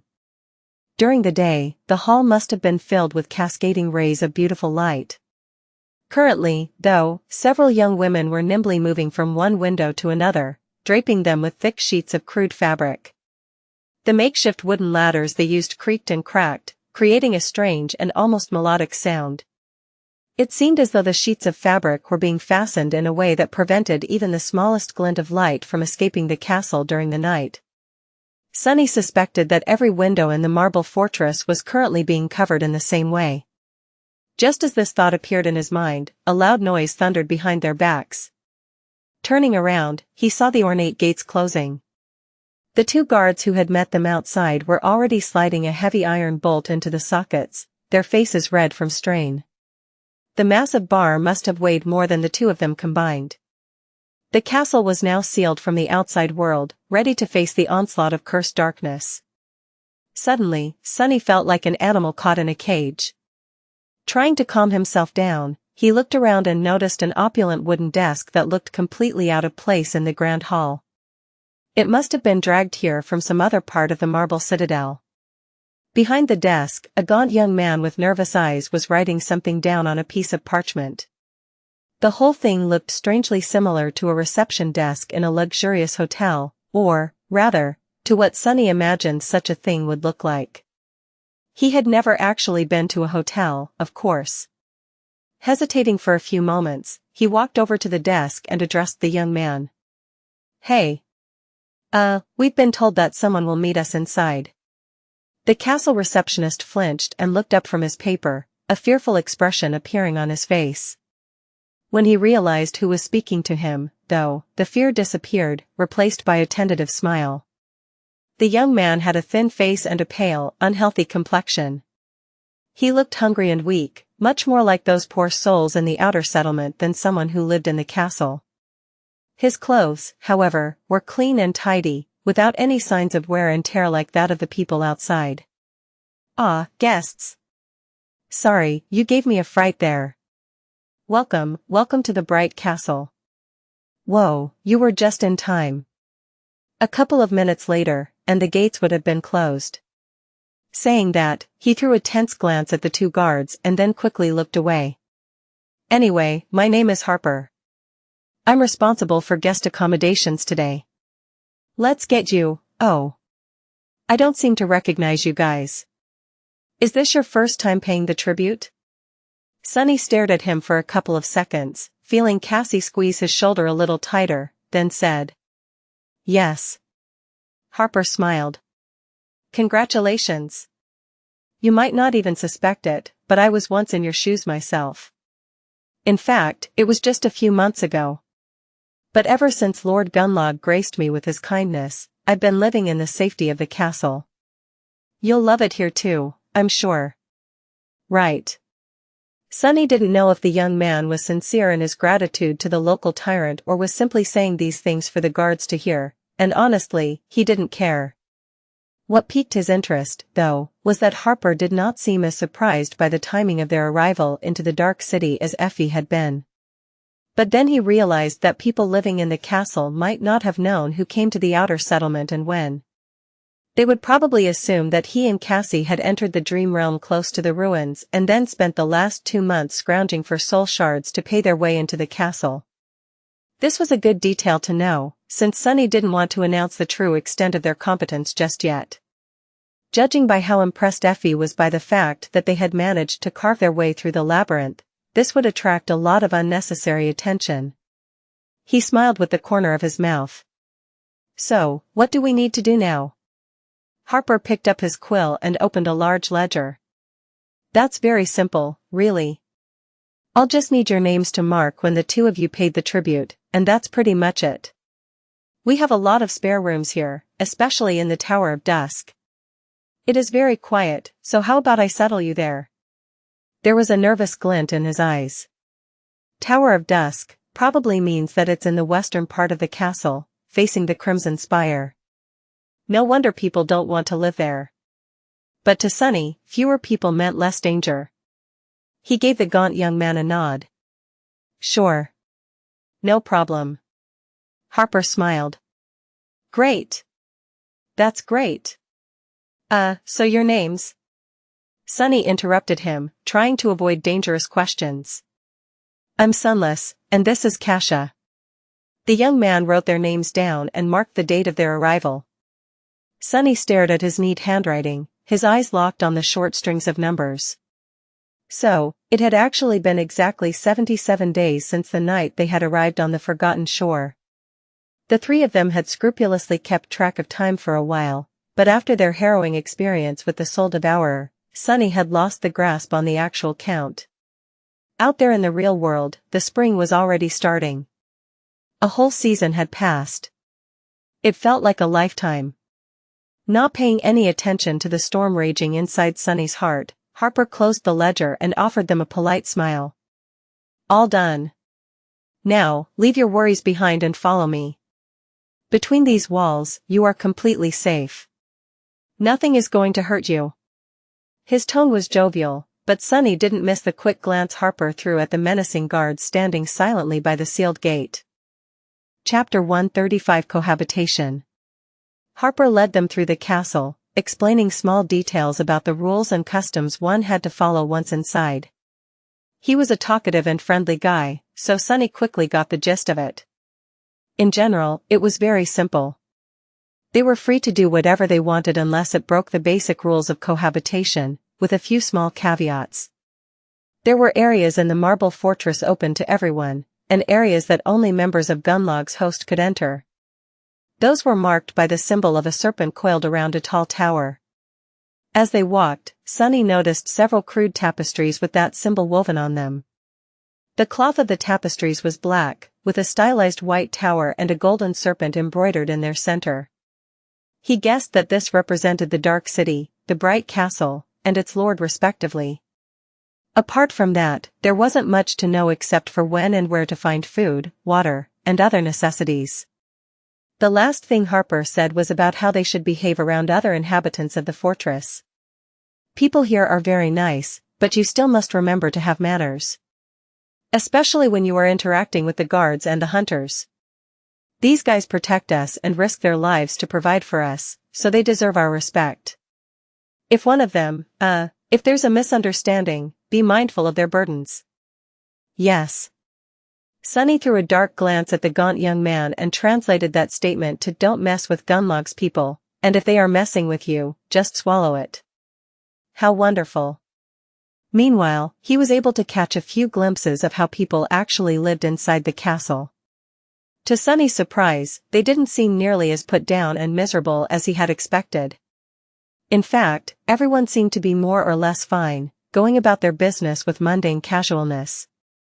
Of course, there were signs of worry, stress, and pressure on their faces, but the same could be said about people in the real world. All in all, the inhabitants of the castle looked surprisingly ordinary. I guess humans can adapt to anything. And as Changing Star had taught him, adaptability was the greatest strength. As long as there was some semblance of stability, humans would find a way. And it seemed as though the tyrannical master of the ancient fortress, hateful as he was providing the sleepers trapped on the forgotten shore with that stability. Effie's words about how the bastard was the only thing holding this place together echoed in Sunny's mind. Perhaps he's a necessary evil? Finally, they reached the westernmost tower of the castle. Indeed, it was mostly empty and quiet. Few people seemed to want to stay here, driven away by the unnerving vision of the crimson spire looming in the distance. However, for the two of them it was perfect. Cassie couldn't see at all, while Sunny was long accustomed to the presence of the spire because of his sensitivity to shadows. Plus, right now, all the windows in the tower were closed, hiding it from sight. Harper suddenly stopped and said in a somewhat embarrassed tone. I forgot to ask. Would you guys be needing one room or two? Without thinking too much, Sunny and Cassie answered at the same time. 1. 2. Then, they froze and turned to each other with petrified expressions. Cassie blushed, while Sunny became even paler. He didn't mean anything untoward by requesting a single room for the two of them. It's just that over the months spent camping together, being close to Cassie in case she needed help with something had become his habit. More importantly, he was unwilling to let her leave his sight even for a second in this unpredictable castle. He didn't trust anyone here. But in these new circumstances, requesting a single room suggested a different meaning. But there wasn't. Clearing his throat, Sunny looked at Harper and said. 2 rooms if they're next to each other. That is not possible, then 1. The skittish young man scratched the back of his head, and then answered in a somewhat surprised tone. All right. I think I can find 2 adjacent rooms for you. Follow me. With that, he began walking forward. Sunny glanced at Cassie, then shook his head and followed behind Harper. She won't misunderstand. Right? Soon, they were standing in front of 2 sturdy wooden doors. Harper handed Sunny 2 iron keys and smiled. Here we are. The rooms are not very big, but they're really, cozy. Enjoy your first night of safety, guys. You must have not felt safe in a long time. I know I never did before entering the castle. Thank heavens that time is behind me. Anyway, food will be served 1 hour after sunrise tomorrow, in the main hall of the keep. See you there. With that, he glanced at them one last time, smiled sheepishly, and walked away. Sunny and Cassie were left alone in awkward silence. Still feeling a little embarrassed, Sunny sighed and said. I hope you didn't think that I was. Cassie suddenly giggled. I know. I just didn't expect it. Let me guess, you distrust every single person in this castle, and therefore are going to watch me like a hawk to scare them all away. Like an overprotective, mean, violent big brother. Right? With a smile, she turned her head this way and another, and then added. To be honest, I don't feel safe here either. So, thank you. Although I must say, this place seems almost like a hotel. My parents took me on a mountain vacation once, and we stayed at a really old hotel. What was it called? Overgaze? Overlook? Anyway, this place is exactly like that. Sunny grinned. Right? I've never been to a hotel, but that was my first thought as well. Of course, that was if the hotel in question was populated by hundreds of nightmare spell carriers, with a murderous tyrant for an owner, and not a single police officer around to call for help if something happened. Huh. Funny. Sunny had spent most of his life scared of the policemen and trying to avoid them at all costs. But now, he actually missed them a lot. Chapter 136 Reflection. On the other side of the sturdy door, there was a tiny room with stone walls and a single, narrow window that was closed with wooden shutters and draped in thick cloth. Harper had warned them not to open the windows during the night, but out here in the Tower of Dusk, no one would want to stare at the view anyway. Allowing any amount of light to seep out of the castle at night was considered to be a severe crime, so he had been pretty emphatic on that point. Of course, the gaunt young man didn't know that neither Sunny nor Cassie required light to move in the dark. They could open the windows as wide as they wanted, not that they had any reason to. Inside the room, there was a bed with a straw mattress, a flimsy chest, and a tiny desk. On the desk, there was a basin filled with water, a few strips of clean cloth and an oil lamp. There was even a small round mirror made of polished bronze. Sunny caught a glimpse of his reflection and flinched, as though seeing a stranger. In these past 2 months, he had seen himself through the eyes of the shadow plenty of times, but it wasn't the same. He had changed a lot. His face was much sharper and angular now, the last remnants of youthful roundness chased away from it by the harsh gauntlet of the labyrinth, although Sunny never had a lot of that, to begin with. It was thin and pale, with dark circles under his eyes and other signs of extreme exhaustion. His black hair was longer, falling over his eyes in a dirty mess. What changed the most, however, were the eyes themselves. Deep in their dark depths, there was a glint of calm, heavy, bleak coldness that had not been there before. With a startling realization, Sunny understood that he, too, now possessed the look of a seasoned fighter. The type of calculating coldness hiding in the eyes of such men was known as the murder math in the outskirts. Hero and Nephi's had that quality, too. Only in their case, it made them seem like true warriors. Sunny, on the other hand. Sunny had the eyes of a killer. And even deeper than that, visible only to him, golden threads of Weaver's inhuman legacy glowed mysteriously in the darkness.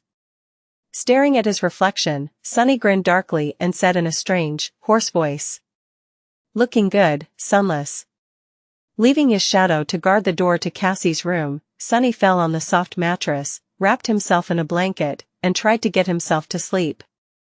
Here in the safety of the mighty castle, surrounded by hundreds of people, lying on a real bed, it was hard to believe that just a few days ago he was traveling through the cursed darkness of the deadly sea on a rickety boat, fighting terrifying monsters in the bizarre landscape of the coral labyrinth, and losing his mind piece by piece to the gluttonous hunger of an ancient soul-devouring tree. It all seemed like a feverish dream.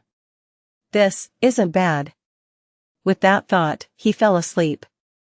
In the morning, washed and refreshed, he waited for Cassie in the hallway.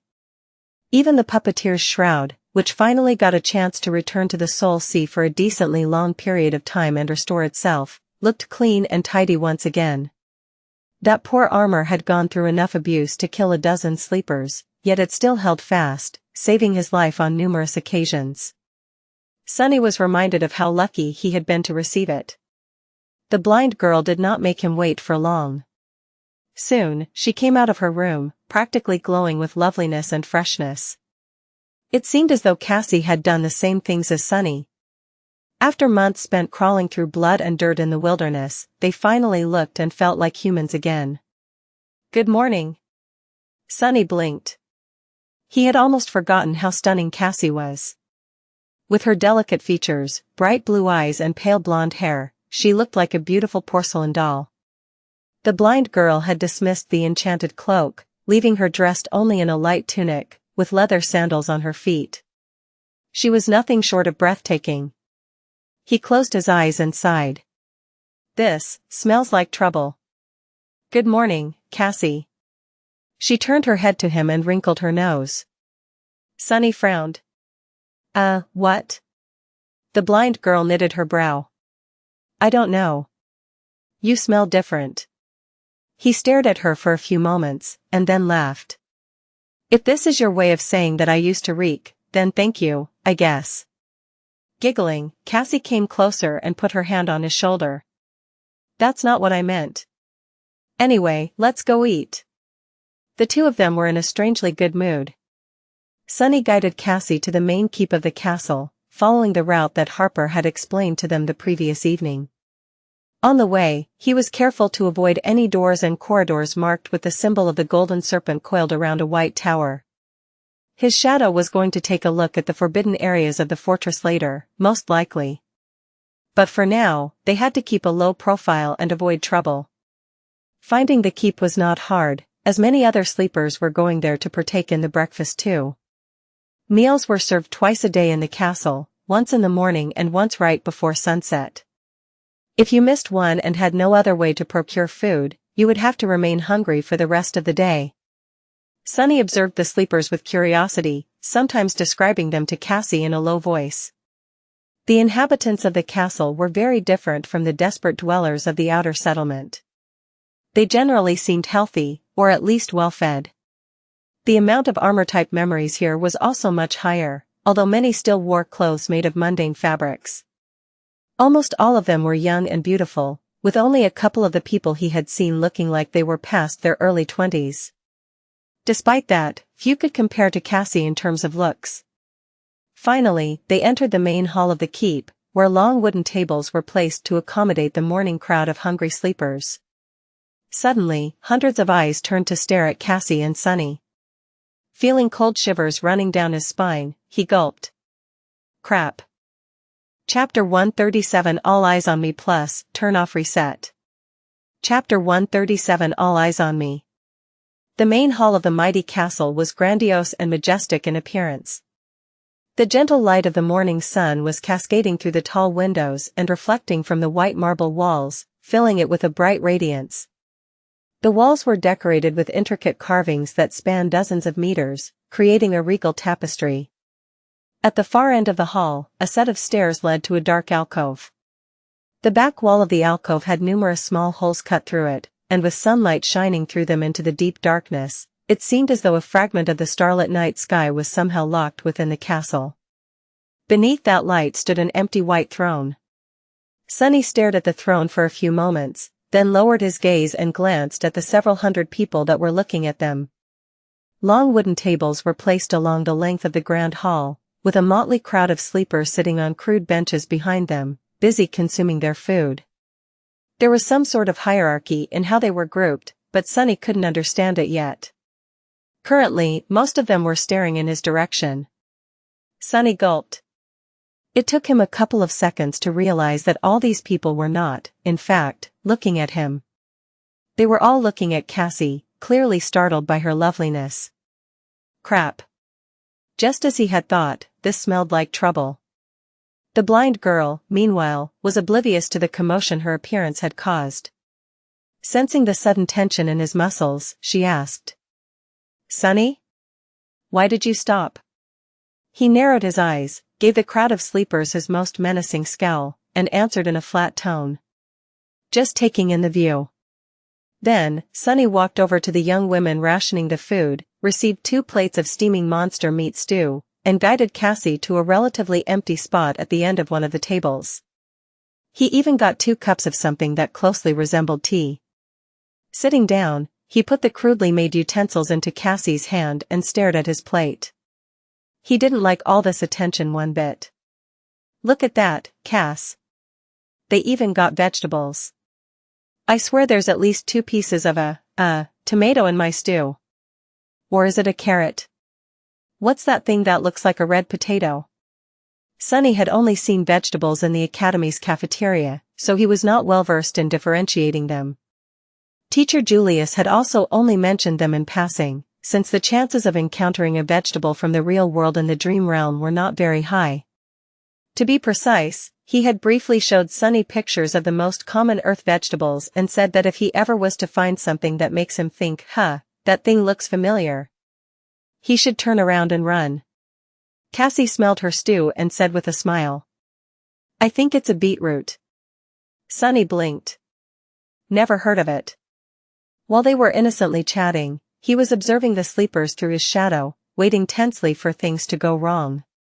And pretty soon, they did. Sunny gritted his teeth when 2 rough-looking young men suddenly rose from their benches and headed across the hall toward them with unpleasant excitement burning in their eyes. Here we go. Who would have thought that the thing that landed him in trouble would be Cassie's beauty, of all things? Usually, it was either his sharp tongue or his general obnoxiousness. Never, not even once, had it been his looks. Ouch, I shouldn't be jealous, right? The worst part was that the two approaching sleepers were obviously a part of Gunlaug's gang. It was apparent from their armor and the fact that they carried their weapons in actual sheaths, like a pair of idiots. Memories could be freely summoned out of thin air, so the only reason to keep them visible at all times was for the sake of intimidation. He had noted that detail after meeting the castle guards yesterday. What had Harper said? If there is a misunderstanding with one of Gunlaug's people, remember that these guys carry a heavy burden. Treat them with respect. In other words, swallow it. The young men approached their corner of the table with vulgar smiles. They were clearly undressing Cassie with their eyes. Sunny turned his head and looked up at them. The sleepers sitting nearby turned away with heavy looks, clearly afraid and uncomfortable. Maybe they just want to say hi. Sunny opened his mouth. Respectful, remember, be respectful. And said, "What the fuck are you degenerates staring at?" The whole hall was suddenly enveloped in silence. Once again, Sunny had found himself in the center of attention. But this time everyone was actually staring at him instead of Cassie. I guess that's better? The few nearby sleepers who had pretended to not notice anything a few seconds earlier lowered their heads, as though trying to become smaller and disappear completely. Sunny glanced at them with disdain and turned back to the pair of young men who were currently towering above him, a dark and dangerous light dancing in their eyes. To be honest, his incendiary reaction had caught Sunny by surprise. The anger had taken the better of him for a moment, forcing the words out of his mouth. But the damage had already been done. It seemed as though his brotherly instincts were not only still alive, but also somewhat overwhelming. To hell with this. They want to see dark and dangerous? I'll show them. He glared at the two idiots, knowing that, at this point, there was no way back. Beside him, Cassie turned her head, an alarmed expression on her face. One of the idiots grinned. Huh. We were just hoping to politely introduce ourselves to this lovely little doll, but hey, we can get acquainted with the ugly little clown first. How about it? He glanced at the other sleeper, who was looking at Sunny with no humor in his eyes whatsoever. Cassie frowned, then said, "Why are you?" However, at that moment, the second young man took a step forward and growled, interrupting her. "What did you just say, clown? Do you know who we are?" "Fool, we're Gunlaug's men." His hand was resting on the pommel of his sword. Sunny knew that escalating the situation was not a wise thing to do, but at this point, he didn't have a choice. Backing down now would only lead to a disaster. He knew this type of people well. The moment they felt a weakness, it was all over. They understood only two things, fear and strength. Outstretching one hand, he scowled, looked the young man right into the eyes, and said, "Congratulations. Now get lost before I make you dead men." Perhaps recognizing something in his voice, or maybe in his eyes, the sleeper who had his hand on the pommel of the sword hesitated. For a second, Sunny almost believed that his threat worked. But then the young man furtively glanced around, and this tiny hope evaporated. If they were alone, maybe the sleeper would have reconsidered his desire to antagonize Sunny any further. But with all these people watching, he couldn't show fear. Sunny failed to account for one crucial detail. All bullies were cowards, but what they feared the most was people finding out about their cowardice. Gunlaug's man bared his teeth in a threatening grin. "Those are terribly big words, coming from a puny weakling like you. You know what? I think your girl needs to keep better company. Why don't we help her out by making you disappear?" Sunny smiled. "I guess I'm going to kill a couple of fools today." Cassie, meanwhile, was not happy with what was happening at all. The frown on her face deepened. "I'll decide what company to keep myself. Now, please." However, they weren't listening to her. Sunny was already bracing himself for the worst-case scenario, prepared to summon the midnight shard at a moment's notice. But then, suddenly, a calm voice sounded from behind his back. "Leave them alone, please. They are my friends." Caught by surprise, Sunny hurriedly shifted his perspective to the shadow and glanced back. Behind him, a tall and confident young man stood calmly with his hands resting at his hips. He had brown hair and a gentle, handsome face. His eyes sparkled with friendly humor. It was Castor? Chapter 138 Unexpected Reunion. Without a doubt, it was Castor, the only person Sunny had ever seen defeat Nephi's in a fight, even if it was just during training. Back at the academy, Castor had been a star of their batch of sleepers. Handsome and friendly, he was not only popular, but also respected. And although it pained Sunny to admit it, that wasn't only because of his lofty status of a legacy. Even other legacies looked up to him. Many even considered him to be the true king of the rankings, speculating that Changing Star had gotten her first place by mistake. Castor was powerful, skilled, and charming. He was also humble and had an amiable personality that made it hard for anyone not to like him. His background was impeccable, and his future was unquestionably bright. Basically, he was the polar opposite of Sunny. Damn. I knew that voice sounded familiar. Sunny turned his head and stared at the handsome young man in utter bewilderment. What was that guy doing here? The two sleepers who didn't even know how close they had come to tasting the sharp edge of the midnight shard were doing the same. There was no more excitement on their faces. Oh. It's you. That was my line. Castor looked at them with a silent smile. There was no apparent hostility in his eyes, but for some reason, Gunlaug's men seemed to lose their desire to stir trouble. After glancing at each other, one of them said in a hesitant tone. You know this guy, Castor? He gave them a nod. Yeah. We were in the academy together. Don't mind his rude behavior, guys, that's just how he is. Rough around the edges, but really nice once you get to know him well. Since when do we know each other? Sunny was irrationally angry at that statement, but forced himself to keep his mouth shut. He understood that Castor was just trying to defuse the situation. Actually, his arrival had been very timely. Sunny was sure of his ability to dispatch a couple of thugs, but what would happen next? He doubted that other members of Gunlaug's host would just sit and watch. Becoming involved in a conflict with the masters of the castle on his first day here would have been less than ideal. The thugs in question, meanwhile, had given up. Trying to keep the appearance of being in control, they glared at Castor darkly and backed down. Teach your friend some manners, Castor. Next time we won't be so lenient. With that, they turned around and retreated back to their seats, throwing menacing looks at anyone who dared to stare at them. Soon, the grand hall was once again filled with the hum of voices. Castor followed them with his eyes and then turned to Sunny, his smile becoming a little somber. That wasn't a very smart thing to do, my friend. Sunny scoffed. Yeah, well, who says that I'm smart? Wait, no, that didn't come out right. The tall young man stared at him for a few seconds and then sighed. In any case, it is very nice to see you. Both of you. With that, he sat down, as though somebody had invited him. Well, admittedly, there was some connection between them. Wishing to talk to people with whom you had attended academy was sort of understandable. Still, Sunny didn't like it. Throwing a quick glance at Cassie, he smiled coldly and said. What? Are you very shocked to see us alive? Castor hesitated. It is good that you managed to survive. It seemed that this was his way of admitting that yes, he was surprised, but in a pleasant way.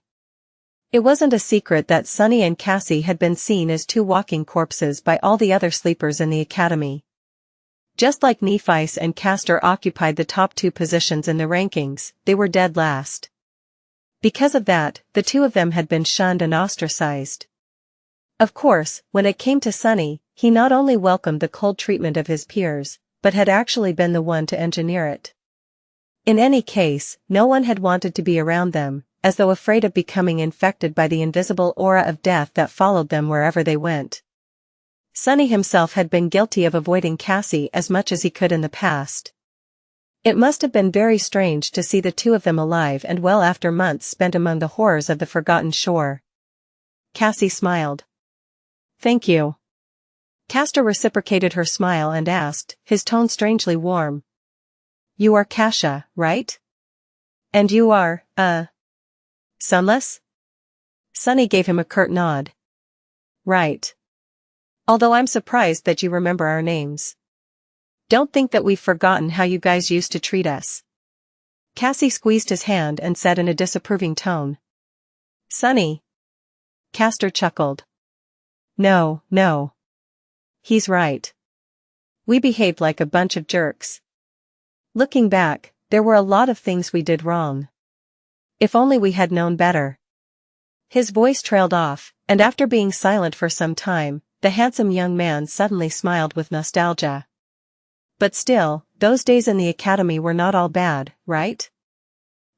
I still remember the first time I met you, Sunless. You made quite an impression. All those tall tales, spitting in the faces of awakened tyrants, slaying sword saints with a shake of a finger. He chuckled, remembering the good old days. Sunny grinned. He was in the mood for some mischief. What, that trivial stuff? Child's games. You should have seen the things I've done in the labyrinth. Now that's something to brag about. Castor looked at him with humorous sparks dancing in his eyes. Oh? Well, do tell.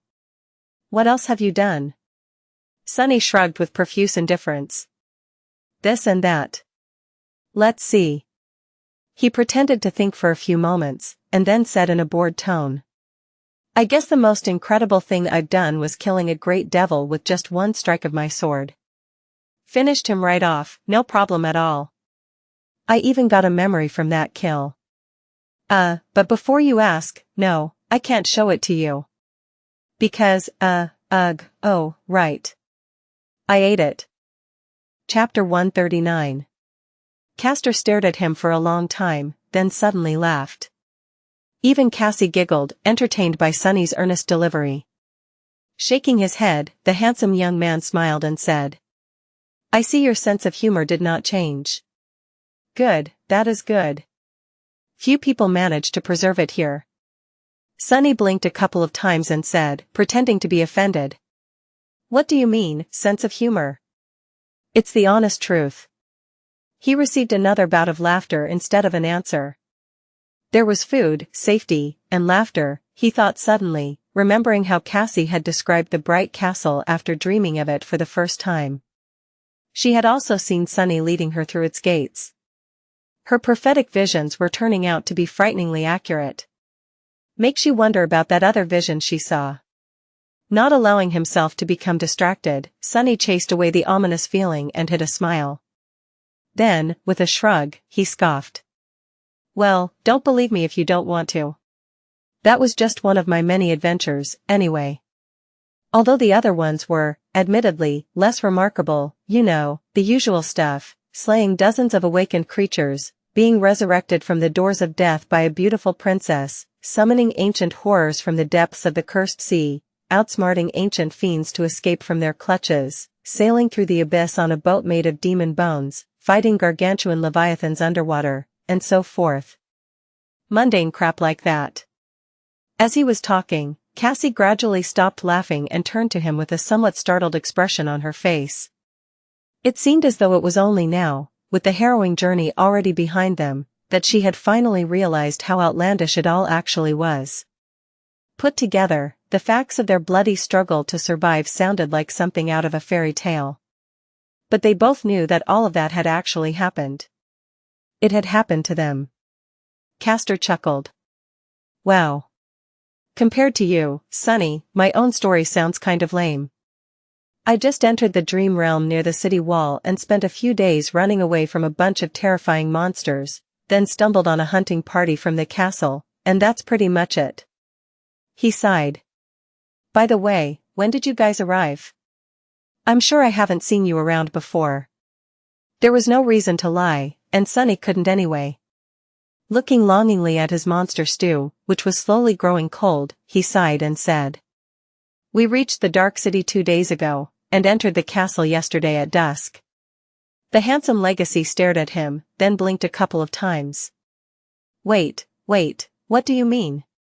Did you guys really spend 2 months in the labyrinth? Oh.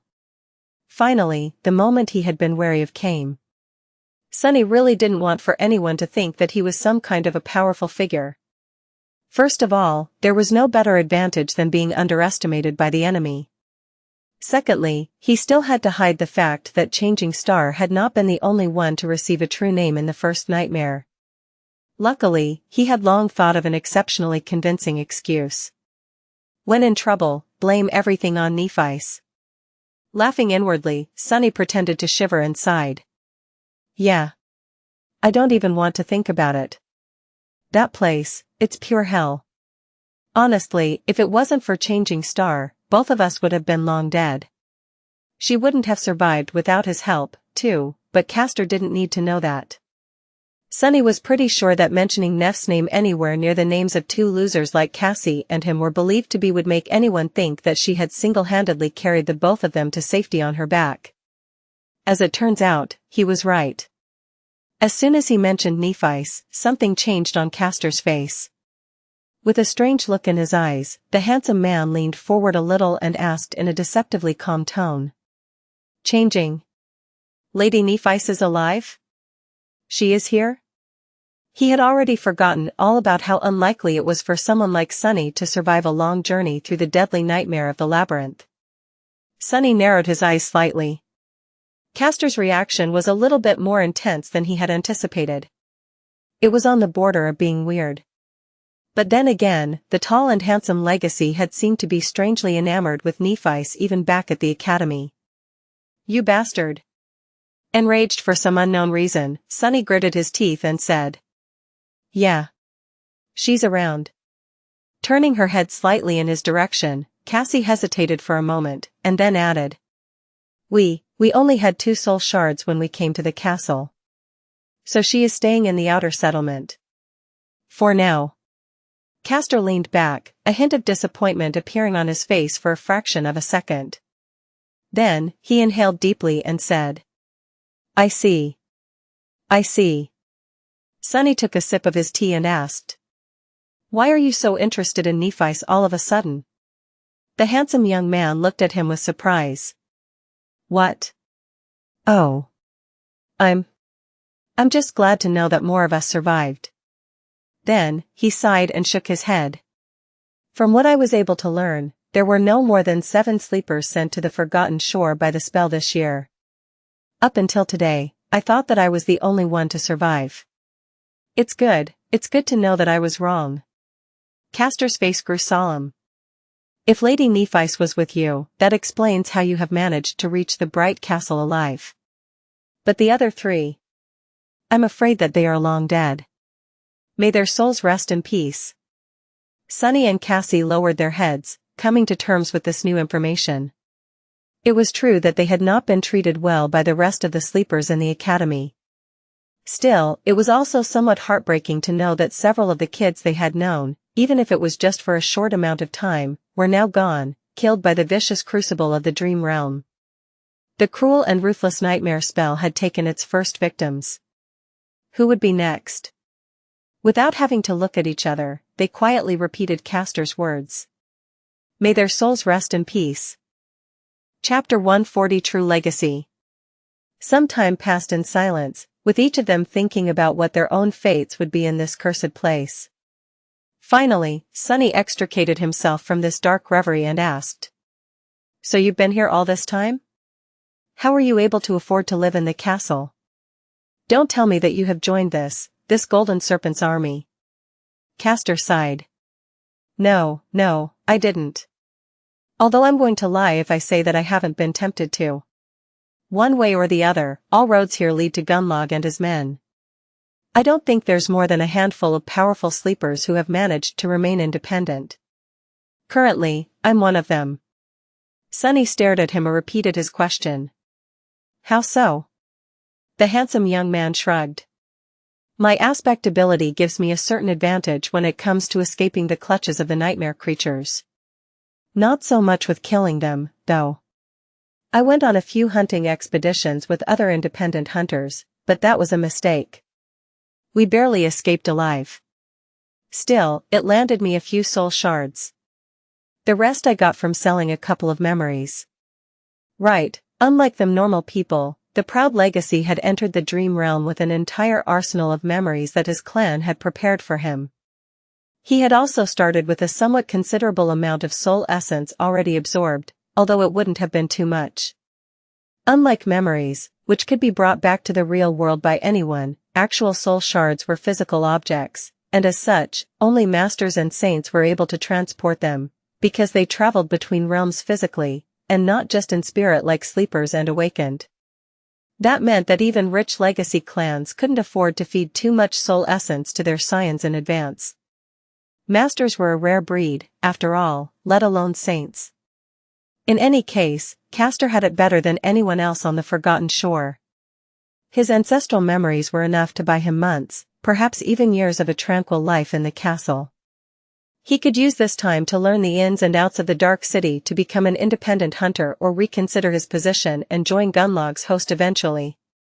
Even in this hell, his background gave him an enormous advantage.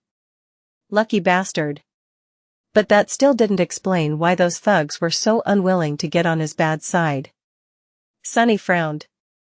Why were Gunlaug's men afraid of you? Castor looked at him with irony. Those two? Oh, right. You have just arrived at the castle. Well, basically, there are different kinds of people serving Gunlaug. The guys you have so carelessly offended are members of the castle guard. They are at the bottom of the totem pole. They are also the weakest and have little to no real battle experience. What minor reputation I have is enough to make them think twice before messing with me. For a second, there was a dangerous gleam in his eyes. Because of Castor's amiable personality, when talking to him, it was easy to forget what the word legacy really meant. Legacies were trained to fight and kill since they could barely walk.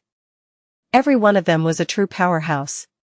Sunny had no doubt that Castor's actual reputation in the castle was not as negligible as he would have them believe. After all, he was the only human, no, actually, the only being Sunny knew of that had managed to defeat Nephice in combat. And in terms of personal power, Nephice was as high as one could get in Sunny's heart. No one else could even compare. He was also sure that Castor's reputation was earned by spilling blood. I really hope that I won't have to face this guy in battle one day, Sunny thought, feeling a cold sensation that he desperately hoped was not a premonition. With a sigh, he tried to hide this unease and asked. So I shouldn't be worried about their retaliation? The amiable young man gave him a nod. The two guards you have humiliated might try to do something on their own, but there won't be any reaction from the host itself. But I doubt that they will. Just don't antagonize them any further. He suddenly grew serious. However, if they were hunters or, even worse, one of the Pathfinders, even my name would not have protected you. You'd simply be dead. So, please, watch your actions in the future. This castle, in a sense, it can be as dangerous as the city outside. Especially for someone with your, temperament. What's that supposed to mean? Sunny wanted to bite back, but then closed his mouth. Yeah, he really did have a temperament that attracted trouble. Guilty as charged. While he was reconsidering his life choices, Cassie suddenly spoke in a quiet voice. Castor, is there really no way out of here? The proud legacy looked at her and remained silent for a long time, a somber expression finding its way to his face. His eyes were heavy and bleak. After a while, he sighed and said. None that any of us can ever hope to reach, Kasha. As it is right now, this is where we have to live. Maybe something will change in the future. But for now, just take care of yourself and try to survive. Standing up, he glanced at them one last time and smiled.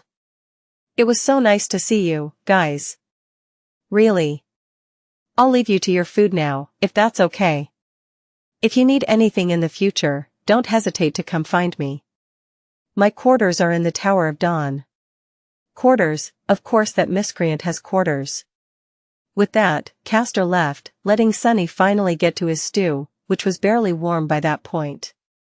Great! Breakfast is ruined, he thought angrily, drilling 2 holes in the tall sleeper's back. His fault. It's all his fault, not mine. Yeah, definitely. Some time later, Sunny was lying on his bed with his eyes closed. The Tower of Dusk was calm and quiet. It was time to send his shadow on a walk. Chapter 141 Golden Serpent. Other the next 5 days, Sunny mostly stayed in his room while his shadow stealthily prowled around the castle, spying on people and learning their secrets. Slowly, he began to understand the undercurrents that flowed beneath the seemingly peaceful surface of life in this pristine white fortress. Of course, in reality, things weren't peaceful at all, and as far from pure as one could imagine. But that was to be expected from a place where hundreds of lost youths lived with no hope of ever finding their way back home, away from all the restraints of civilization. He wasn't surprised at all. If anything, it was strange to see some semblance of law and order, no matter how detestable and revolting, persevere despite all the obstacles that stood in the way. Somehow, the inhabitants of the castle were able to coexist with each other in a fragile balance. The system was cleverly built in a way that allowed the abused to dream of a better life and restrained the abusers from going too far. Better life meant winning Gunlaug's favor, while going too far meant losing it and being banished into the cold darkness of the outer settlement. Both fear and hope were created and firmly grasped by the Bright Lord. Their mere existence kept people in their places. Sunny suspected that the same dynamic, just substituted for a different kind of reality, reigned in the slum outside of the castle walls. The outer settlement seemed to exist separate from the castle, but in fact, both were simply parts of one large ecosystem.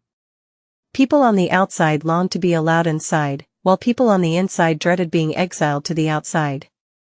Because the possibility of a better life, or a worse one, existed, they were distracted from the fact that, no matter what happened, they would still be spinning in a circle. Like a serpent biting its own tail, the bright castle and the outer settlement created a closed cycle of exploitation and abuse that, paradoxically, kept everyone in the dark city sane and alive. It was nothing short of ingenious. Of course, Sunny wanted no part of it. He didn't know how many people were currently surviving in the slum, but there were somewhere around 500 sleepers living in the ancient stronghold. However, not all of them shared the same status. There was a complex hierarchy in place, separating people into different castes. Some of these groups had a distinct place in the hierarchy, while others were less clearly defined. Most of the inhabitants of the castle, unsurprisingly, were directly serving Gunlaug. They were guards, hunters, pathfinders, artisans, and handmaidens. Ruling over them were 5 lieutenants who answered directly to the Lord himself, each responsible for their own aspect of the day-to-day life of the fortress. The castle guard was the largest of these groups, consisting of around 150 men.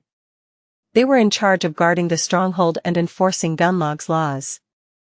Just like Castor had said, they were near the bottom of the totem pole in terms of power and status.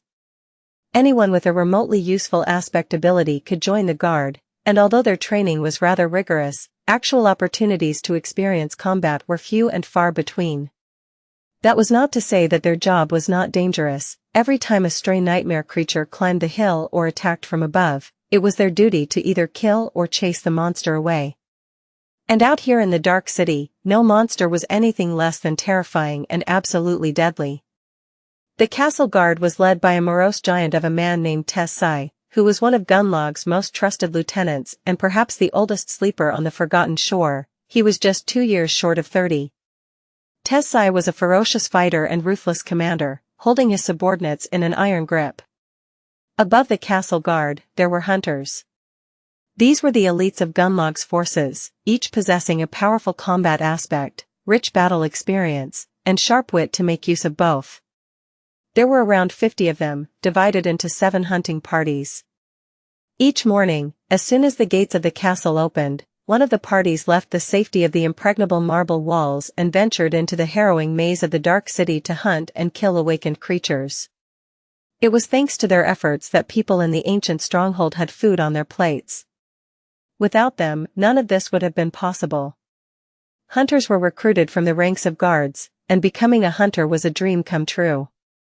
That was because these professionals enjoyed plentiful rewards from the Lord, such as living in a room of their own as opposed to cramped barracks, better food and access to various luxury items, best memories and tools the bright castle could provide, as well as many other things. Of course, the other side of the coin was that their lives were often the shortest. Despite all their experience and preparations, many never returned from the hunts. And the only reason any did at all was the pathfinders. Pathfinders served as guides for the hunting parties. Just as Effie had said, the secret to surviving in the Dark City was to find and kill comparatively weaker creatures without stumbling into something far more deadly. They made sure to do just that, track the awakened monsters without leading the pack of hunters into the jaws of fallen abominations. There were so few pathfinders that Sunny even questioned whether they could be categorized as a group. In the whole castle, there were less than a dozen. Each of them was a seasoned veteran who earned his role through surviving long years of bloody battles in the ruins, and thus had a chance to live long enough to learn large areas of the Dark City like his own 5 fingers. Needless to say, all of them were incredibly fearsome combatants and enjoyed lavish, sometimes even decadent lifestyles. Both hunters and pathfinders were led by a charismatic man called Gemma. Gemma came to the Forgotten Shore in the same year as Gunlaug, and had helped him take control of the castle. Together, these 3 groups, guards, hunters, and pathfinders, formed Gunlaug's army, which was simply known as the Host. Chapter 142 Behind the Scenes. There were 2 other groups of people that belonged to Gunlaug. The first of them consisted of sleepers with useful utility abilities and their helpers. These people, known as artisans, played a very important role in the life of the castle. They were responsible for creating and maintaining various items that were either vital to survival or made existing on the Forgotten Shore less unbearable, such as clothes, tools, equipment, utensils, and various gear. Each artisan had a small team of less gifted sleepers helping them craft the necessary items. All in all, there were around 100 of them in total, with most of that number consisting of the assistants. They were led by a young woman called Keto, who was a talented manager and had an ability that allowed her to change attributes of certain plants. The vegetables in Sunny's stew came from her garden.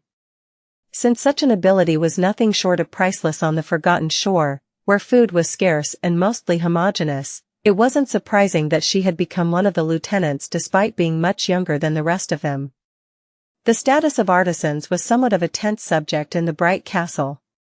Because they were largely non-combatants, guards felt that their position should be inferior to that of people actually risking their lives in vicious battles against nightmare creatures. Artisans, on the contrary, believed that the rarity of utility aspects and the vital role they played in maintaining the living conditions inside the castle should land them more prestige than the castle guard, which basically recruited any random nobody, enjoyed. This conflict had been simmering for a long time, and was not going to be resolved anytime soon.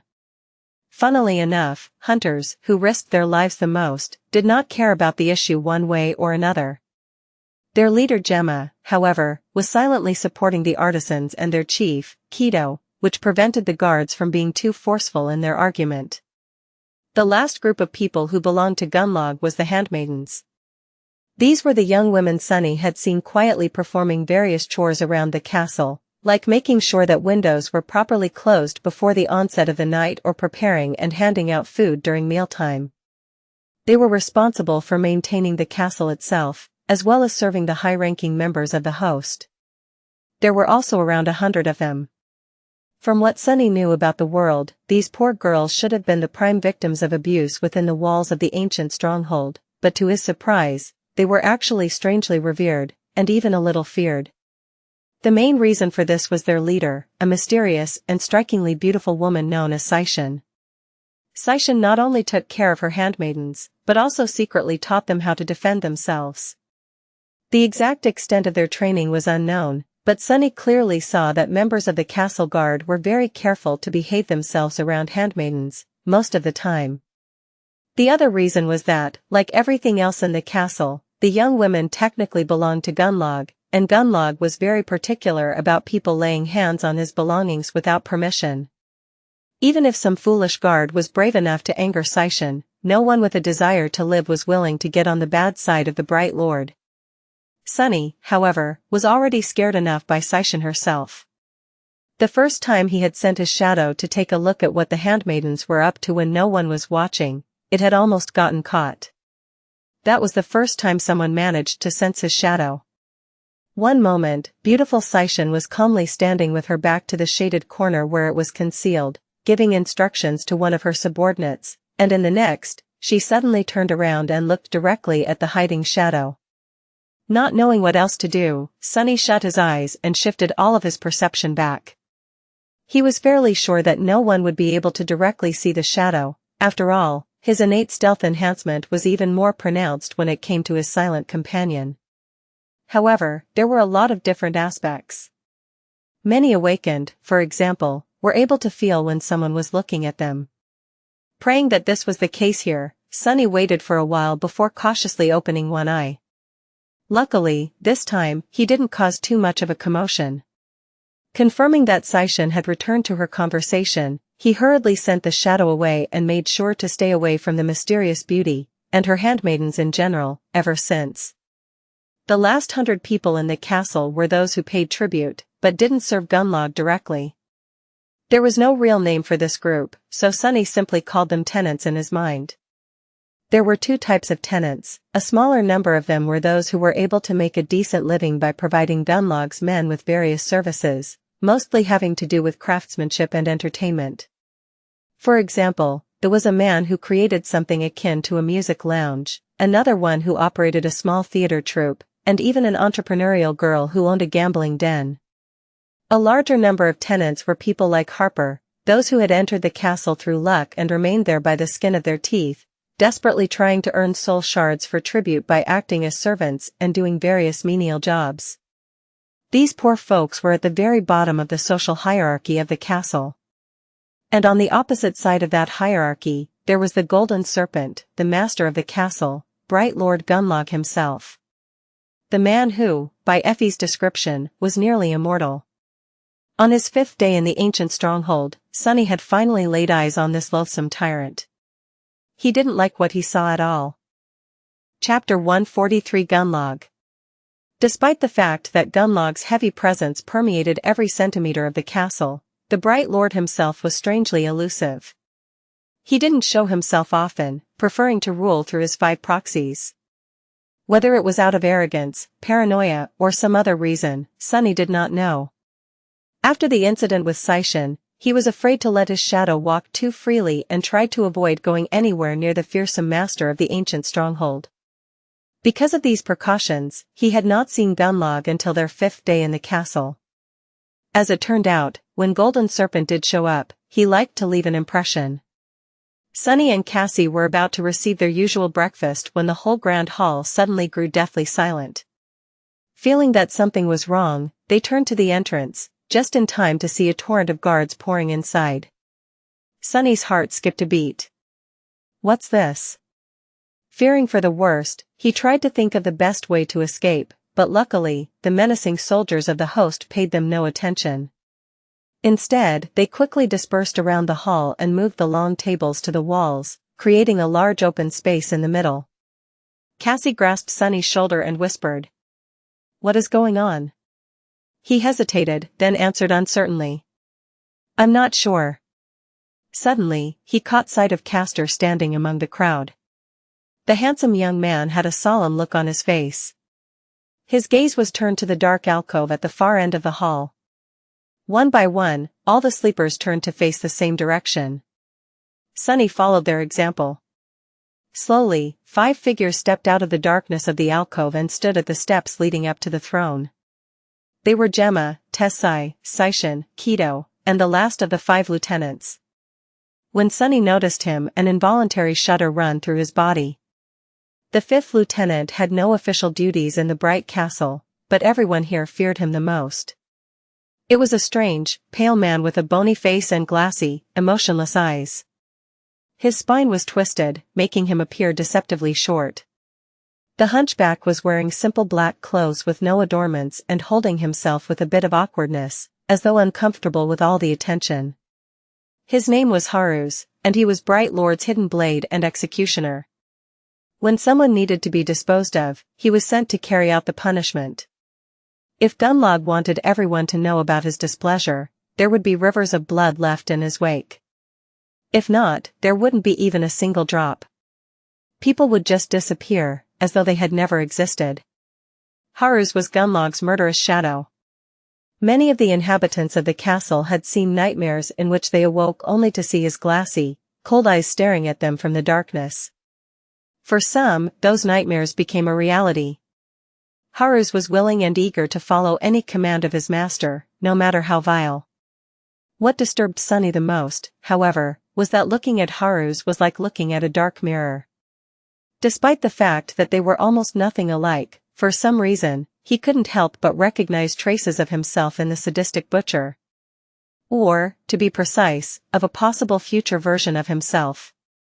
No way. I am much more pleasant on the eye. Forcing himself to look away before the hunchback felt his stare, Sunny turned his head and looked at the tall man who had finally appeared from the darkness. At least he assumed that it was a man, and not some golden demon.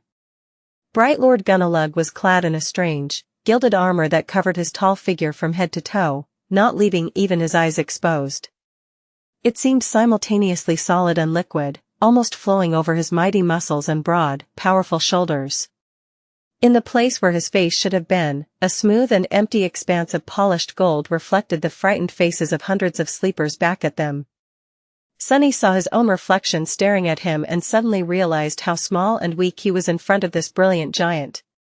His legs trembled. The pressure Gunlaug exerted on the space around him was almost palpable. All the people near Sunny were going through a similar kind of experience as him. Their faces were pale, their eyes wide, drops of sweat appearing on their temples. Even the lieutenants seemed slightly uncomfortable, affected by this oppressive aura just like the rest of them. God damn it, that's not an aura, that's a mind attack. Protected by the, doubtless, trait of the puppeteer's shroud, Sunny was more resistant to such attacks than most. Gritting his teeth, he shook off the effects of Gunlaug's psychic pressure and drew in a deep breath. Then, he glanced at Cassie, concerned about her well-being. To his surprise, the blind girl was doing absolutely fine. Unlike the rest of them, she wasn't showing any signs of distress. Sunny stared at her and blinked a couple of times. The reflection, this all started when I saw my reflection in the visor of that bastard's weird armor, but Cassie is blind, so. It seemed as though Gunlaug wasn't actually attacking them.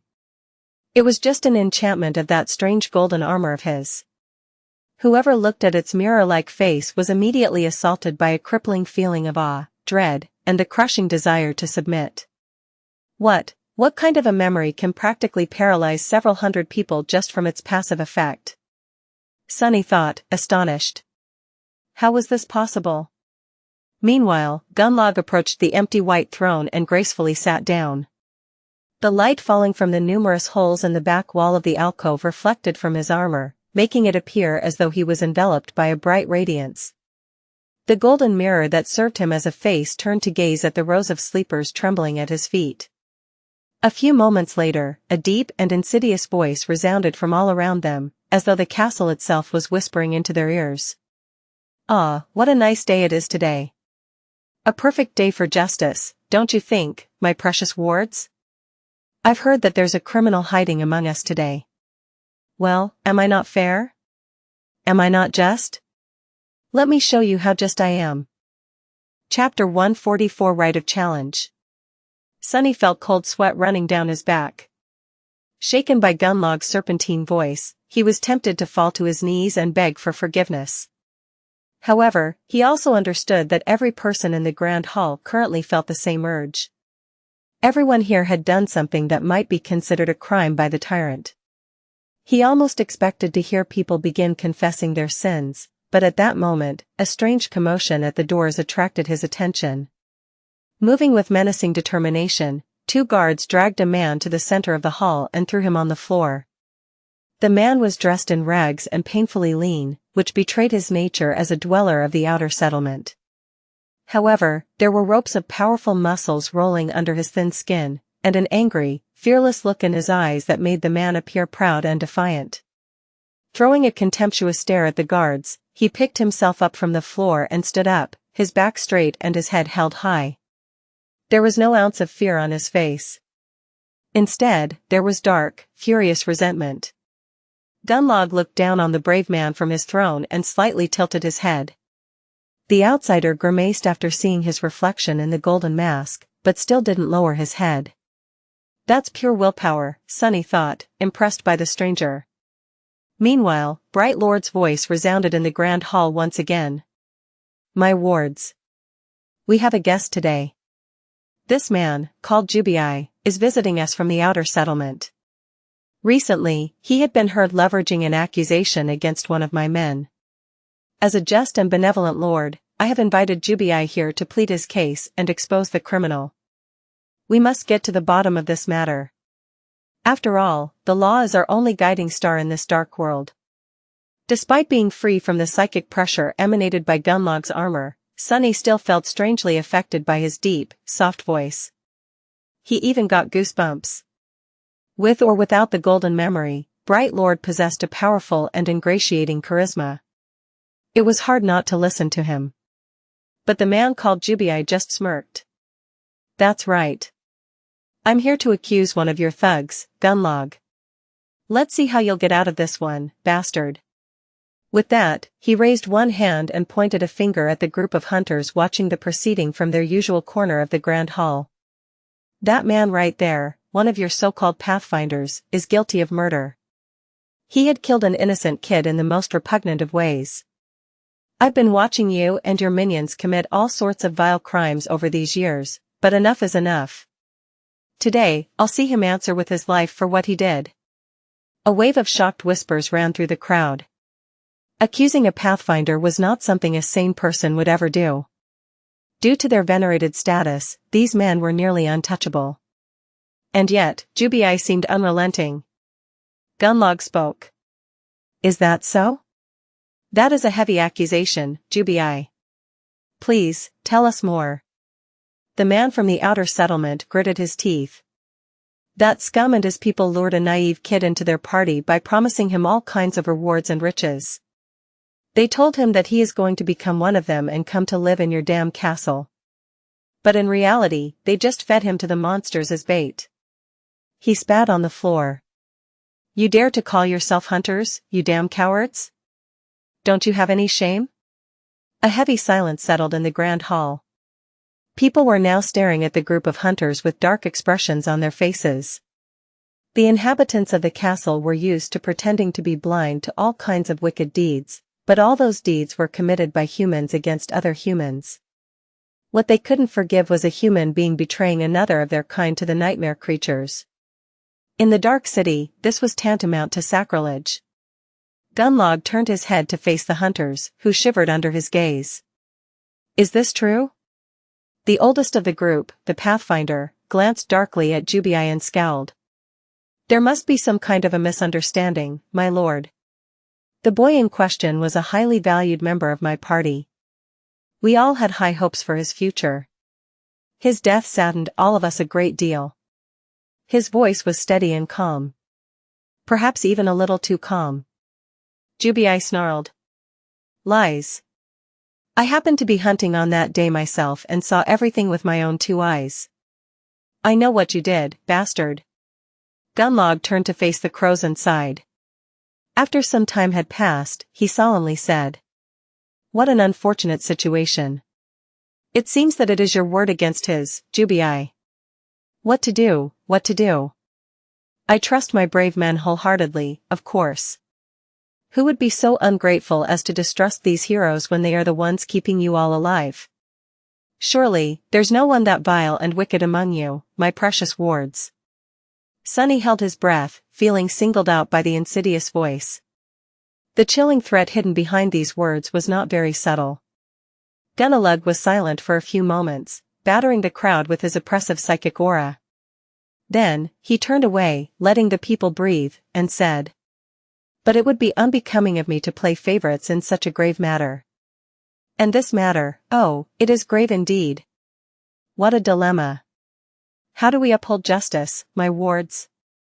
In the ensuing silence, Gemma, the leader of both hunters and pathfinders, suddenly spoke. My lord, if I may speak.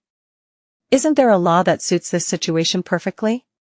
It has existed for as long as humans lived in this ancient castle. I'm talking, of course, about the right of challenge. He glanced at Jubii and smiled. If this brave hunter has any shadow of doubt about his accusation, he should step down. If not, he can challenge the criminal and prove it with blood. Of course, the real culprit here is me.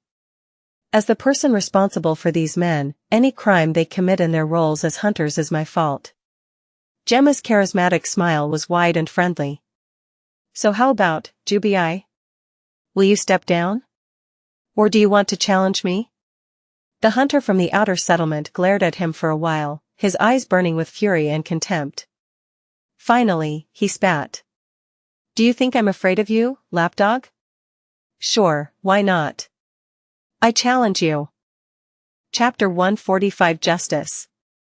The whole spectacle was so smoothly orchestrated that Sunny was almost tempted to believe in it. Of course, he knew better. The only thing he didn't know was whether the bits performed by the Pathfinder and Gemma were rehearsed in advance or improvised on the fly to fulfill their lord's desire to maintain appearances while having the man who had dared to speak openly against him publicly executed.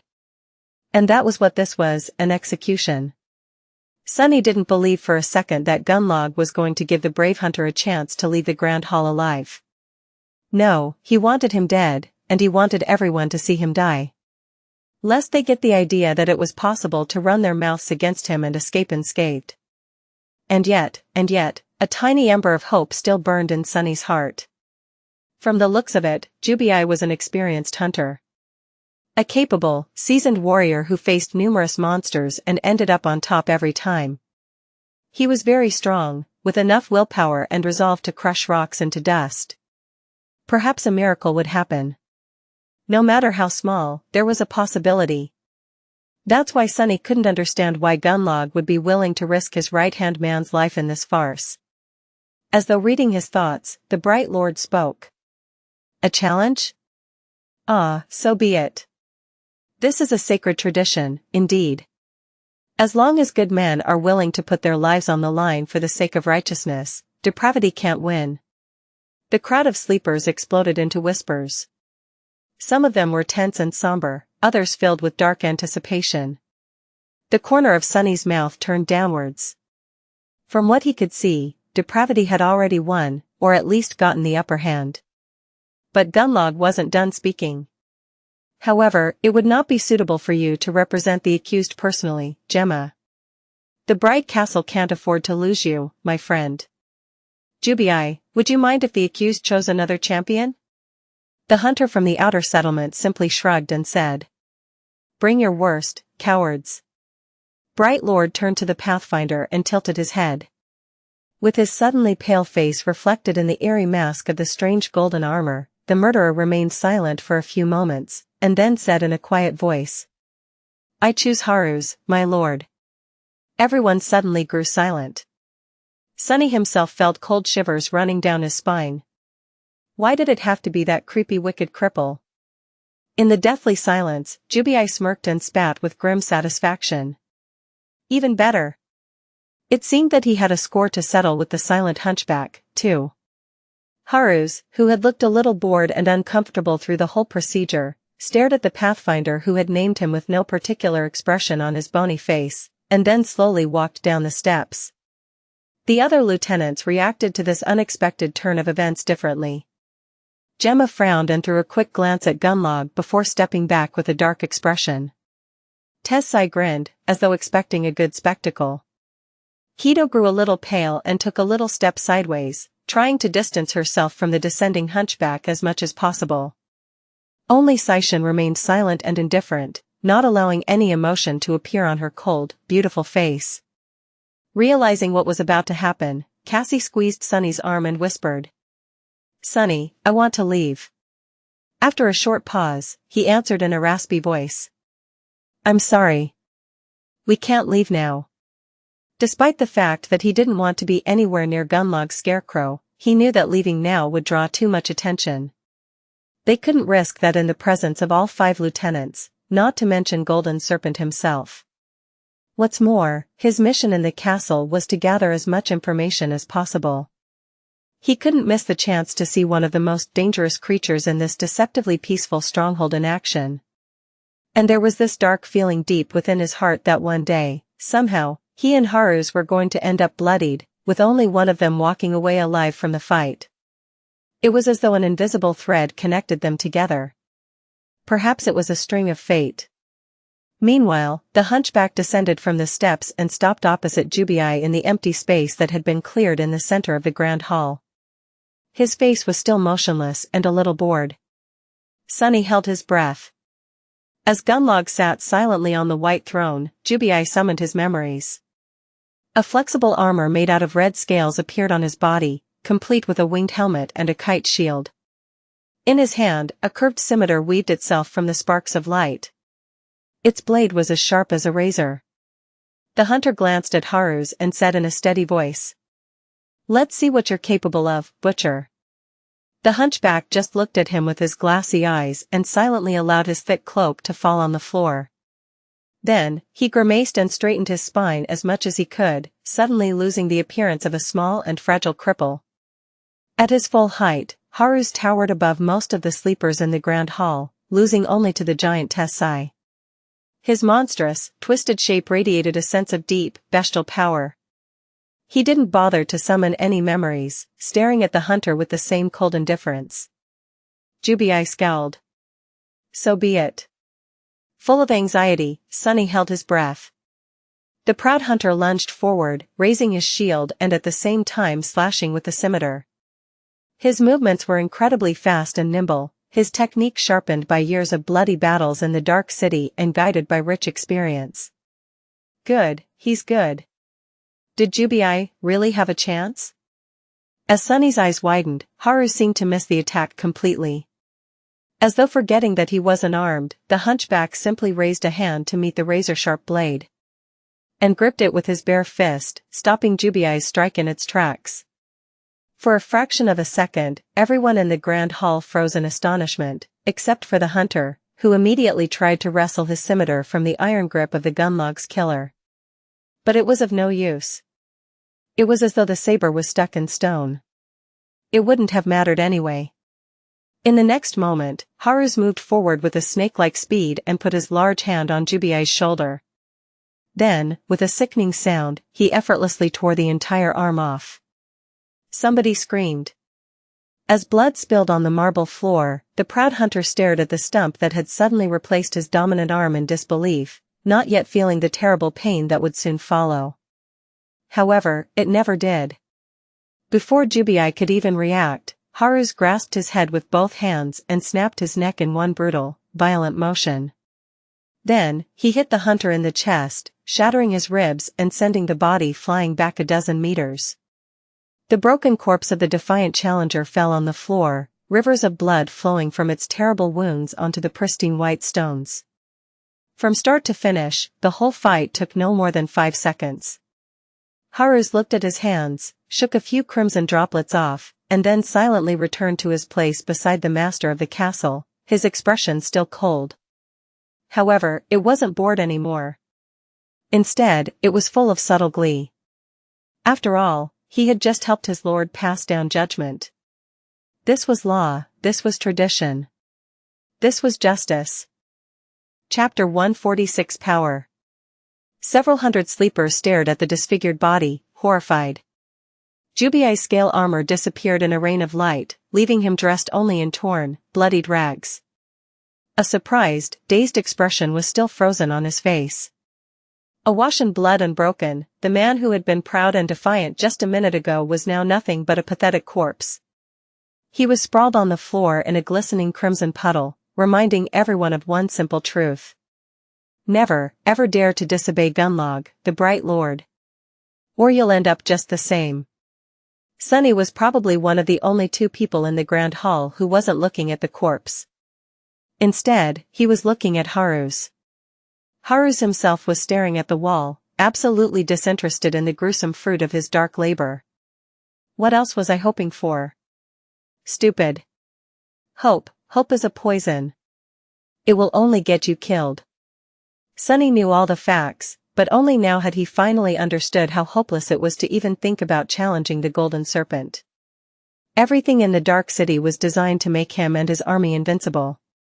That was how the damn hunchback had managed to defeat the experienced hunter from the outer settlement so easily, using nothing but his raw strength. He hadn't even had to show his aspect ability. Why was the divide in their physical prowess so vast? That was because with every human in the Dark City possessing the same dormant core, there were only two things that could make someone more powerful than the rest: soul essence and memories. And both were monopolized by Gunlaug. Only he possessed the manpower and knowledge to freely hunt in the Dark City. This way, he had become the only person with a reliable source of both soul shards and memories in his possession.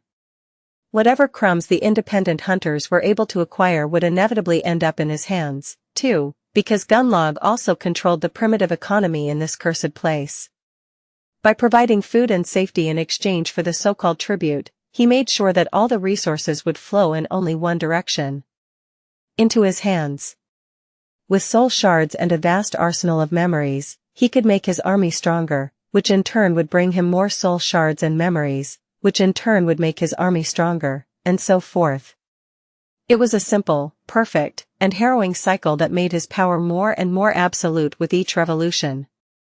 By the time Sunny, Nephi's and Cassie had arrived in the Dark City, the divide between Gunlaug's forces and everyone else here was too wide to ever be bridged. Sunny had no doubt that most of the elite warriors of the host had their cores saturated with soul essence to the brim. There was a limit to how many soul shards a nightmare spell carrier could absorb before reaching the bottleneck of their rank, although few ever did. Advancing to the next rank removed that bottleneck and enhanced their bodies according to the saturation level of the core. But with no way to advance, people in the Dark City could only rely on the raw amount of soul essence to accumulate power. This meant that within these ancient walls, sworn into servitude to a single man, there lived the most powerful group of sleepers to ever exist in human history. And this was the man Nephi's planned to kill. With a shudder, Sunny remembered Effie's words: "No sleeper can defeat Gunlaug, ever. It's simply impossible." He also remembered dozens of skulls swinging in the wind above the castle gates.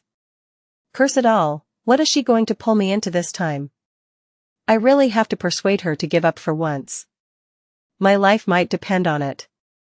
But somehow, he doubted that Changing Star even knew how to give up. At least not when it came to her mysterious goal. Curses! Sunny was so consumed by these dark thoughts that he even neglected to listen to Gunlaug's farewell speech. He had the general idea of what kind of bullcrap the bastard was proselytizing anyway. Soon, the bright lord had left his white throne and disappeared into the darkness behind it. The lieutenants followed, with Haru's being the last one to leave. As soon as they were gone, the body of Jubii was unceremoniously dragged away, and a group of handmaidens silently wiped the puddle of blood off the pristine marble floor. The tables were moved back to their places, and the crowd of sleepers was invited to return to their breakfast. As if nothing had happened. However, Sunny had completely lost his appetite. Leading Cassie away, he glanced at the plates full of food and thought without humor. I guess there's a first time for everything. For the remaining 2 days, Sunny had done nothing but frantically gather information. Knowing that he will be leaving the castle soon, he became a little bit bolder in where to send his shadow. He spent a lot of time spying on the hunters and pathfinders, learning their tactics and secrets. He observed how guards were trained. He learned which artisans were important, and which were not. The only caste he tried to avoid was the handmaidens. He even studied various engravings and stone carvings that decorated the walls of the castle. Finally, the week they had paid tribute for came to an end. On the dawn of the 8th day, Sunny and Cassie once again appeared in the large hall with beautiful stained glass windows and saw the gates of the castle. Despite the fact that there was nothing outside these gates but a dirty slum, Sunny felt relieved. He couldn't wait to leave this damn place. Why do people even want to live here? As soon as he finished this thought, Sunny realized that he didn't actually know what life in the outer settlement was like. Perhaps the castle was actually a paradise in comparison. I doubt it. How bad can it actually be? I guess they just never lived in the outskirts.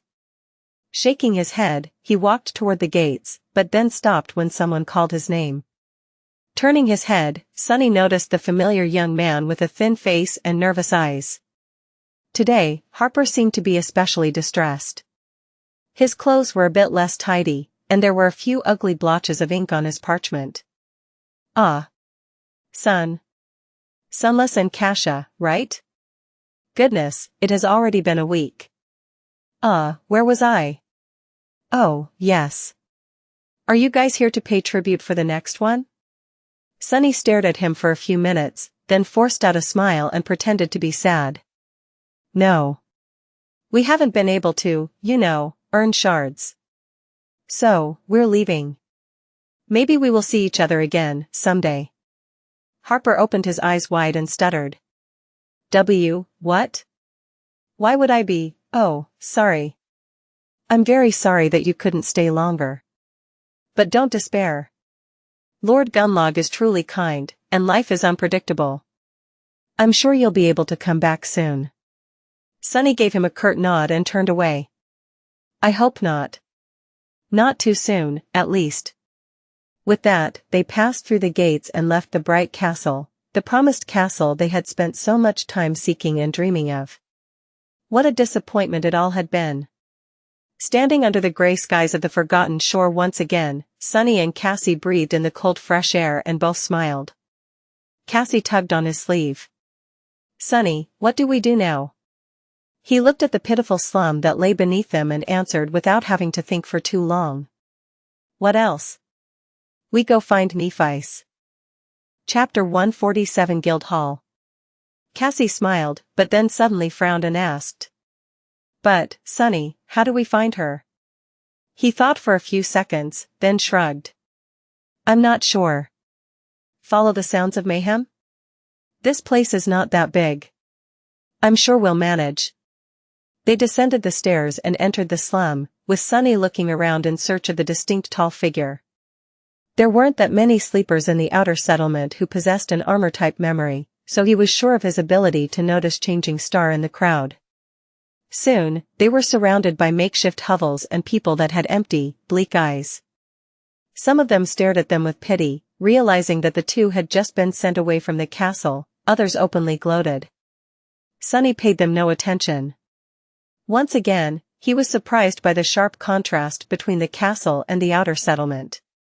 No matter how vile the underside of the ancient stronghold was, people were actually living there, walking around with mostly mundane human worries written on their faces.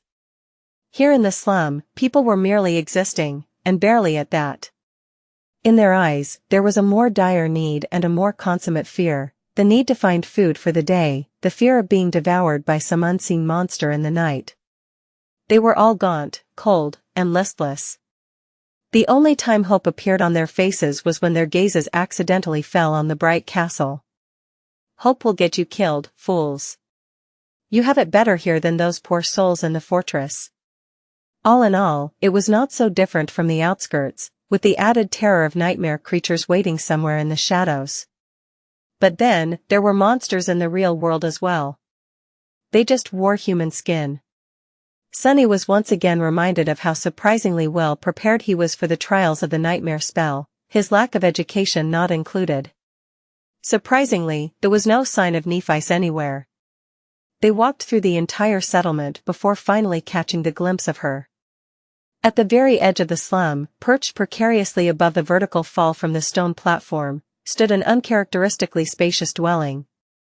It was crudely put together out of slabs of stone that had been unceremoniously scavenged from the ruins, with many of them still bearing the intricate carvings left behind by the original inhabitants of the Dark City. This barbarous atrocity was the closest to the road of white stone out of the entire outer settlement.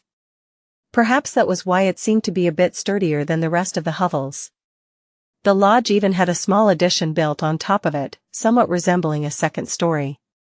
Changing Star was sitting on its roof with her legs crossed, gazing at the rising sun and the cursed city below.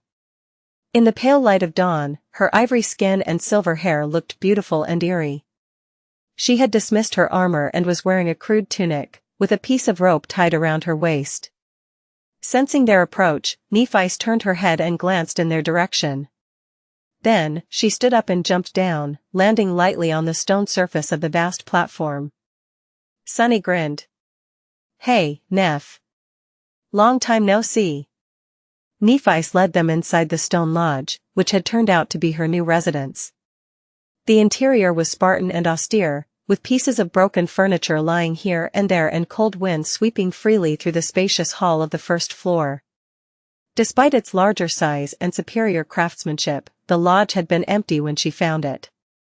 No one wanted to live this close to both the edge of the platform at the threshold of the road, where the risk of being attacked by nightmare creatures was the highest.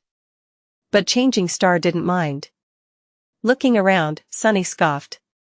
"Gee. This place surely needs some work." Neff shrugged, seemingly not very concerned with her living conditions. "Well, they did spend the past 2 months sleeping on nothing but rocks and dirt, so in a sense, even this ramshackle mess was an enormous improvement. With some improvements, it could even become somewhat of a decent place." Suddenly, Sunny felt a little guilty about all the comfort and warmth he had experienced in the castle. He was even fed delicious fresh food twice a day. Speaking of food, Cassie smiled and handed Neff a small bundle. Concerned about her friend, she had not eaten her supper the previous evening, choosing to save it for this moment. "Here, Neff. I brought you something to eat." Changing Star received the bundle with a faint smile and lingered a little before saying, "Thank you. Do you guys want breakfast?" With that, she walked over to a flimsy wooden table that stood near one of the walls and removed a piece of cloth from it. Beneath, there was a pile of juicy roasted meat. It was sizable enough to feed 10 people in the castle for a day or two.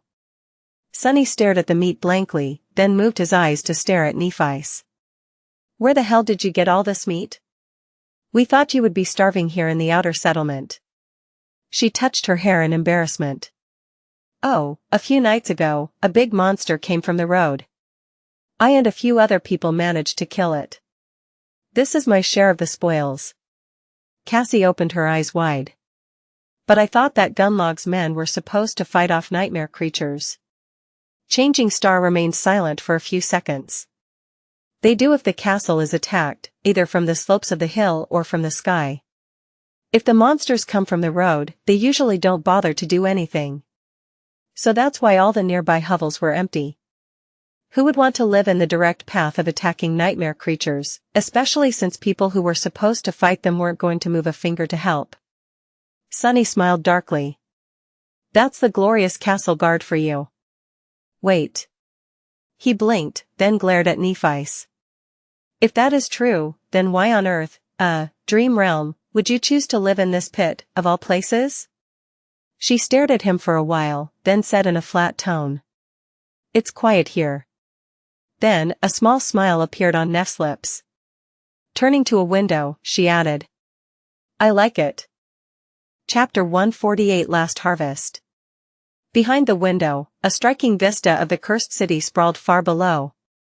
The morning sun washed the ruins in a pale light, making them look menacingly mysterious. Nephi smiled. "Besides, what can compete with this killer view?" As though answering her words, a ghastly wail resounded from somewhere far away, echoing in the wind like a dying scream. Sunny trembled. I guess she meant it literally. With a sigh, he put Changing Star's strange choice of habitat at the back of his mind and approached the pile of meat. "Let's eat first." The three of them sat on the stone floor and ate monster meat, passing around Cassie's beautiful glass bottle between each other. It was just like the good old times, provided that those times were not actually that old, and there had certainly not been anything good about them. Almost. When all three of them were satiated, Nephi looked at Sunny with calm intensity. For some reason, he was reminded of the unseen waves of pressure that Gunlaug created anywhere he went. "What have you learned in the castle?" He sighed. This was going to be a long conversation.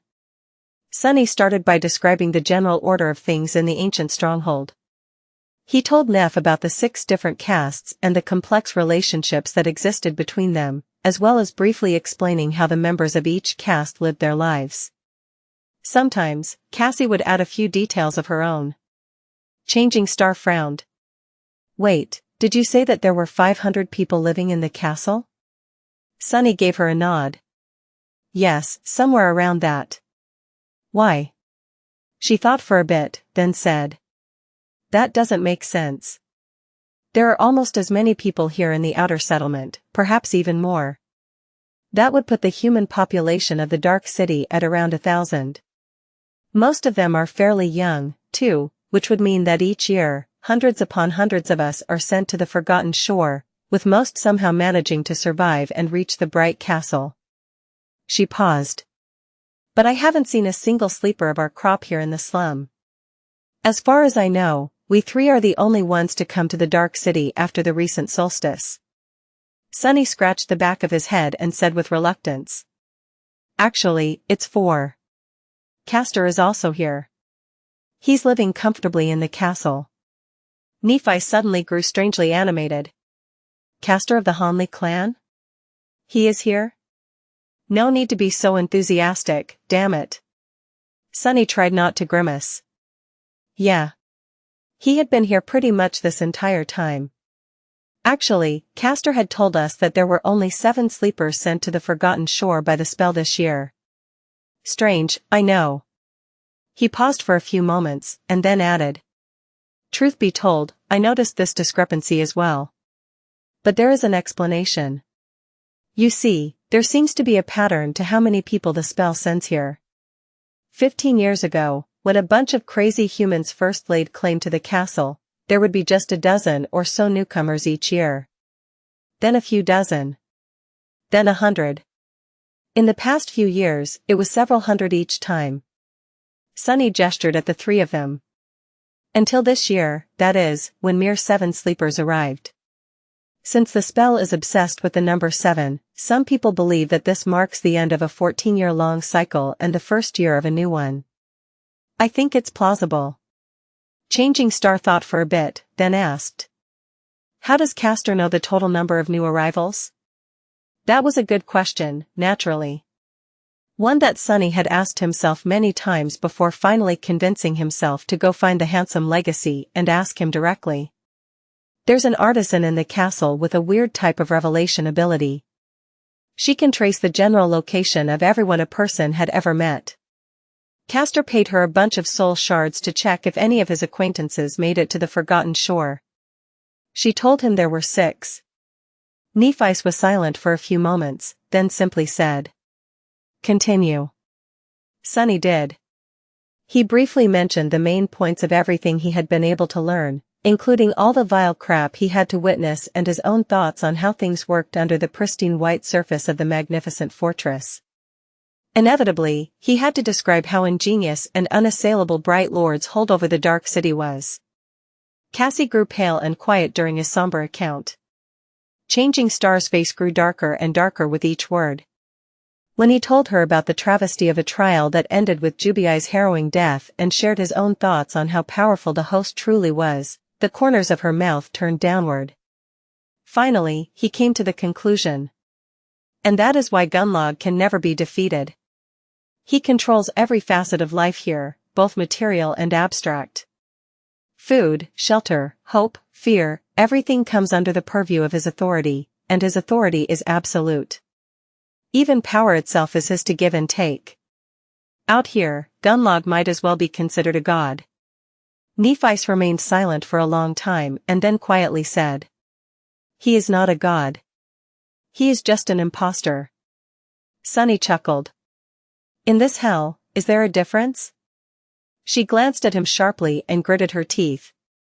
After a few minutes spent in tense silence, Neff suddenly said. Still. That only explains why Gunlaug can't be overthrown in a rebellion. Why didn't anyone simply kill him in his sleep? Why didn't one of his lieutenants stage a coup? After all, this is how tyrants usually end, by the hand of their most trusted ally. Sunny smiled darkly. Well. That is because up until now, I only told you about his power as a ruler. Which is, by all accounts, nothing short of terrifying. But his personal power? He shivered, then added in a hoarse voice. It's way, way worse. Chapter 149 Dark Diver. Sunny was silent for a while, then sighed. Do you remember how Effie told us that he might as well be considered immortal? Well, she wasn't wrong. Apart from the fact that Gunlaug has probably absorbed more soul essence and has more experience fighting both nightmare creature and awakened than anyone else on the Forgotten Shore, there's more to him than that. Nephi's frowned. Is his aspect ability uniquely powerful? Sunny shook his head. His aspect ability is that he is able to breathe and move with incredible speed underwater. But it is connected to what I am about to tell you. He hesitated. You see, Gunlaug came to the Dark City around 8 years ago. Since his ability was of no use in the ruins, he quickly became an outcast. From what I was able to learn, things were even darker in the castle back then. Strength decided everything, and anyone without strength wasn't even considered to be human. Sunny shuddered. He could imagine it vividly. This was, by far, the most cruel and bloody time in the history of the Bright Castle. Right after the last member of the original cohort to conquer the ancient stronghold had perished and before Gunlaug took control, things balanced at the edge of madness for a while. Say what you want about the bastard, but at least he kept the humans here from turning into animals, completely. Sunny continued. But Gunlaug, he turned out to be mad even by those standards. Because he actually began to hunt in the Dark Sea. Changing Star blinked. What? He nodded. Yes. At dusk, he would dive from the city wall into the black water to scavenge the soul shards from the monsters of the labyrinth that were crushed by the flood, racing against the approaching horrors of the depths. And at dawn, he would dive into the retreating sea to scavenge meat from the remains of creatures that the dwellers of the depths had killed and left behind. Nephi silently stared at him. They had met the abominable existences that hid beneath the black surface of the cursed sea twice, and each of these harrowing meetings had left scars on their souls and minds. To do so twice a day, every day. Gunlaug was indeed a madman. But he was also somewhat of a mad genius. Sunny took a deep breath. And this is how he turned from a desperate outcast into the Bright Lord. One day, Gunlaug was pulled away by a current and, once the sea disappeared, stumbled onto a mortally wounded, dying Leviathan. The creature was still alive, but just barely. Knowing that the carrion eaters of the labyrinth will soon come to feast on it, Gunlaug began cutting the meat of the creature's bones with his knife. He paused, then said in a strangely dark voice. By chance, the Leviathan happened to die from its terrible wounds at that exact moment. And since Gunlaug's blade was the last thing to cut it, the spell happened to attribute the kill to him. And that kill happened to give him a memory. A wondrous golden armor that no human weapon can even scratch. No one really knew a lot about the dwellers of the depths, but Sunny and Nephi had once witnessed 2 carapace centurions retrieve 2 transcendent soul shards from the carcass of one of them. Which meant that Gunlaug's armor-type memory was at least 3 ranks above the soul cores of every human on the Forgotten Shore. Almost every weapon-type memory they possessed was either of dormant or awakened rank. Even if someone managed to kill a fallen creature and acquire an ascended weapon from it, the weapon would most likely still be ineffective against the transcendent armor. And since that damn armor didn't have any openings. Basically, Gunlaug was invincible. Sunny sighed. With that armor, he returned to the Dark City, gathered a few supporters, killed everyone who stood in his way, and took control of the castle. No one was able to threaten his reign ever since. And all those who tried, well, their skulls are out there for everyone to see, swinging on chains above the gates of the castle. Nephi remained silent for a long time, staring at the floor. She seemed to be a bit disheartened. Finally, she asked. What traits does the armor possess? He shrugged. Who knows?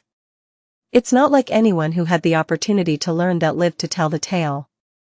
The only thing widely known about the golden armor is that it is made out of some strange liquid metal and that it emanates a field of crushing psychic pressure.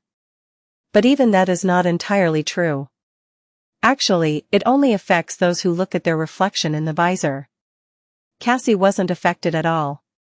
The blind girl raised an eyebrow, only now learning that everyone except for her always felt incredibly oppressed in Gunlaug's presence. For once, her terrible flaw gave her an advantage. It had also allowed Sunny to learn a valuable secret. But he had no time to be happy about it. The most important part of this conversation was drawing close. He had to convince Changing Star to abandon any idea of going against Gunlaug. Otherwise, all three of them were going to end up dead. Sunny looked at her and asked in a carefully neutral tone. "So, what do you think?" Changing Star was quiet for a while, then suddenly said.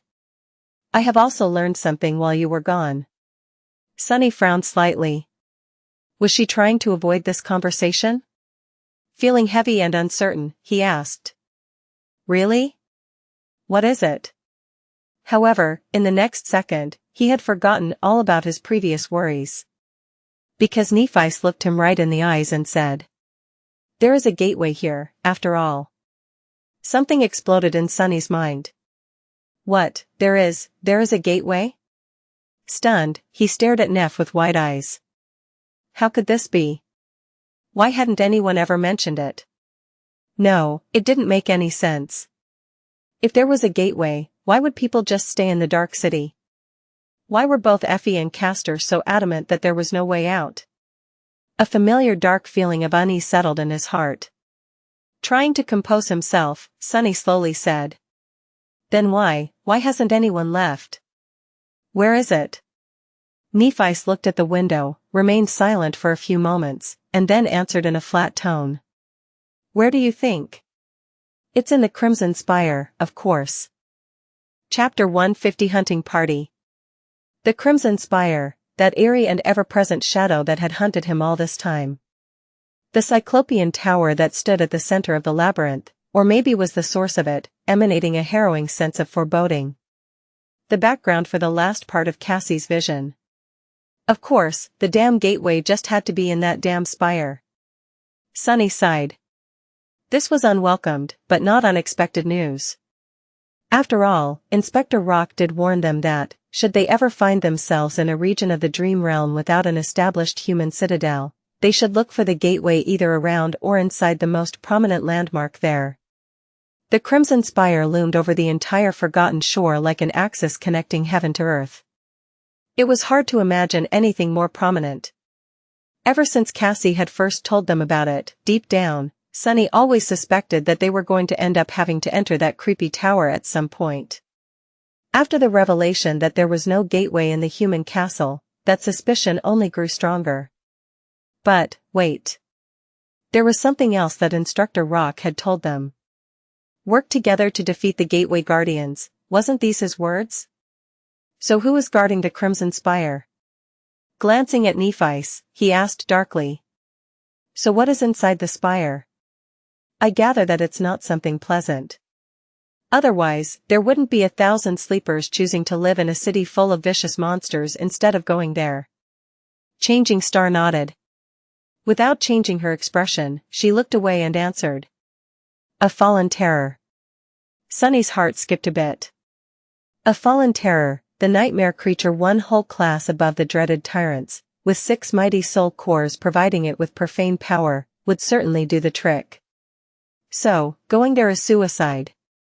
No amount of sleepers could ever hope to defeat a fallen terror. The possibility of surviving such an encounter, let alone emerging victorious, was zero. It was even less probable than breaking through Gunlaug's indestructible armor. Impossible. He chuckled. What irony. To not only be trapped in this hell, but also be forced to stare at the path to freedom every day, knowing that you'll never be able to reach it. That was such a cruel torture. Sunny would even go as far as to say that it was a type of hell in and of itself. No wonder the Tower of Dusk was so unpopular. Living there would simply drive some people insane. They were really, truly stuck here forever. Nephi sighed. The first ruler of the Bright Castle led a large expedition to find a way out of the labyrinth. They all perished. The second ruler, the last member of the original cohort, tried to reach the gateway instead. They all died, too. After that, no one tried to find a way out anymore. The three of them remained silent for a long time, their mood grim and somber. Now that they had a chance to spend some time in the small human enclave on the Forgotten Shore and gather information, there were no more excuses to deny it. Everything that Effie had told them was true. They were going to spend the rest of their lives here, however long that might be. Sunny sighed, then looked at Changing Star. So, what's the plan? Nephice looked at the vista of the ruined city through the window. Sunny was sure that she had already thought a lot about their future. He just hoped that her thoughts were not too crazy. After a while, she said, "We will create a hunting party."